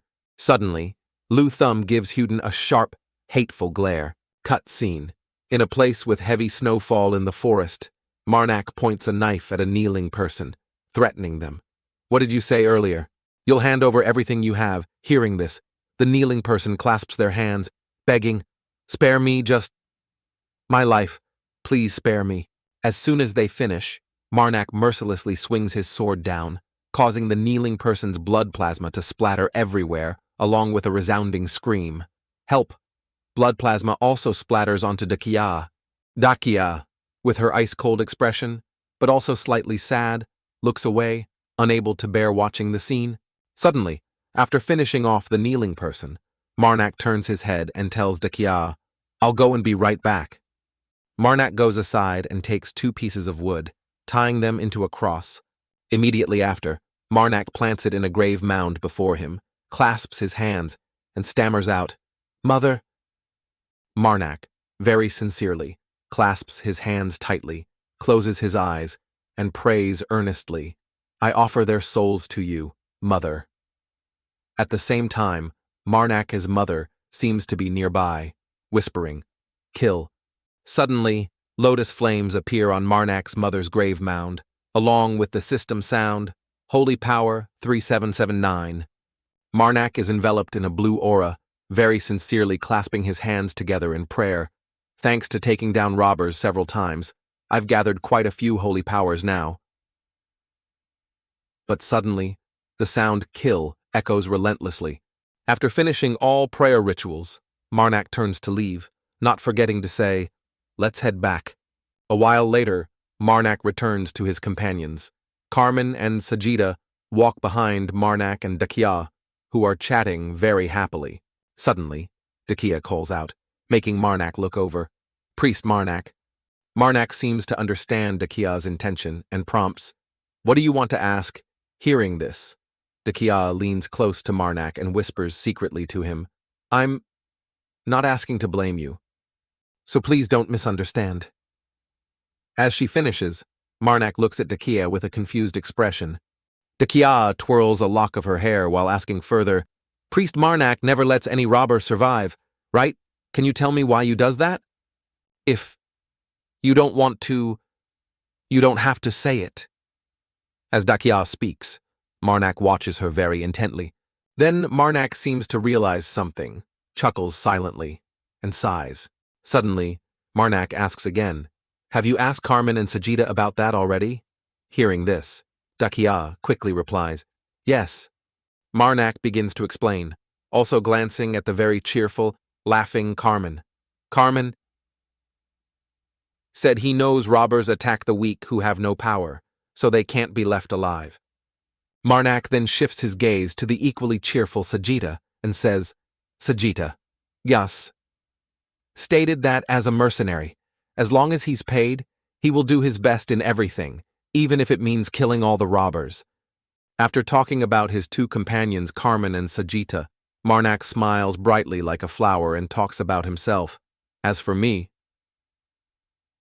I believe in human potential." Hearing Marac say this, Dakia gets drawn into the story and asks back, "Potential?" At the same time, at the place Marnac's group just left, two more graves have appeared. As they walk, Dakia, still wondering, asks Marac again, "What you believe those robbers will be reborn in different forms?" Hearing this, Marac calmly and gently replies, "As the Duke told me, they will repent and have a good life." This also leaves Dakia slightly confused by Marnac's words. Then Dakia, as if bitten, bristles with anger and snaps. "What if it's the opposite? Shouldn't you not kill then?" Seeing this, Marac still very gently and kindly explains, "But, milady, the first time is always the hardest. I think it's more likely." Dakia listens very attentively to Marnac's explanation, while Marac continues his non-stop explanation like a wireless cooldown on his mouth. That they will re-offend with worse actions than repent. Therefore, As he says this, Marnac's voice suddenly drops. "Have to kill them. Killing is just a new beginning." Hearing this, Dakia now has calculations running in her head, silently resting her chin on her hand, thinking, then huffs slightly. Suddenly, Dakia finishes thinking and retorts, "But do we have the right to judge them according to our own will?" Dakia, very confident in her reasoning, presents it to Marac. Regarding this, no God has clearly stated that authority. At that moment, Marnac's mother seems to have silently sent him a message, "Kill." Marac realizes, clutches his chest, smiles silently, thinking, "I know, mother." Then Marac thinks of the moment his mother took him in and allowed him freedom, thinking, "Mother allowed me to do anything I wanted." Suddenly, Marac very gently clutches his chest and explains to Dakia, "I don't kill them just to judge whether their actions are right or wrong. I just want to take responsibility for my choice." Dakia, hearing this, is extremely surprised and asks again, "Responsibility?" Marac also answers, "Yes." Immediately after, Marac starts explaining to help Dakia understand, even though Dakia keeps staring at Marac intently. "When the evildoers I spared commit further evil deeds, causing others to shed blood and tears, then I must take responsibility for that." As he speaks, Marac thinks of the scene where he visited his mother's grave. "And among the responsibilities I must bear when taking their lives, I chose to bear the karmic consequences I would incur by doing so." Hearing this, Dakia suddenly replies, "That is my choice." At the same time, Marac also interjects, "The price to pay for this killing? Who knows when it will come for me?" As he speaks, Marac shows no anger, only a satisfied expression. But no matter. What responsibility I have to bear. I still decide to live like this. Suddenly, Marac widens his eyes, a surge of power emitting from them. Marac also says, "The evildoer I spared went on to kill someone innocent." Then Marac silently thinks of being in a dark space with someone and says, "That was truly a horrific experience." Marac, feeling incredibly wronged and angry, clenches his fist tightly and thinks to himself, "I promised myself that if I can't..." Suddenly, the scene shifts to Marac kneeling before someone's tombstone, looking heartbroken, thinking, "Take responsibility to the end. Then I won't. Let any evildoer remain alive in this world." Hearing this, Dakia just fiddles with her hair without saying anything. Suddenly, while fiddling with her hair, Dakia adopts a serious attitude and says, "Can you tell me stories about the past?" Then suddenly, Dakia becomes very shy and stammers, "If it's inconvenient, then never mind. What's impossible now? Anyway." But contrary to Dakia's thoughts, Marac suddenly laughs cheerfully and replies, but different from what Dakia thought. At this moment, Marac suddenly laughed happily and replied, "But I think I'll leave it for next time." Hearing that, Dakia was also a bit surprised and exclaimed. Suddenly, Marac avoids the topic, points in one direction, and asks the foolish Dakia to look over there. Before them is also a group of people walking amidst the white snow. Seeing this, Sajida suddenly says, "Ah, it's a merchant caravan. Let's go check it out." Sajida gets very excited and adds, "If it's a caravan of this size, there will be many people." Then he thinks about the scene, and maybe we can sell the equipment we got from the robbers. At the same time, the people from the other caravan are slowly riding closer. Hearing Sajida's idea, Marac cheerfully replies, "All right." A while later, cutscene. At some headquarters, an old merchant caravan leader is silently looking at Marnac's group. The old caravan leader picks up one of Marnac's group's swords and examines it very intently, praising it. "Truly a wonderful metal. It's a rare alloy containing the essence of ancient imperial craftsmanship." Seeing this, Marac just sits silently smiling, then speaks up, startling the old caravan leader, who looks over. "Hey!" Hearing this, the old caravan leader understands and hands the weapon back to Marac, stammering an explanation very hesitantly. I lost my composure for a moment because this is the first time I've seen a sword using so much immortalium." Carmen also frowns slightly and adds, "If it's immortalium, could it be... You mean the legendary metal..." Hearing this, the old caravan leader replies, "It's not the ordinary type of immortalium, but the type of immortalium with high purity content, more than double the amount we have collected over the past 120 years. At the same time, the whole group of them looked at the weapon Marac was holding. At this moment, the guildmaster spoke again with great interest. "This is truly a precious item, to the point that I want to buy it at any cost." Hearing this, Marac laughed smugly and replied, "I have absolutely no intention of selling it." Hearing this, the guildmaster replied, slightly disappointed, "I see. If it were me, I wouldn't sell it either." Suddenly, Carmen changed the subject, speaking with a very cold expression. "If that's the case, there must be some reason you invited us here."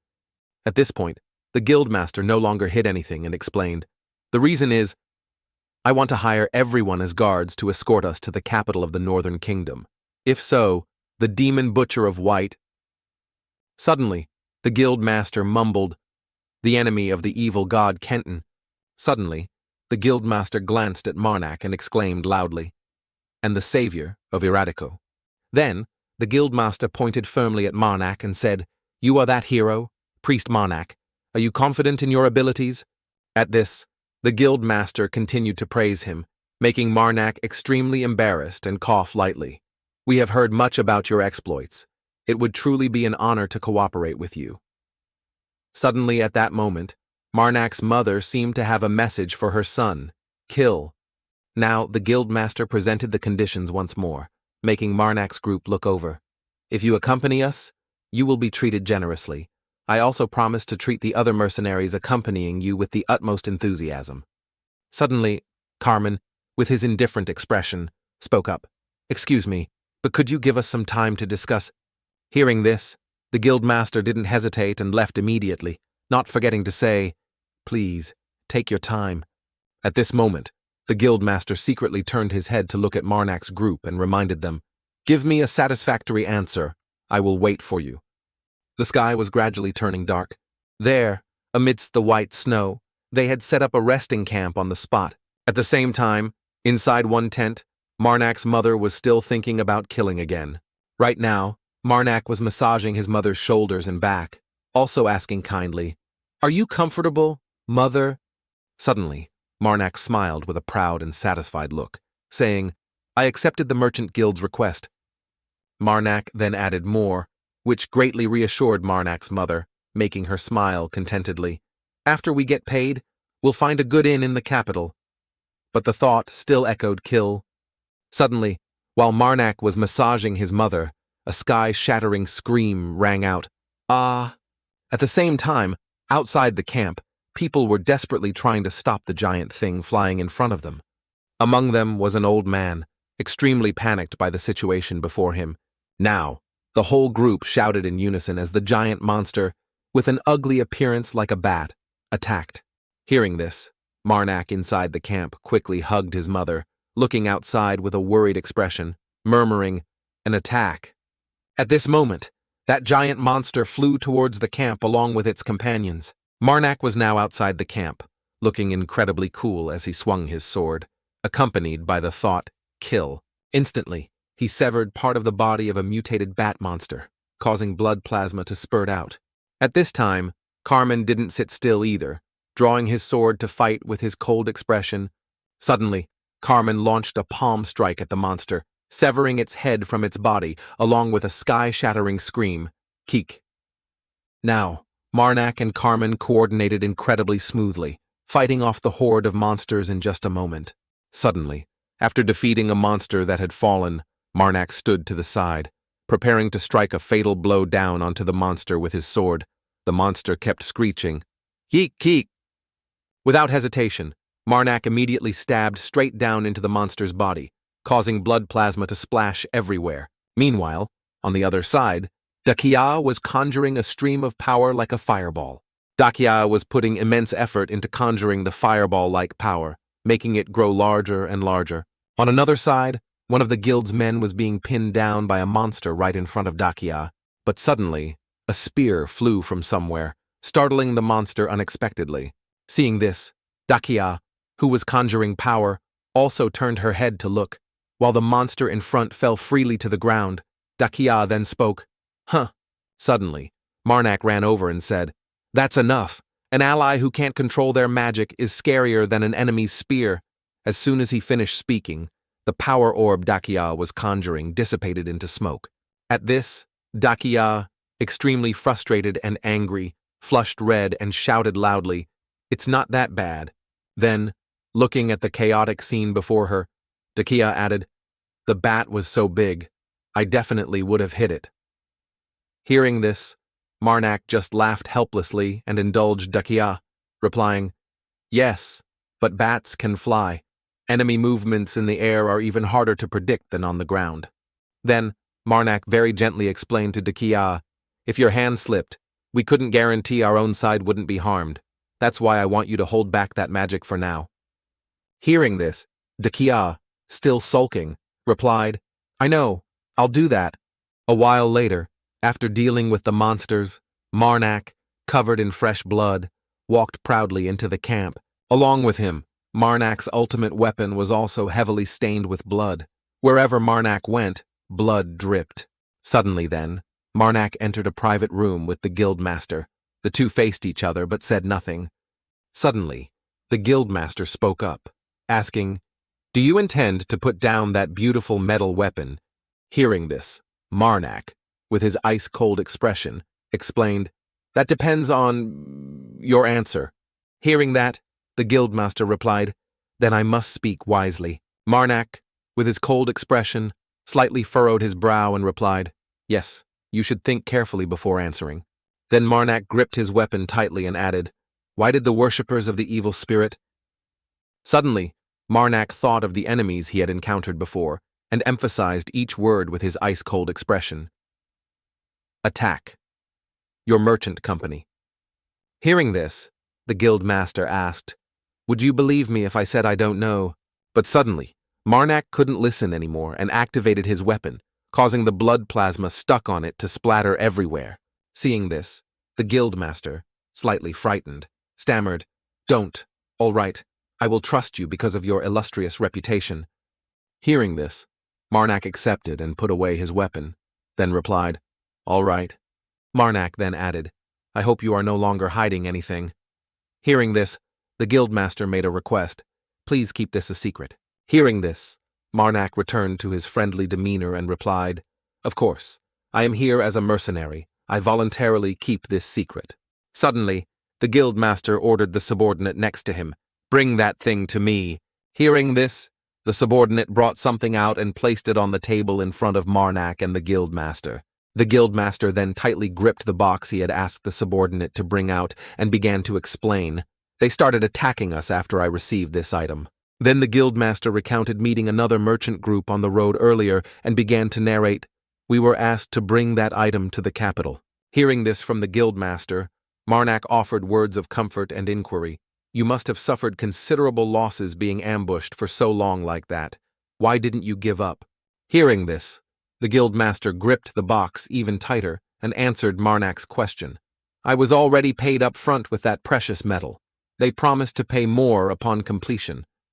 Then the guildmaster looked intently at the box and added, "Honestly, I don't know why they're targeting this thing.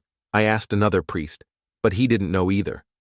Immediately after, the guildmaster opened the box, revealing a dazzlingly bright gold necklace inside, and added, "This is the item."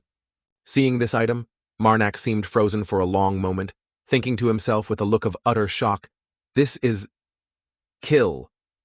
Just a glance, and Marac recognized this shiny gold necklace, murmuring to himself, "A holy relic, carrying Mother's corrupted holy power." Then, without much thought, he placed his hand on his left chest and felt it, thinking, "So, this is why they are constantly being ambushed by the worshippers of the evil spirit." Then Marac briefly thought of a certain severed hand and tried to find an answer for himself. But how I'm still carrying Mother's hand, which they don't know about, but how could they locate this holy relic? Suddenly, the guildmaster spoke up, asking, "What do you think? Have you figured out why they are pursuing this?" Hearing this, Marac sighed softly and replied, "I don't understand either." Seeing this, the guildmaster didn't question further and just said, "All right then." Marac then explained, "I understand your situation, but I think we need to discuss a few other things." It seemed the guildmaster understood Marnac's intention and asked, "You mean about the conditions hitting the mark?" Marac quickly replied, "That's right." Marac then stated his condition. "Since you hid this thing, I think the conditions must change a bit." Then Marac held up 2 fingers and smiled very contentedly, saying, "We want double the amount you initially promised." Hearing this, the guildmaster hesitated slightly. Double, hearing that, Marac pressed on, "For everyone?" After that, the guildmaster helplessly replied, "All right." The guildmaster then asked a few more things. "Do you intend to switch careers to become a merchant instead of a priest?" Hearing this, Marac just chuckled dismissively and replied, "Not at all." Hearing Marnac's firm denial, the guildmaster also replied, "Very good." A while later, Marac returned to his camp with his teammates. Suddenly, Sajida voiced his suspicion. "Actually, there are clear signs of battle imprinted on the guards' equipment. They must have fought before being ambushed." Hearing Sajita say this, Dakia reminded him, "You should have said something, shouldn't you?" Sajita, with a helpless look, explained, "It's because those merchants hid it from us. We're going the same way anyway. I guarantee if we had refused him, we would have been ambushed too." Hearing this, Carmen added a few words. "Besides, our priest already stood up and demanded double the reward." Hearing himself praised, Marac suppressed his amusement, just smiling slightly and replying, "I only asked for what we deserved." Hearing that, Dakia also coughed quietly and said, "Luckily, everyone is okay." Saying that, Carmen clapped his hands twice loudly and reminded everyone, "All right then, let's go to sleep. We have a long journey tomorrow." Having said that, each person split off in different directions to return to their tents. Suddenly, a hand emerged from inside Marnac's clothes, along with a whisper, "Kill." Seeing this, Marnac patted his left chest with his hand and comforted it. "Mother, do you want me to steal the holy relic right now? It would be very troublesome if I got caught." But Marnac's mother's arm wouldn't stay still, emerging again along with the familiar echoing sound, "Kill." Seeing this, Marnac offered a few more words of comfort to his mother. "As long as there are no witnesses, it's the perfect crime. You sound just like an assassin, Mother." Then Marnac thought about his conversation with the guildmaster and said aloud, "We shouldn't rush, at least until we know his capabilities." Then, as he walked, Marnac spoke to his mother. "You know well, metal doesn't rot." But the word "kill" kept echoing in his ear. Marnac chuckled softly and said with an extremely cunning look, "I'll let the evil spirit worshippers steal it, and while they fight over it, I'll take the holy power from within and then return it." Hearing this, Marnac's mother was utterly confused by this son of hers. Suddenly then, Marnac's mother's arm seemed to lose control, repeatedly emerging and repeatedly saying, "Kill, kill!" At this moment, Marnac's mother suddenly spoke. "Ha ha, you've hidden your talent for quite a while, haven't you?" Hearing this, Marnac replied, "You praise me too much, Mother." But just as he finished speaking, someone shouted loudly, "Ambush!" Immediately, Marnac, with an unhappy expression, turned his head and sighed. "I just took a bath." Without much thought, Marnac pulled out his ultimate weapon and merged his power with it. As he activated it, Marnac sounded weary. "Guess I'll have to deal with this quickly and get it over with." At the same time, a subordinate of the guild saw a two-horned monster charging at him and shouted a warning, "Careful, monster attack." Immediately, the subordinate was attacked by the monster and sent flying far away, accompanied by a terrified scream, "Cook!" Hearing this scream, Marnac looked over with his sharp eyes. Then he suddenly saw the monster moving at extremely high speed, rushing towards Marnac. Marnac had already recognized this monster and thought, "It's a carpal." Without much thought, Marnac swung a blow down at the monster, but the monster was very cunning, quickly retreating to dodge, its growl echoing. But not letting the monster wait long, Marnac swung down again. This time, it seemed Marnac had achieved his goal, frowning slightly, gritting his teeth, and muttering, "Cook." Immediately, Marnac confronted the monster before him. Marnac activated his weapon, started sawing downwards, and thought, "I'll cut it." Instantly, the monster's pair of horns fell off its head, seemingly having almost won. Marnac sighed inwardly. "Its horns. When I get the chance." Then, immediately after, on one side was Marnac with terrifying power, and on the other was the monster that had been flung far away. Marnac flicked the blood off his weapon and panted, "Phew!" But suddenly, Marnac saw something, furrowed his brow slightly, looked, and snorted. Marnac saw something emitting light nearby. Suddenly, a large explosion erupted from the bushes. Immediately, a familiar figure appeared, none other than Polly, rushing towards Marnac at incredible speed with an extremely loud roar. Seeing this, Marnac was astonished, his eyes wide open. Polly then licked her lips disgustingly. Seeing this, Marnac began to defend himself and shouted, "You!" Suddenly, the priestess who worshipped puppets laughed sinisterly. "He he he." Then, instantly, Marnac grabbed Polly tightly by the neck. Polly, extremely pleased, said, "Long time no see." "Ha ha." Polly, immensely enjoying herself with arms spread wide, said, "I've thought about you a lot. You know, do you remember me?" Hearing this, Marnac replied very coldly, "Not in the slightest." Hearing the cold words from Marnac, Polly seemed even more amused and said, "It's okay. It's okay. Let me remember you more to make up for it." Hearing this, Marnac could only concede defeat and sighed. Suddenly, Marnac became very serious and asked, "There's something I want to ask you." Hearing this, Polly giggled with amusement. "Heh." Suddenly, Polly laughed amusedly, licked her lips, grabbed Marnac's arm, and said, "If I answer, what will you do for me?" Suddenly, Marnac, without saying much, struck down a nearby monster mercilessly. In just an instant, a monster had been sent to the afterlife by Marac. Suddenly, a demon bat appeared from nowhere, diving towards Marac. But immediately, this demon bat was pierced by a thrown spear, causing it immense pain. It seemed Marac recognized who had helped him, turning his head to say thank you. Thanks. The one who saved Marnac's life was none other than Sajita. Sajita replied, "It was nothing."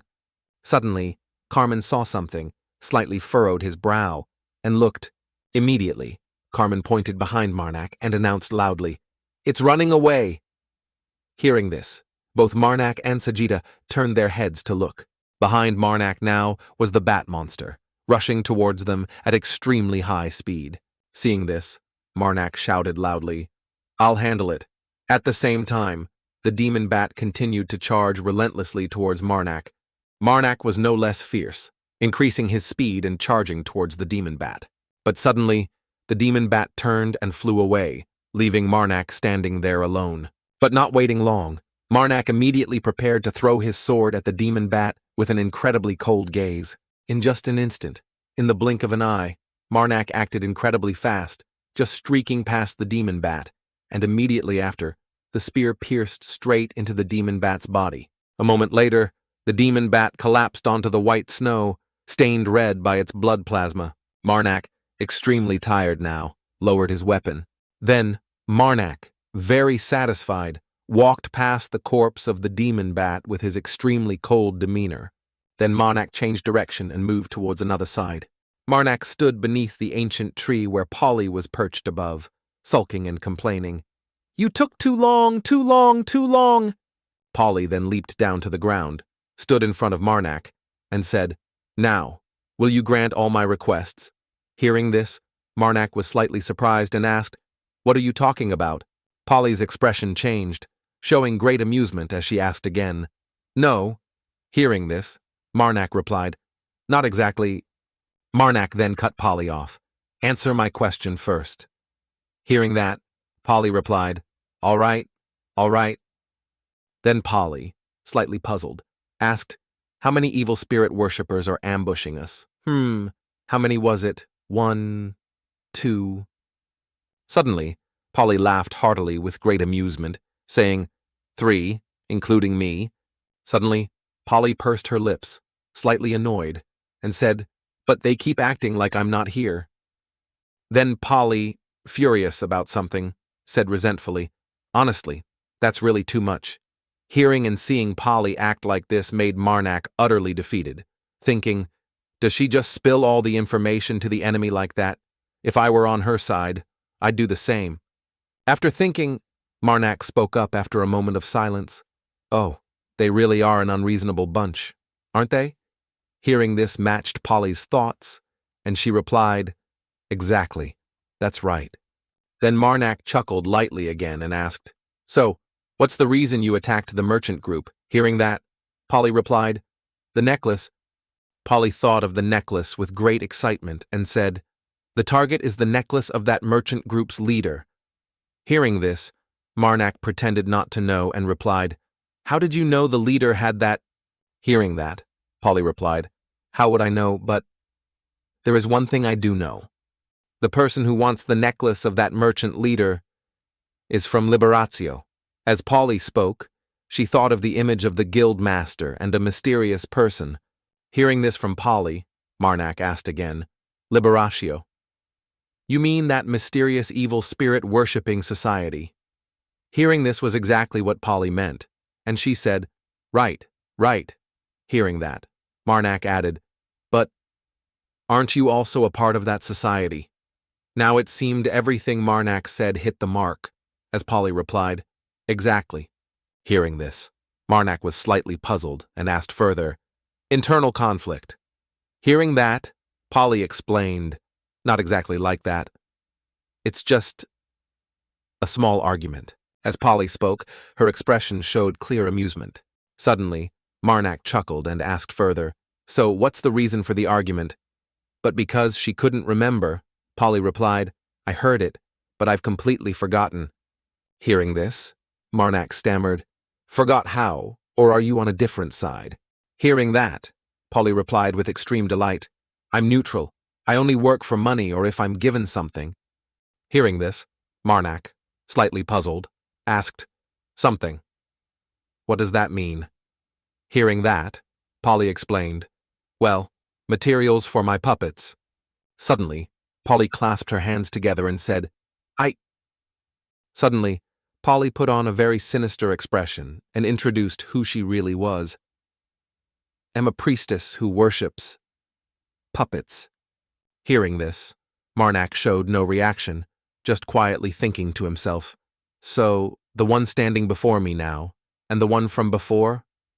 Are they both puppets? Suddenly, Polly spoke again. Ah, that's right. Suddenly, Polly reminded Marac, You should be careful. The ones with me are plotting something against the merchant guild, but they didn't let me participate. Hearing this, Marac chuckled softly to himself after listening to Polly. Then Marac felt a bit suspicious and asked, Why are you being so nice to me? Hearing this, Polly chuckled softly and asked Marac back, Are you really asking that? The reason for this kindness? You ask?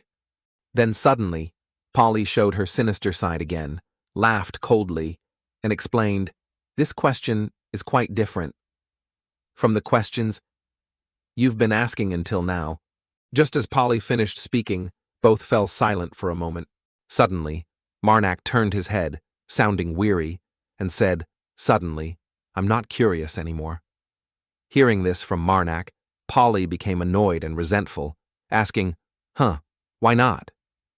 Then suddenly, Polly lay down, flailed about, and whined childishly, Why not ask? Ask more. Then Marac, completely unmoved, replied very coldly, No, when I asked earlier, you didn't answer. Suddenly, Marac internally gave up, sighed, and relented, saying, All right, tell me, what do you want from me? Hearing this, Polly jumped up, laughing cheerfully, and said, What do I want? Next time we meet, I'll tell you. Hearing this, Marac chuckled softly and said, Is that so? Suddenly, Marac drew his sword and swung it towards Polly with an incredibly cold tone of farewell. Then, goodbye.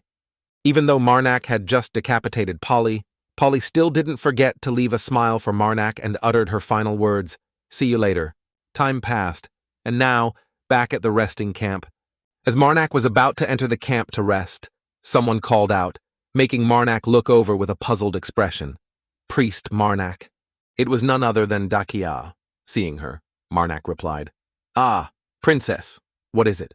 Then Marac spoke with concern for Dakia. You should be resting. We don't know when those evil spirit worshippers might attack. Dakia heard this and replied, I know. Dakia, paying no attention to her own health, asked cheerfully, I didn't see you earlier. Where did you go? Without much thought, Marac chuckled inwardly and explained to Dakia, I chased after a carpal. I sensed the presence of an evil spirit worshipper, so I went to patrol a bit more. Hearing this, Dakia was extremely surprised, her mouth agape as she asked again, You fought with one of them. Seeing Dakia slightly misunderstood him, Marac waved away her previous thought. No. By the time I got there, they were already gone. Suddenly, Dakia stepped towards Marac and said, That's truly a pity. Then suddenly, Dakia held a handkerchief and brought it up to Marnac's cheek. But for some reason, Marac looked terrified, his face pale, dodging with his hand and saying, Princess, your handkerchief will get dirty. Suddenly, the thought appeared kill. Hearing this, Dakia chuckled softly, spoke, and handed the handkerchief to Marac. I brought this for you. Suddenly, Dakia took Marnac's hand charmingly and said, Don't run anymore. Let me wipe your face. But while Dakia and Marac were showing affection, the thought echoed again, kill, kill, kill. After wiping Marnac's face, Dakia, very satisfied, said, There, all done. You should rest, now, okay? Immediately after, she handed the handkerchief to Marac and said, Here, take this. Seeing this, Marac reached out to take it and replied, Yes. Then Dakia left, not forgetting to say goodbye. Well then, good night, Priest Marac. Hearing this, Marac smiled inwardly and replied, "You too?" A while later, Marac was finally able to enter the camp, extremely tired, his face pale, and sighed. Today was so hard and tiring. But suddenly, a series of lights emanated from somewhere, leaving Marac very confused. At the same time, Marnac's mother stood before him with an incredibly cold gaze, the handkerchief in her hand, and the echoing voice, "Kill." Seeing this, Marac explained, "I've already washed my face. Mother, you don't need to wash it for me." Hearing this, Marnac's mother just looked intently and thought, "Kill." Marac sat down beside his mother, letting her wipe his face, and said helplessly, "Mother, did you hear me? My face hurts." Hearing this, Marnac's mother was furious, but only thought, "Kill." Time passed gradually until Marnac's group had to move the camp elsewhere. Suddenly, Marac saw something, stood still, and looked over with great curiosity. Suddenly, Marac looked intently into the distance at the mountain in front of him and thought, "This sound, what is it?" Marac then recalled what Polly had warned him, "You should be careful," and thought with some worry, "Ambush." But suddenly, Marac realized something, frowning and thinking, "No, this sound." Just as he finished the thought, suddenly, an extremely loud explosion echoed from the snowy mountain. Looking at the panicked scene before him, Marac was so scared he broke into a cold sweat, his voice ringing out, "It's an avalanche!" He quickly turned around and ordered everyone to follow. "Leave everything and run now, hurry up!" Dakia, unconcerned, walked forward. Watching the falling snow, Dakia thought to herself, "The avalanche is too fast. If only there was a little more time." Seeing her leave, Marac looked confused, and immediately recognized a problem. Just then, Dakia was hit by a force from behind, causing her to lose balance and startle. Marac grabbed her shoulder tightly and quickly suggested, "I need the princess's help." She looked back. "Huh." He quickly explained, "The avalanche is too fast, so there isn't much time. If it continues like this, no one can survive." Meanwhile, everyone else was panicking and fleeing. Seeing the increasingly urgent situation, he couldn't help but yell, "If we have the princess's help, everyone can be saved." Seeing Marnac's pleading look towards her made her shiver slightly. Me. Marac pointed firmly behind them and said, "Princess, use your magic strike right into the center of that avalanche." Startled by him, Dakia asked bewilderedly, "Magic?" Marac confirmed, "Yes, you wanted a chance to use magic, didn't you? Now is that chance." This time, helplessness showed in her eyes, her voice trembling. Even so, but no matter what magic I use, I can't stop that avalanche." Despite Dakia explaining from A to Z, Marac firmly insisted, "It doesn't necessarily have to be powerful magic." She worriedly argued further, "But while gathering magic power, I can't move, and after attacking, I'll be exhausted." Sensing her lack of confidence, Marac gripped her shoulder tighter to reassure her, "No matter what I have to do." He bowed his head slightly, placed his hand on his chest, and repeated, "I will protect the princess." Unexpectedly, his dedication made her feel a bit troubled. Dakia paused, swallowing hard in her dry mouth. She turned to leave, her voice echoing back, "I'll try it once you absolutely must keep your word." Dakia's voice echoed, "I believe in you." Hearing her say that made him smile proudly. Dakia began to summon her magic. A stream of power enveloped her body. Streams of power gathered from all around, brightening the entire sky. Dakia reached out, gently touching the brightly glowing orb. Then, she coldly struck it forward. The beam of light flew past, causing the avalanche to seemingly freeze in place. Immediately, a huge explosion roared, covering almost the entire sky. The shockwave spread out. The avalanche stopped, settling into small piles. Dakia screamed out. Her eyes looked like they were bleeding blood, her scream growing louder. "Die!" Immediately after, a large hand appeared behind her back, as if channeling power to help her. The hand hidden beneath the strong spiritual power revealed 4 fingers. Then it gradually raised the last finger. The familiar sound echoed, "Kill." Feeling the internal power from behind her body made her freeze. Overexerted, Dakia fainted. Marac beside her panicked and called her name. "Princess!" Supporting her body with one arm, Marac looked towards the avalanche and said, "This is enough," Dakia whispered in his ear. Really, the surrounding avalanche was sealed by her magic, but there were signs of it falling. His voice whispered, "Yes." Lying in his arms, Dakia thought, "It shouldn't have made me faint like this," but utterly helpless, Marac cried out for help.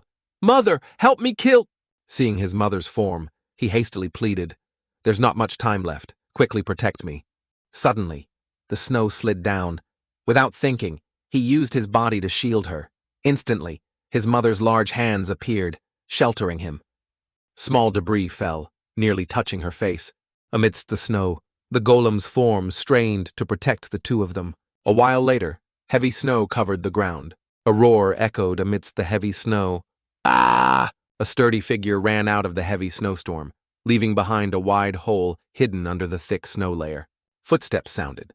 Marac quietly asked, "If someone nearby notices, what do you plan to do, Mother?" Marac reconsidered. "But first, let's get this snow off our bodies." Then he carried her away from this strange place. A wave of pain hit Dakia. She lost control and groaned. "Ugh! Ugh!" His eyes suddenly changed, becoming ice cold. The golem was removing large chunks of snow stuck to her skin. Then the golem ran into a time portal, leaving him and Dakia behind. She tried to open her eyes to look at him, her voice whispering in his ear, "Priest, Marac, I'm still alive, right?" Looking at her pale face, Marac sighed. "It seems I completely missed something." "We're still alive, Princess." Then he helped her down. "Can you move your body?" Her body felt drained of energy, weak like a limp noodle, unable to stand steadily. Dakia quickly said, "No, I can't move. It seems like exhaustion from the technique earlier." Marac smiled, coaxing her. "Try little by little. It will be all right." Suddenly she paused, saying softly, "But there's something... I saw everything." Her words struck him like lightning, making Marac break into a cold sweat. Could it be? Dakia's voice was full of curiosity. "Priest Marac, I..." Her gaze gradually changed as she added softly, "Summoned a giant with a sinister appearance." Hearing this, Marac seemed stunned into silence. The sound echoed again, "Kill." Seeing his expression, she seemed to guess it, smiling secretly. "As expected, Priest Marac." Dakia looked up at him, asking curiously, "Isn't a priest who serves the guardian goddess?" He spoke carefully. "As expected? You saw..." She replied softly, "Yes, that's right." Recalling previous times, Dakia expressed, "First, the one who saved me before was like Priest Marac. That person wielded a sword fiercely, striking down all the monsters. Marac tried to hide it, attempting to steer the conversation elsewhere. That's just the result of personal training." But she shook her head, denying, "It's not just that." She hesitated. "That hand. You talked a lot with it while carrying me." Dakia tried to recall that moment. "Maybe you'll think I was deliberately eavesdropping, but if you paid a little attention..." "You would realize..." Hearing this, he quickly turned, patting his chest despite the hand rampaging behind the fabric. Marac bent over, making up an excuse. "That's the prayer I always say. Let's assume so." But Dakia didn't accept it, annoyed and retorting, "But I saw everything." She recounted, "After Priest Marac shouted 'Mother,' a giant with immense power appeared out of nowhere." Dakia eagerly remarked, "As expected, Priest Marac serves an evil god." Before she could finish, Marnac's finger stopped her. His voice rang out, "I will give the princess some advice." Marac seriously reminded her, "Silence is golden. The princess saw nothing at all. Anything." He tried to explain to her, sweating, "Because the princess is loyal and kind. He accepted my request to save the princess's life. It's all right." Dakia helplessly flopped down onto the heavy snow, grumbling, "Whether it's the one you worship, or whoever, it doesn't matter." "Huh. That's exactly what I was going to say." She added, "Priest Marac is a good person. Of course, there are times when he's very ruthless, Besides, I don't believe in any particular god. Hearing her say this made him freeze for 5 seconds. Blending into the soft snow, she didn't hesitate to confide. Like now, when I can't keep it inside anymore. If I tell everything, will Priest Marac listen? She told Marac about her past. I was born a magic user too. I'm fed up with the baseless contempt and hateful gazes. I can somewhat understand what Priest Marac says. Therefore, even if Priest Marac worships an evil god, I will still treat you normally. Afraid he wouldn't understand her, Dakia quickly added a reminder beforehand. Ah, of course, I will keep it a secret. Marac pondered for a long time. Suddenly, in the distance, a dark figure appeared. Dakia saw it and smiled foolishly. At that moment, a small hand lightly punched his back, the mouth chattering. Killa! She angrily vented all her fury on Dakia, causing her pain and making her sob. Kill, thump, bang, smack! Seeing the milk-smelling figure hitting her, Dakia wondered, where did this child come from, Priest Marac? Stop her. Marac quickly grabbed her hand. Mother first, please calm down, I think she seems truly sincere. Beaten black and blue by her, Dakia lay dizzy and dazed, crawling on the snow. She coldly uttered one word, kill. Marac explained, I know you're worried, Mother, but just like you trusted me, I also want to try trusting someone. Once. Afraid she wouldn't agree, he quickly suggested. And since Dakia is a magic user, I'll make her swear an oath. Kill! Dakia looked over at him with a bewildered gaze. Seeing her look, she quickly pointed 2 fingers at her own eyes, then coldly pointed them towards her as a warning. Finished, she spun around and left. Dakia didn't understand. What does that mean? Marac, scared into a sweat, hesitated and said, This is serious, so please be careful. Then he helped her sit up. So, now you must swear in the ancient language. Dakia agreed. Okay. She began to recite the oath in the ancient language. Seeing the aura radiating as she recited the oath made him unable to control his smile. Marac praised. Very good. You've sworn the oath. Now, if you have any more questions, I'll answer them. Seeing him trust her, Dakia looked up curiously. Aren't you afraid I lied? Marac chuckled. Although I'm not a magic user, I understand the ancient language. Surprised he understood the ancient language, Dakia sighed in relief. You're amazing. Not being a magic user but still understanding the ancient language. He confidently reminded her, If you have any questions, just ask me. Encouraged, Dakia hesitated, her lips trembling. Ah! Well then, there is one thing I'm curious about. Dakia called softly. Priest Marac. The call made his body turn pale. She mustered all her courage, asking with an affectionate gaze, What kind of woman do you like? She stood between them, angrily pushing them apart and roaring, Kill! Marac awkwardly scratched his head, smiled, and said, We should get going now. Hearing that, she laughed and suggested, We're going to find the holy relics that the evil god worshippers are targeting. Right? I'll help too. At this time, in that same place, dead bodies lay tragically on the snow. The blue-haired woman fiddled with the box. Nothing special here. Checking inside the box, a dazzling necklace appeared. The blue-haired woman's voice rang out. This is it. Right. The ancient artifact the organization mentioned.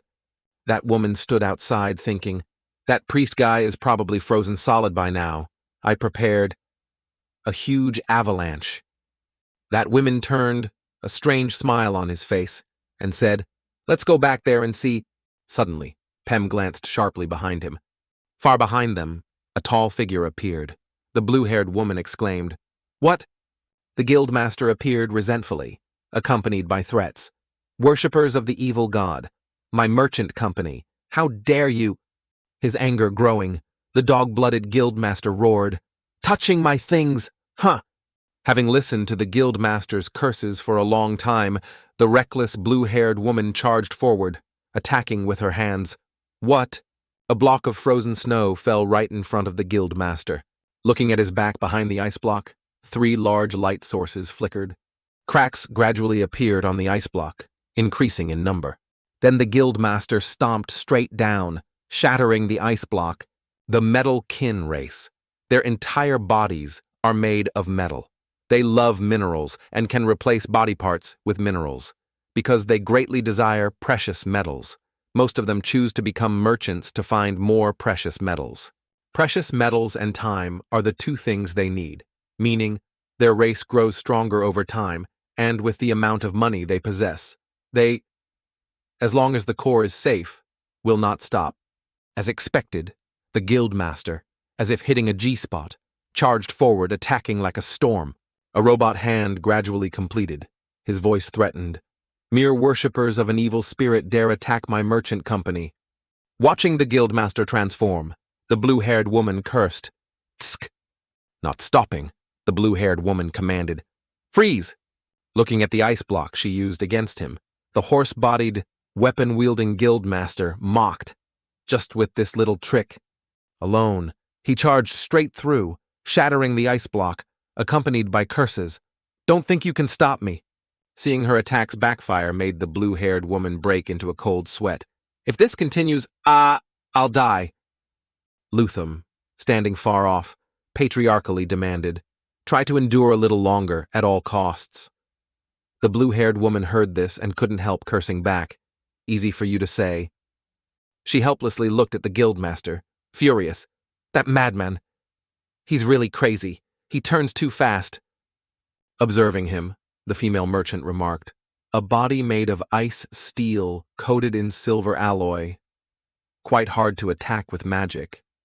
Seeing them rate him highly, the guildmaster, mocked by his fans, retorted, You people can't do anything to me. Hearing him look down on them, Pem glanced towards the guildmaster. He scrambled on all fours, rushing to attack the three of them. A giant foot appeared as if boosted with extra power. Under Pem's feet, a magic circle activated. An abundant source of power seemed unlocked. Then, thousands of murky spiritual energies swirled together. Like ropes, they clung tightly, constricting the steel body of the guildmaster. He let out a helpless roar. Ugh! Then the guildmaster's body seemed imprisoned, unable to move. The power of the magic circle grew, restraining the guildmaster like a chicken caught by the neck. Seeing the result before her, the blue-haired woman quickly summoned magic, not forgetting to praise. Good job, Pelm. After this battle ends, I'll give you a kiss. She clasped her hands, smiled strangely, and commanded, Freeze! Immediately, large ice blocks appeared, stabbing around the guildmaster like a miniature birdcage. The situation serene. The blue-haired woman used her ultimate move. Ice prison, like a whirlwind in the center, surrounding the guildmaster. Inside, he strained against it, his mouth still steaming as he mocked. Is that the only trick you have? The guildmaster shattered the ice block, slashing fiercely forward. He roared, I will destroy you all. His attacks made the blue-haired woman break into a cold sweat, only able to gasp. Kuk. Luthum saw the dangerous situation and quickly warned. Kirana, duck. A giant creature summoned by Luthum emerged from the ground in front of the guildmaster. He was attacked unexpectedly. Impossible. Then the creature's large nose sprayed acid rain towards the guildmaster. He looked bewildered, even reaching out his steel hand to grasp. A large amount of acid washed over his body. The corrosive power of the acid spread, causing the guildmaster to scream fiercely. Ah! Immediately after, a white screen obscured his vision. Luthum smirked, mocking him. You underestimated us too much. Did you think we didn't prepare anything? Luthum expressed, I know your metal kin race well. You're the guildmaster, right? The guildmaster's body was corroded to the bone marrow, revealing organs inside. He could only groan. Ugh, ugh, ugh. Seeing this method was effective, the blue-haired woman from afar requested, Hey, tell that bug to spit more saliva. He's gradually stopping moving. Luthum quickly explained, What it spits isn't saliva. It's acid. It's too cold here. It can't spit anymore. Intestinal worms originally live in warm places and can't discharge much acid. Luthum had a suggestion. If you want to kill that metal kin guy, it's better to take the core. Immediately after, another giant green hand appeared. A growling sound echoed, attracting everyone's attention. Watching the golem charge towards them as if wound up, the blue-haired woman was bewildered to numbness. What now?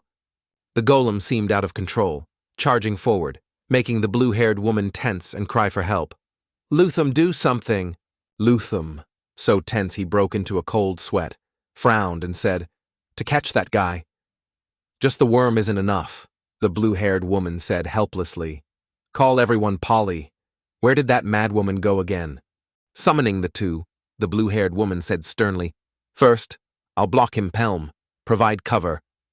Then she used the old trick again. Freeze.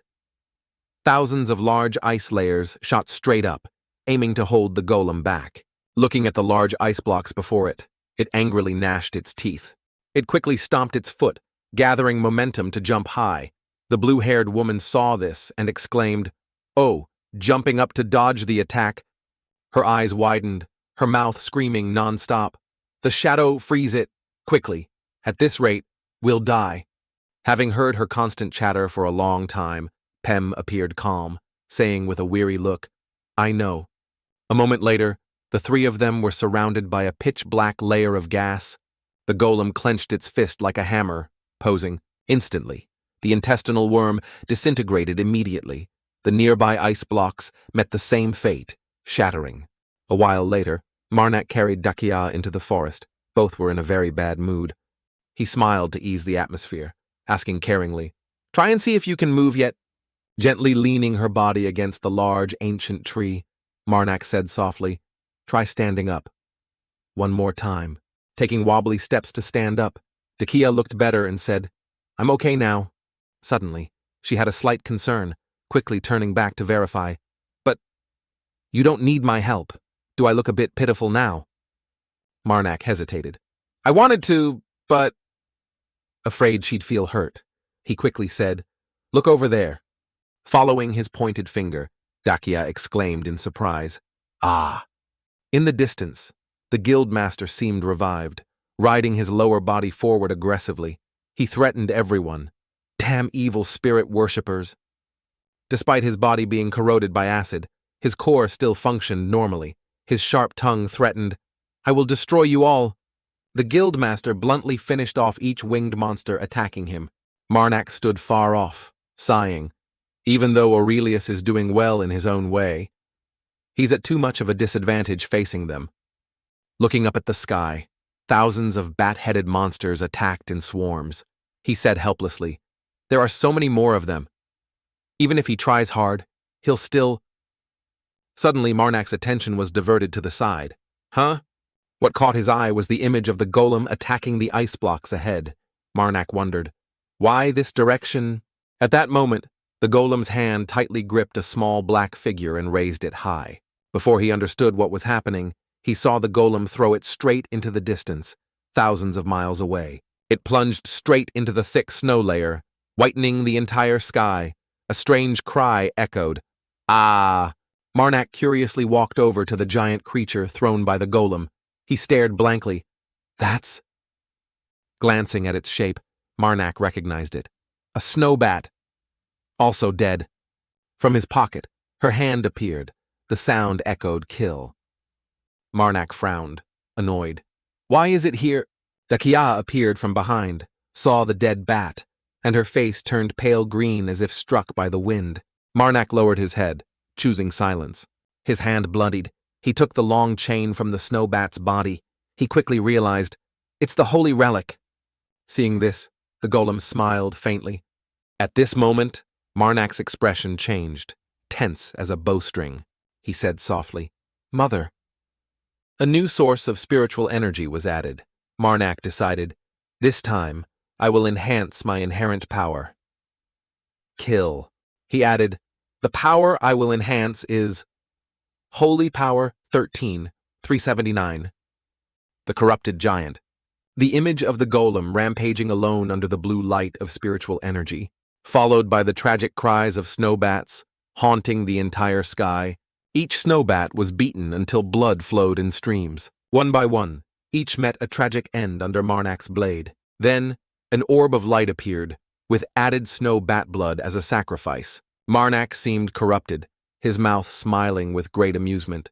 The golem, now wearing armor, let out a prolonged roar. Fast beams of light slashed thunderously at the bats flying in the sky. One bat after another was slashed by the light, injured, blood syrup running everywhere. That light hurt the bats' eyes, making them scream tragically without stopping. Keek. The golem roared, grabbing them one by one, tormenting them until all the remaining ones just hoped to escape. On the white snow, the images of the monsters lying scattered looked incredibly tragic. Some bats died with their mouths open and eyes wide. Luthum sat stunned, watching each bat fall, unable to help feeling scared. No, impossible. The blue-haired girl also couldn't maintain her composure, her face turning pale green as she stammered, "Pelham." She screamed, demanding Pem act quickly. "Hurry, the shadow," Pem awkwardly replied. All right." Suddenly, from behind the blue-haired girl, a splash of blood sprayed everywhere. Looking behind, the blue-haired girl's face suddenly became horrifying as she bared her porcelain-white teeth. Then came terrified screams and a dazed expression. The blue-haired girl quickly fled. Suddenly, a hand covered in wounds grabbed the blue-haired girl's foot. The blue-haired girl looked down. It was the guildmaster, gasping for breath, saying, I won't let you go anywhere." Seeing this, the blue-haired girl shouted, pleading, Let's forget it! Let me go!" The blue-haired girl looked towards the fleeing Luthum and screamed, "Help, Luthum!" The blue-haired girl's screams echoed everywhere, but Luthum ignored her and didn't turn back. "Help me!"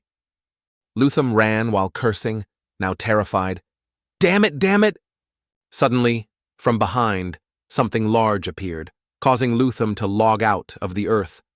Luthum slowly turned his head back as his entire body was being clung to by some black tendrils. A long, pitch-black pillar plunged straight down from the sky into Luthum, killing him instantly. The blue-haired girl now looked incredibly strange, sweat and drool running everywhere.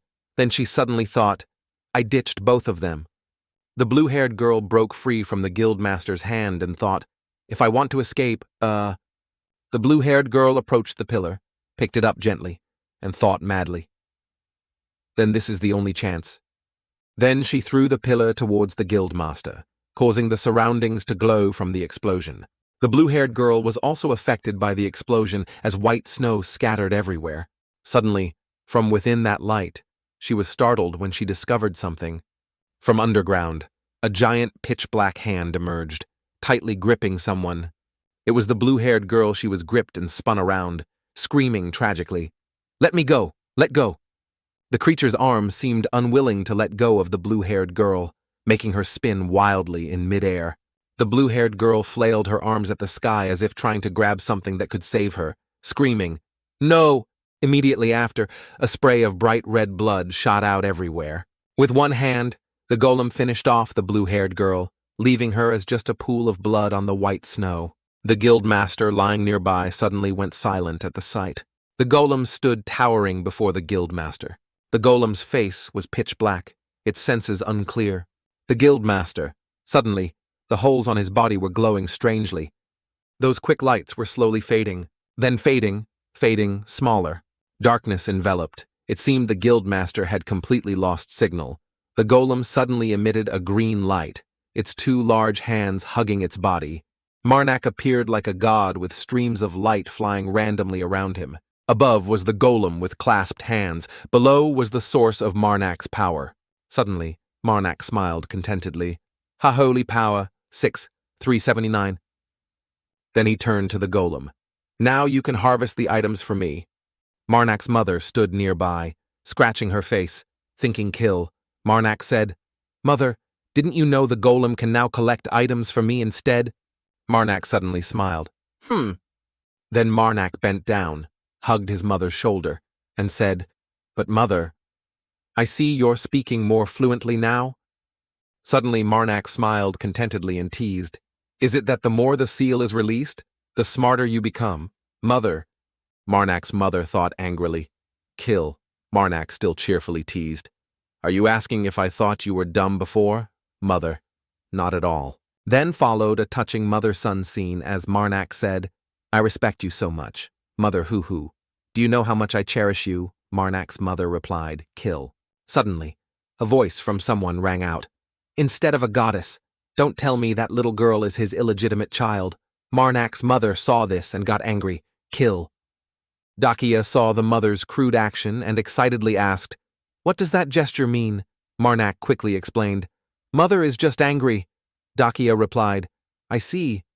Dakia suddenly stood hugging her face shyly.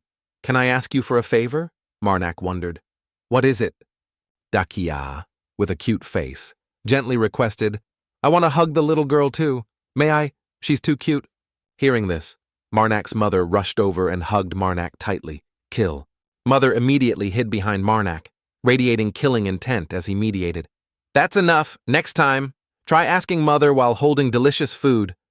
Dakia seemed not to give up, even enthusiastically declaring, "Oh, okay. There will definitely be a day I get to pinch the little girl's cheek."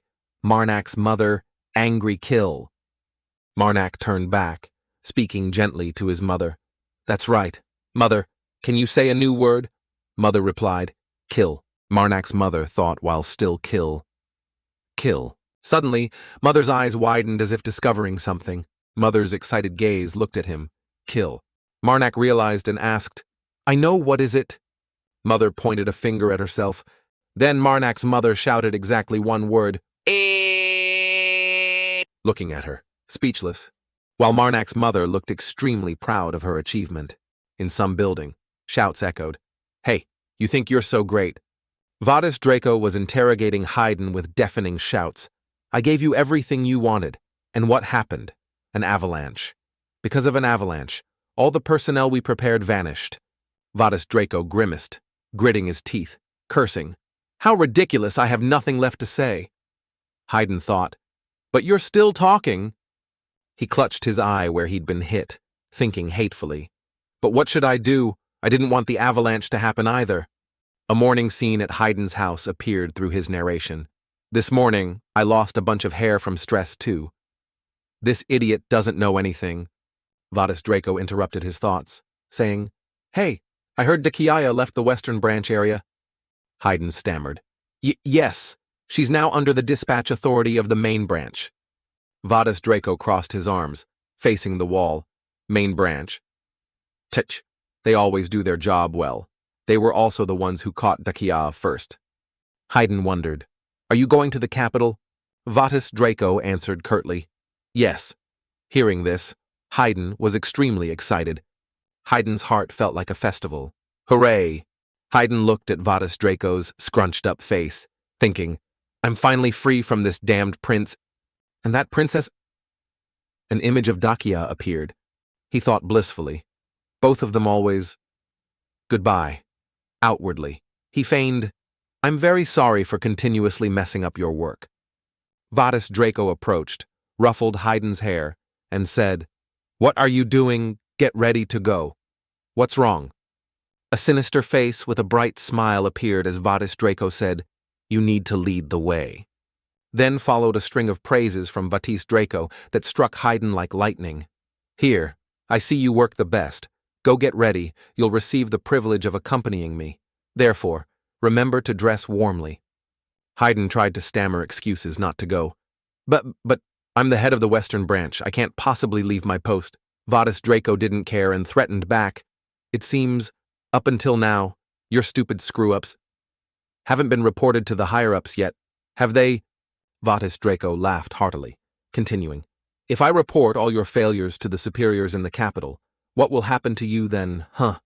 Haydn heard this and thought worriedly, How could he? Vadis Draco left happily amidst cheerful laughter. "Consider it a vacation. Go get ready."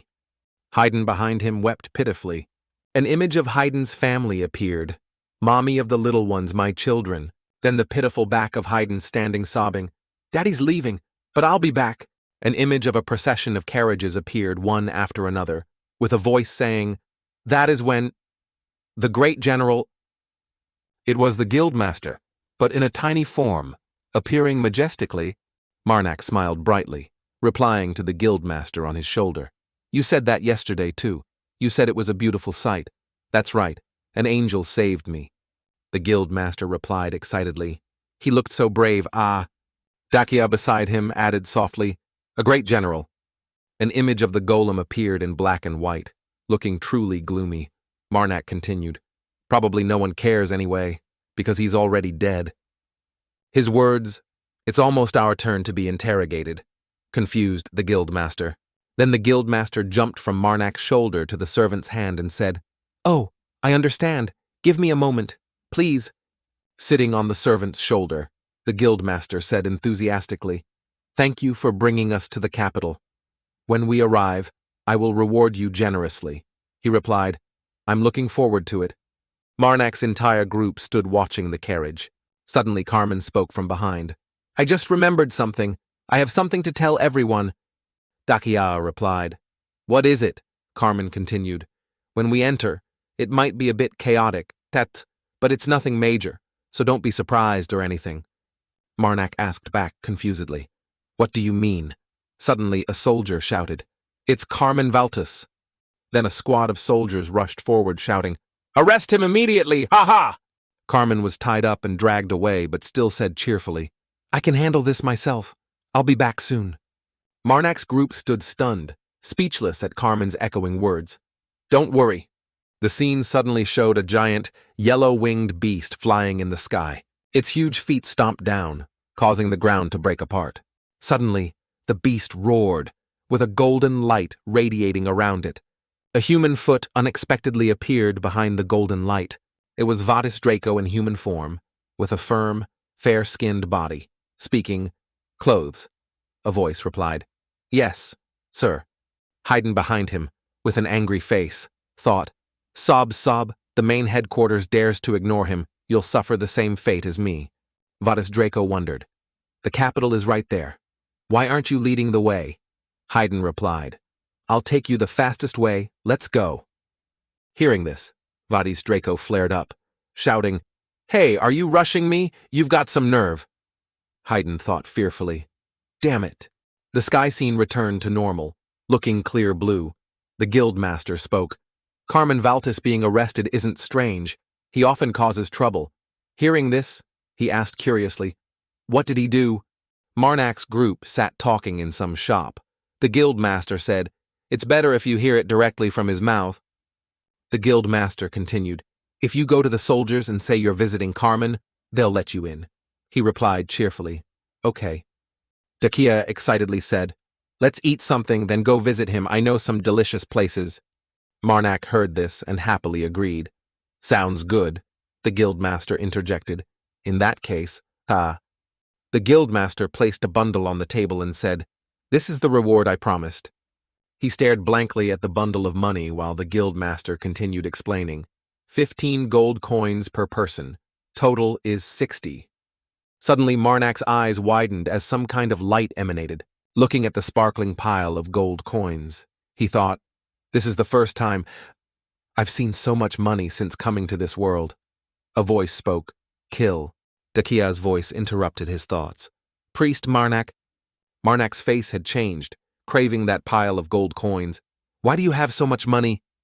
Dakia interjected, answering, "Could it be—" Dakia laughed, curious. "Is this the first time you've seen so many gold coins?" Dakia's face became amused at Marnak's reaction. "You're quite cute, aren't you?" The surrounding space suddenly fell eerily silent. Marnak shyly replied, "I'm always cute." A voice spoke again. "Kill." Dakia immediately tried to smooth things over. "Are you joking? I'm serious?"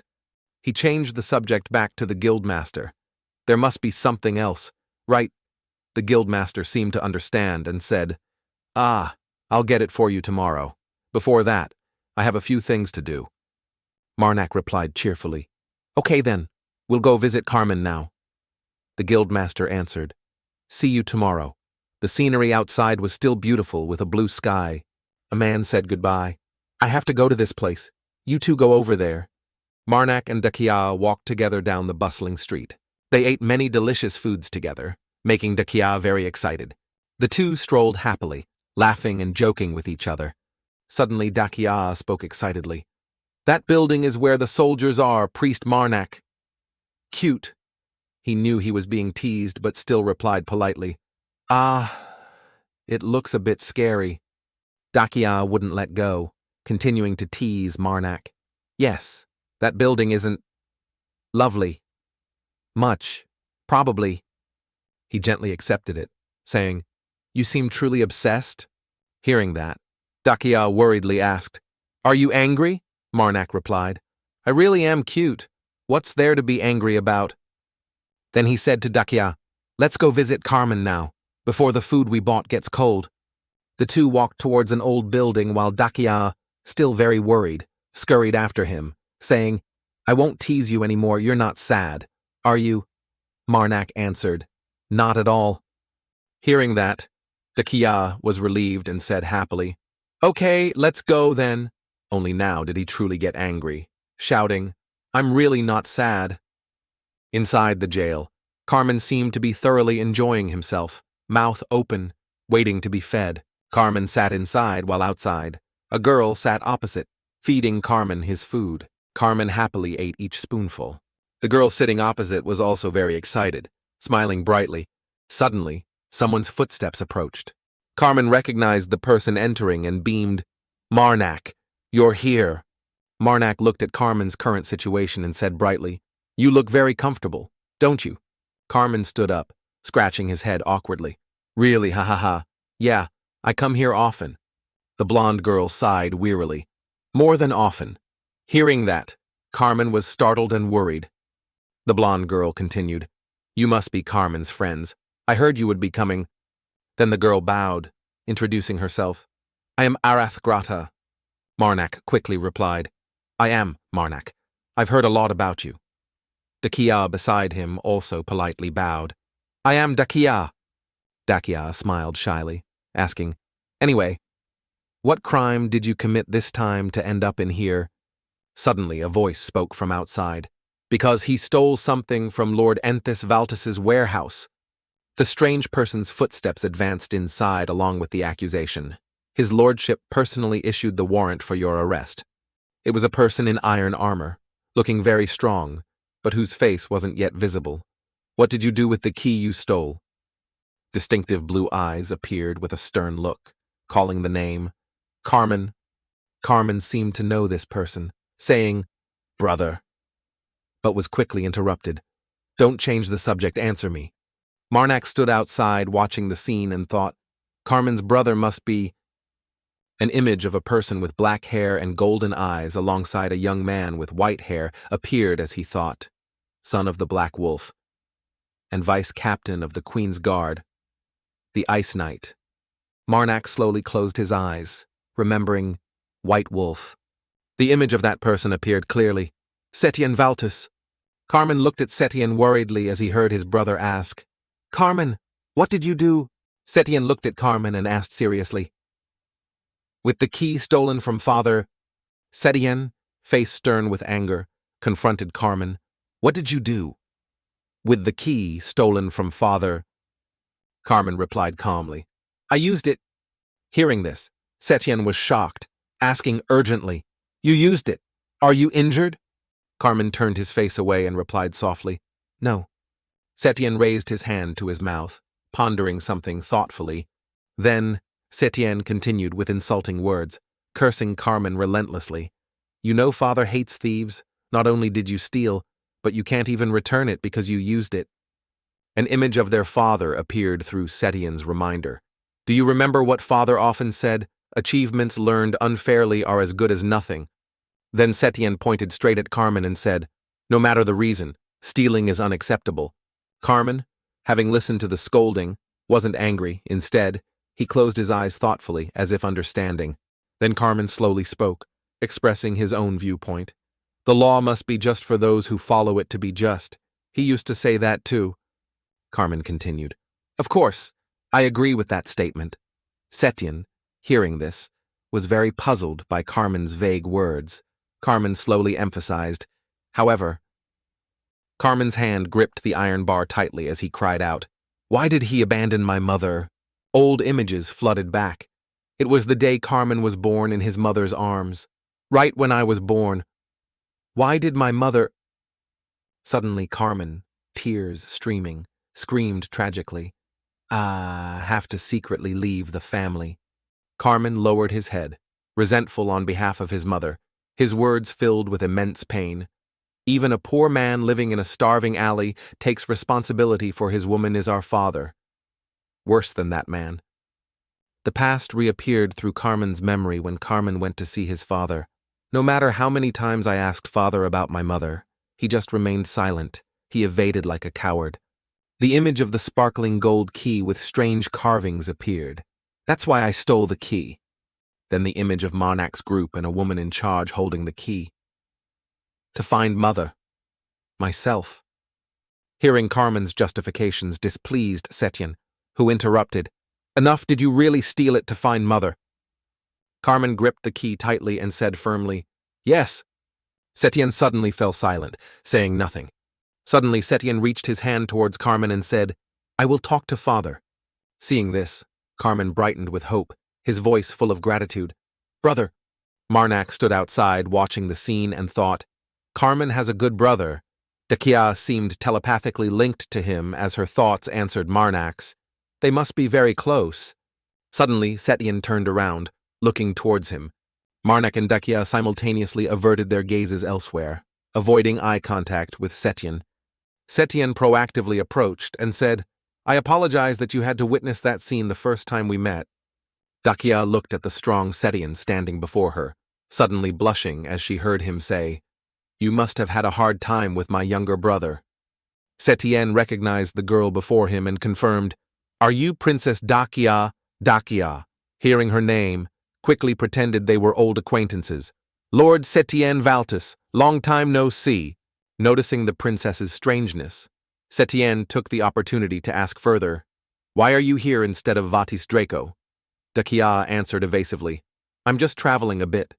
Hearing this, Setien sighed and advised, Princess, going out like this isn't good. Your father must be very worried. Dakia, hearing about her father, quickly confirmed, Father worries about me. That won't happen. Don't worry. Grata, standing aside, took the chance to interject worriedly. But how long does Carmen have to stay in here? Setien replied coldly, despite Carmen looking sad hearing the answer. According to father's orders, at least 1 month. Suddenly Setien opened his eyes seriously. But today, I will speak with him. Dakia stood still, then turned to ask him, But what should we do in the capital? Marac quickly answered, Shouldn't we return as quickly as possible? Dakia disagreed and tried to persuade, Priest Marac, please reconsider, I've never rushed you. Setien heard his name, seemed to have an idea, approached Marac, and confirmed, Marac, are you priest? Marac, the sworn enemy of the evil spirit? Hearing this, he chuckled in agreement. That's right. So, but realizing something, Setien turned back to look at Carmen and asked, Carmen belongs to the saviors of Erotico society. How? He confirmed amidst Carmen's excitement. Right. Hearing this, Setien smiled contentedly and continued, In that case, it will be easier for me to talk to father. Turning back to Marac, Setien extended his hand and introduced himself. Let me introduce myself. It's a pleasure to meet you, Priest Marac. The two shook hands cheerfully as Setien made a very generous offer. If you have the chance, please visit the Valtis estate with Carmen. After that, Setien bowed to Marac and spoke with the proper tone of a nobleman. I shall take my leave. Setien's voice echoed through the jail tunnel. I could only visit Carmen for a little while. Setien left while his eyes still followed him unblinkingly. Waiting until Setien was out of sight, Marac commented, He's really different from you. Hearing this, Carmen understood and praised his brother even more. He's a good person. Unlike me, he's my role model. Hearing this, Dakia smiled brightly and teased, mockingly, Really, a role model who behaves like that? Carmen understood, blushing furiously, scratching his head, defending himself. Ah, that. You have to express your opinion sometimes, right? To divert the conversation, Carmen noticed a bundle and quickly asked, Did you bring that for me? Dakia replied cheerfully. This we bought it because we thought you were very hungry. Marac also cheerfully joined in. But we worried for nothing. Carmen laughed delightedly at his words. Marac continued, I'll leave it here. Okay? You two continue your reunion. Dakia ran over to him, saying, Priest Manac, I just remembered a place, let's go there, Marnak said happily. Okay, that sounds good too. Looking at Carmen and Grata, happy as if radiating sparkling light, Marnak said, let's get out of here. Outside, night had fallen. Outside a brightly lit house, a voice like a stream of thought appeared. According to the death god Pet Thief's hand and the others, there should be a holy relic here. Inside the room, Marnak's mother was playing with the mattress while he thought, but there's nowhere to buy information here. An image from the past returned. Guess I'll have to use that thing. At this moment, the image of him holding a letter appeared in his thoughts. A white letter with that colored seal. I got it from Lord Chiden. While thinking, Marnak suddenly stopped as there was a sound at the door. May I come in? Marnak's mother suddenly bristled and said, kill. He, beside her, gently soothed. Go away. Ah, that's a bit much. Mother. From outside, Dakia entered and said, your mother is here too. Dakia held something in her hand and seemed very happy with it, smiling brightly and confidently saying, today you can't refuse me, look. Holding out the package, Dakia happily showed off cakes from the most famous shop in the capital. At this moment, Marnak's mother, though angry, hid behind him and threatened kill. Fragrant, delicious-looking cakes appeared as Dakia opened them, saying, these cream puffs are delicious. Instead of thanks, a hand reached out along with the words, I'll take a hug, Marnak had just said. Okay, when Marnak's mother suddenly rushed forward and knocked the bag of cakes from his hand. His mother's face was extremely angry as she uttered one sound. Ah! Dakia wasn't angry, just kindly asked, what's wrong? Marnak understood his mother's intention and quickly spoke the words she wanted to say. I'm not someone you can seduce. Mother said that. Hearing this, Dakia looked extremely sad. The next morning, at the main headquarters of Elise in the capital, a voice from somewhere spoke up. Does he really look like this? It's a one-on-one match. Someone's ugly image appeared with the voice. Ah, I understand. Then the thought, if it were anyone else, I'd think they were just joking. The Azure Flame Saintess stood listening to someone talk about her painting. Sounds a bit strange. It was a shopkeeper. Azure Flame was asking to find the person in the painting. The shopkeeper looked worriedly and answered, but, are you sure the person you're looking for is human? Ha-ha. Hearing this, Azure Flame replied, he looks human. But I'm not sure either. Azure Flame continued pointing at the painting, emphasizing, you look and don't know. He looks exactly like that. Azure Flame continued pointing at the painting, emphasizing, you look and don't know. He looks exactly like that. Though very scared, the shopkeeper still had to pretend to be cheerful, thinking, calm down. This is the Azure Flame Saintess. Then the shopkeeper hesitated. Also, the shopkeeper got to the point. What is your desired mission price? Azure Flame lowered her face, smiling smugly. Don't worry about that. An image of Azure Flame traveling appeared as she spoke about the origin of her money. On the way here, I caught a few wanted criminals, so I have enough money. The shopkeeper looked at Azure Flame, laughed awkwardly, thinking, she came to the main headquarters so she'll probably pay more than the low price. Right. Looking at the money bag Azure Flame placed on the table, the shopkeeper could only monologue internally. She's the Azure Flame Saintess. After all, Azure Flame placed the money bag on the table and said, 20 gold coins and 33 silver coins. The shopkeeper looked at the money bag, sighed, and said, that's enough, right? Suddenly Azure Flame spoke. What's wrong? Making the shopkeeper's face turn purple. Azure Flame's face was gentle, with a smile, but gave off a very scary feeling as she said, do you feel it's too much? In a dark cellar, someone's voice echoed, how much further until we arrive? It was Vatis Draco with Haydn, being led somewhere by a man. Vatis grumbled. Why does it feel like we've just been going in circles? The man replied, just a short distance further and we'll arrive. Haydn behind seemed to understand Vatis Draco well, immediately thinking, he's going to boil with anger soon, for sure. Then, As if imagining the suffering he was about to endure, Haydn held his head in misery, thinking, then he'll vent his anger on me too. Just watch. Vadas Draco up ahead turned down, saw the scene, and asked puzzledly, "What are you doing?"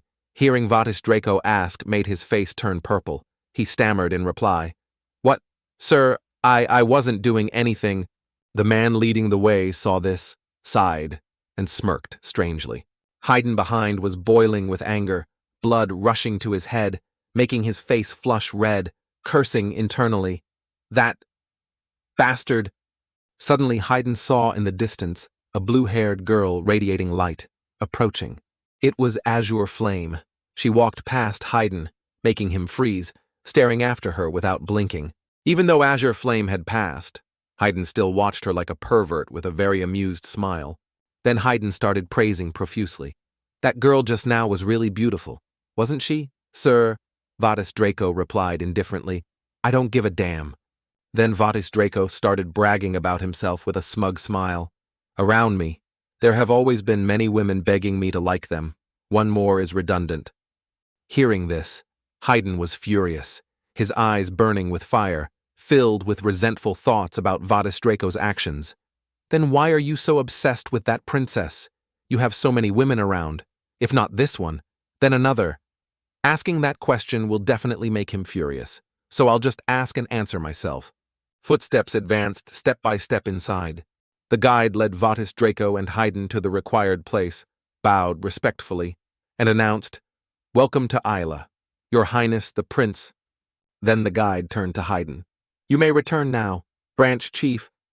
Hearing this, Haydn once again felt blood rush to his head, making him glare, thinking, I know my branch isn't as good as others, but as a branch chief, being ordered around by a mere grunt like him.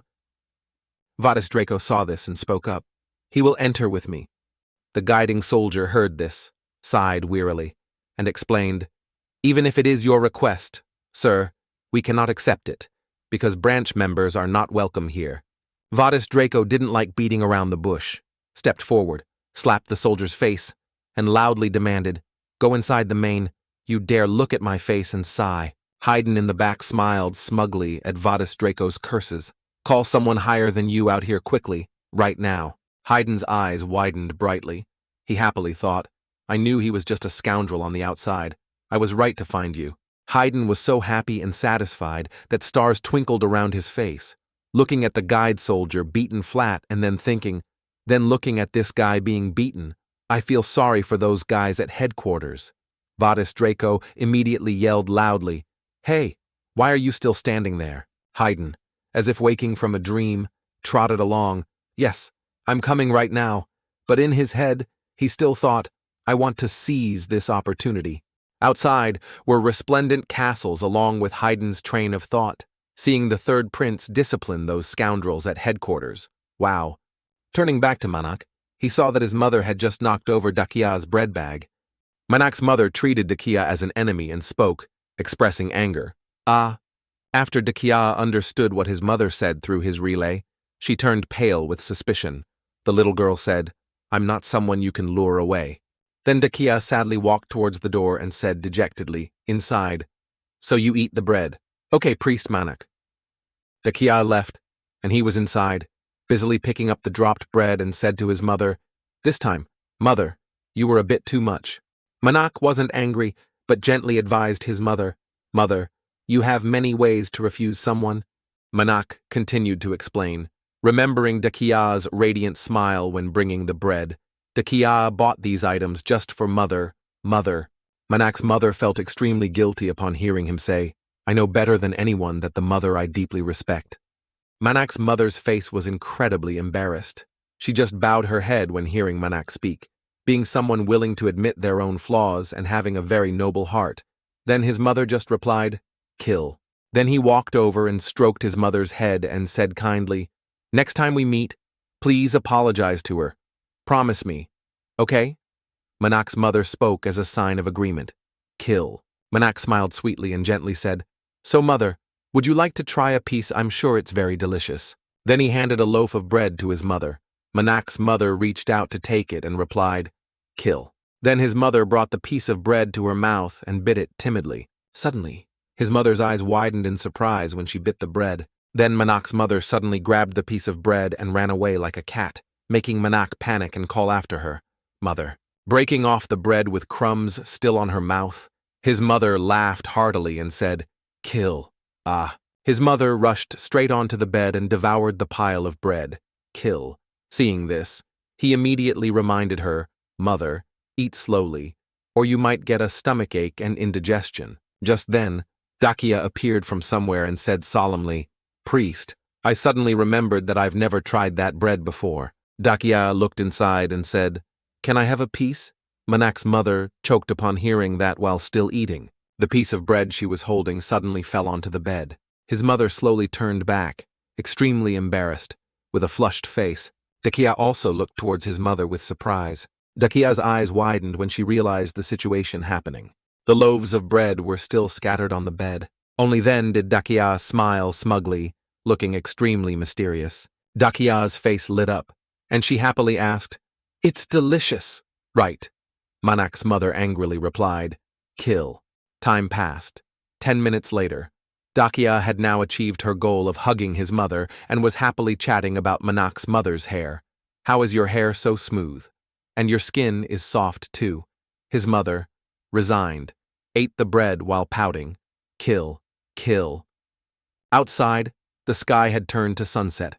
Manak and Dakia were taking a walk. He said, "I can walk by myself now." Dakia happily replied, "You forgot." Images from the past of the day Manak witnessed Dakia casting magic and then said, "I said I wouldn't reveal your secret. I even recited an oath." Dakia's voice rose, cutting across, "So this demon's friend."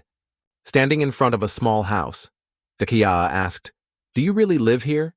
He immediately replied vaguely, "Well, this is the marked spot." Outside the house, there was a man sitting. He wondered about the appearance of the two people. Then he spoke up and asked, "This is my house. What brings you here?" Manak took out a strange badge from his coat pocket with special carvings. As soon as he saw the object, the old man immediately stood up, opened the door, and said, "Please come in." Dakia, curious, immediately turned and asked, "What was that thing you just showed him?" Manak happily answered Dakia's question. "The demon I met earlier gave it to me. He said to use it to meet his friend. He sent it to me separately because he forgot to send it with a letter of introduction." Dakia heard that and was still surprised. She walked and said, "I didn't know demons also paid attention to small details like that. I didn't even know they could forget." Looking inside, Dakia was surprised by the spaciousness within and happily said, "Anyway, I didn't know a place like this existed in the capital." Manak heard that and said, "I've never been to the capital before." Hearing that, Dakia immediately teased, "You really are a country bumpkin." Before the flickering firelight inside the room, Dakia's cheerful laughter echoed. "But you're not surprised to see buildings like this, are you?" Manak could only laugh, but in his head he thought about his city. "It's because before coming to this world, I had already seen big and magnificent buildings like that." Suddenly, he stopped his line of thought when he saw someone in a black cloak approaching. Seeing that, Dakia leaned close to him and whispered, "Should I attack if he does something, like casting a spell?" Manak heard this and turned pale, answering in a daze, "I don't want to be caught and stuck under this super crooked building." Dakia was embarrassed and pouted. "Trust me," he then soothed her. "Next time." "Okay." Then he walked towards the man, extended his hand and said, "You are the guide, right?" The unfamiliar man nodded in agreement. Then he quietly turned and walked away, signaling for Dakia and him to follow. So the two of them trotted along behind the man, each slow step moving deeper inside. After walking for a while, Dakia suddenly realized something. Arriving before a room, Dakia immediately asked, "Are we allowed to go inside?" His voice echoed as he walked towards and grabbed the door handle. "I think so." Manak's eyes changed with a seriousness that was incredibly frightening. Manak opened the door and entered with Dakia, and there was a woman inside smoking a pipe leisurely. The sound of smoking came from the pipe that woman was holding. Seeing the two people, Dakia and Manak, enter, the woman slowly spoke. "Well, yes?" Not even looking at the two people who just entered, the woman calmly asked, "What is it you want?" Then she slowly lifted her gaze to look, with a tone of voice full of contempt. "From me," the woman with mysterious red eyes spoke up. "What do you want from me?" "Manak, Without any fear, smiled gently and respectfully said, "I have come to request help." The woman replied, "Help." The woman still lay there leisurely, asking, "What is your name?" He replied, "I am Marac, and this is Dakia Iramel." Hearing his name, the woman's face became serious as she repeated, "Marac."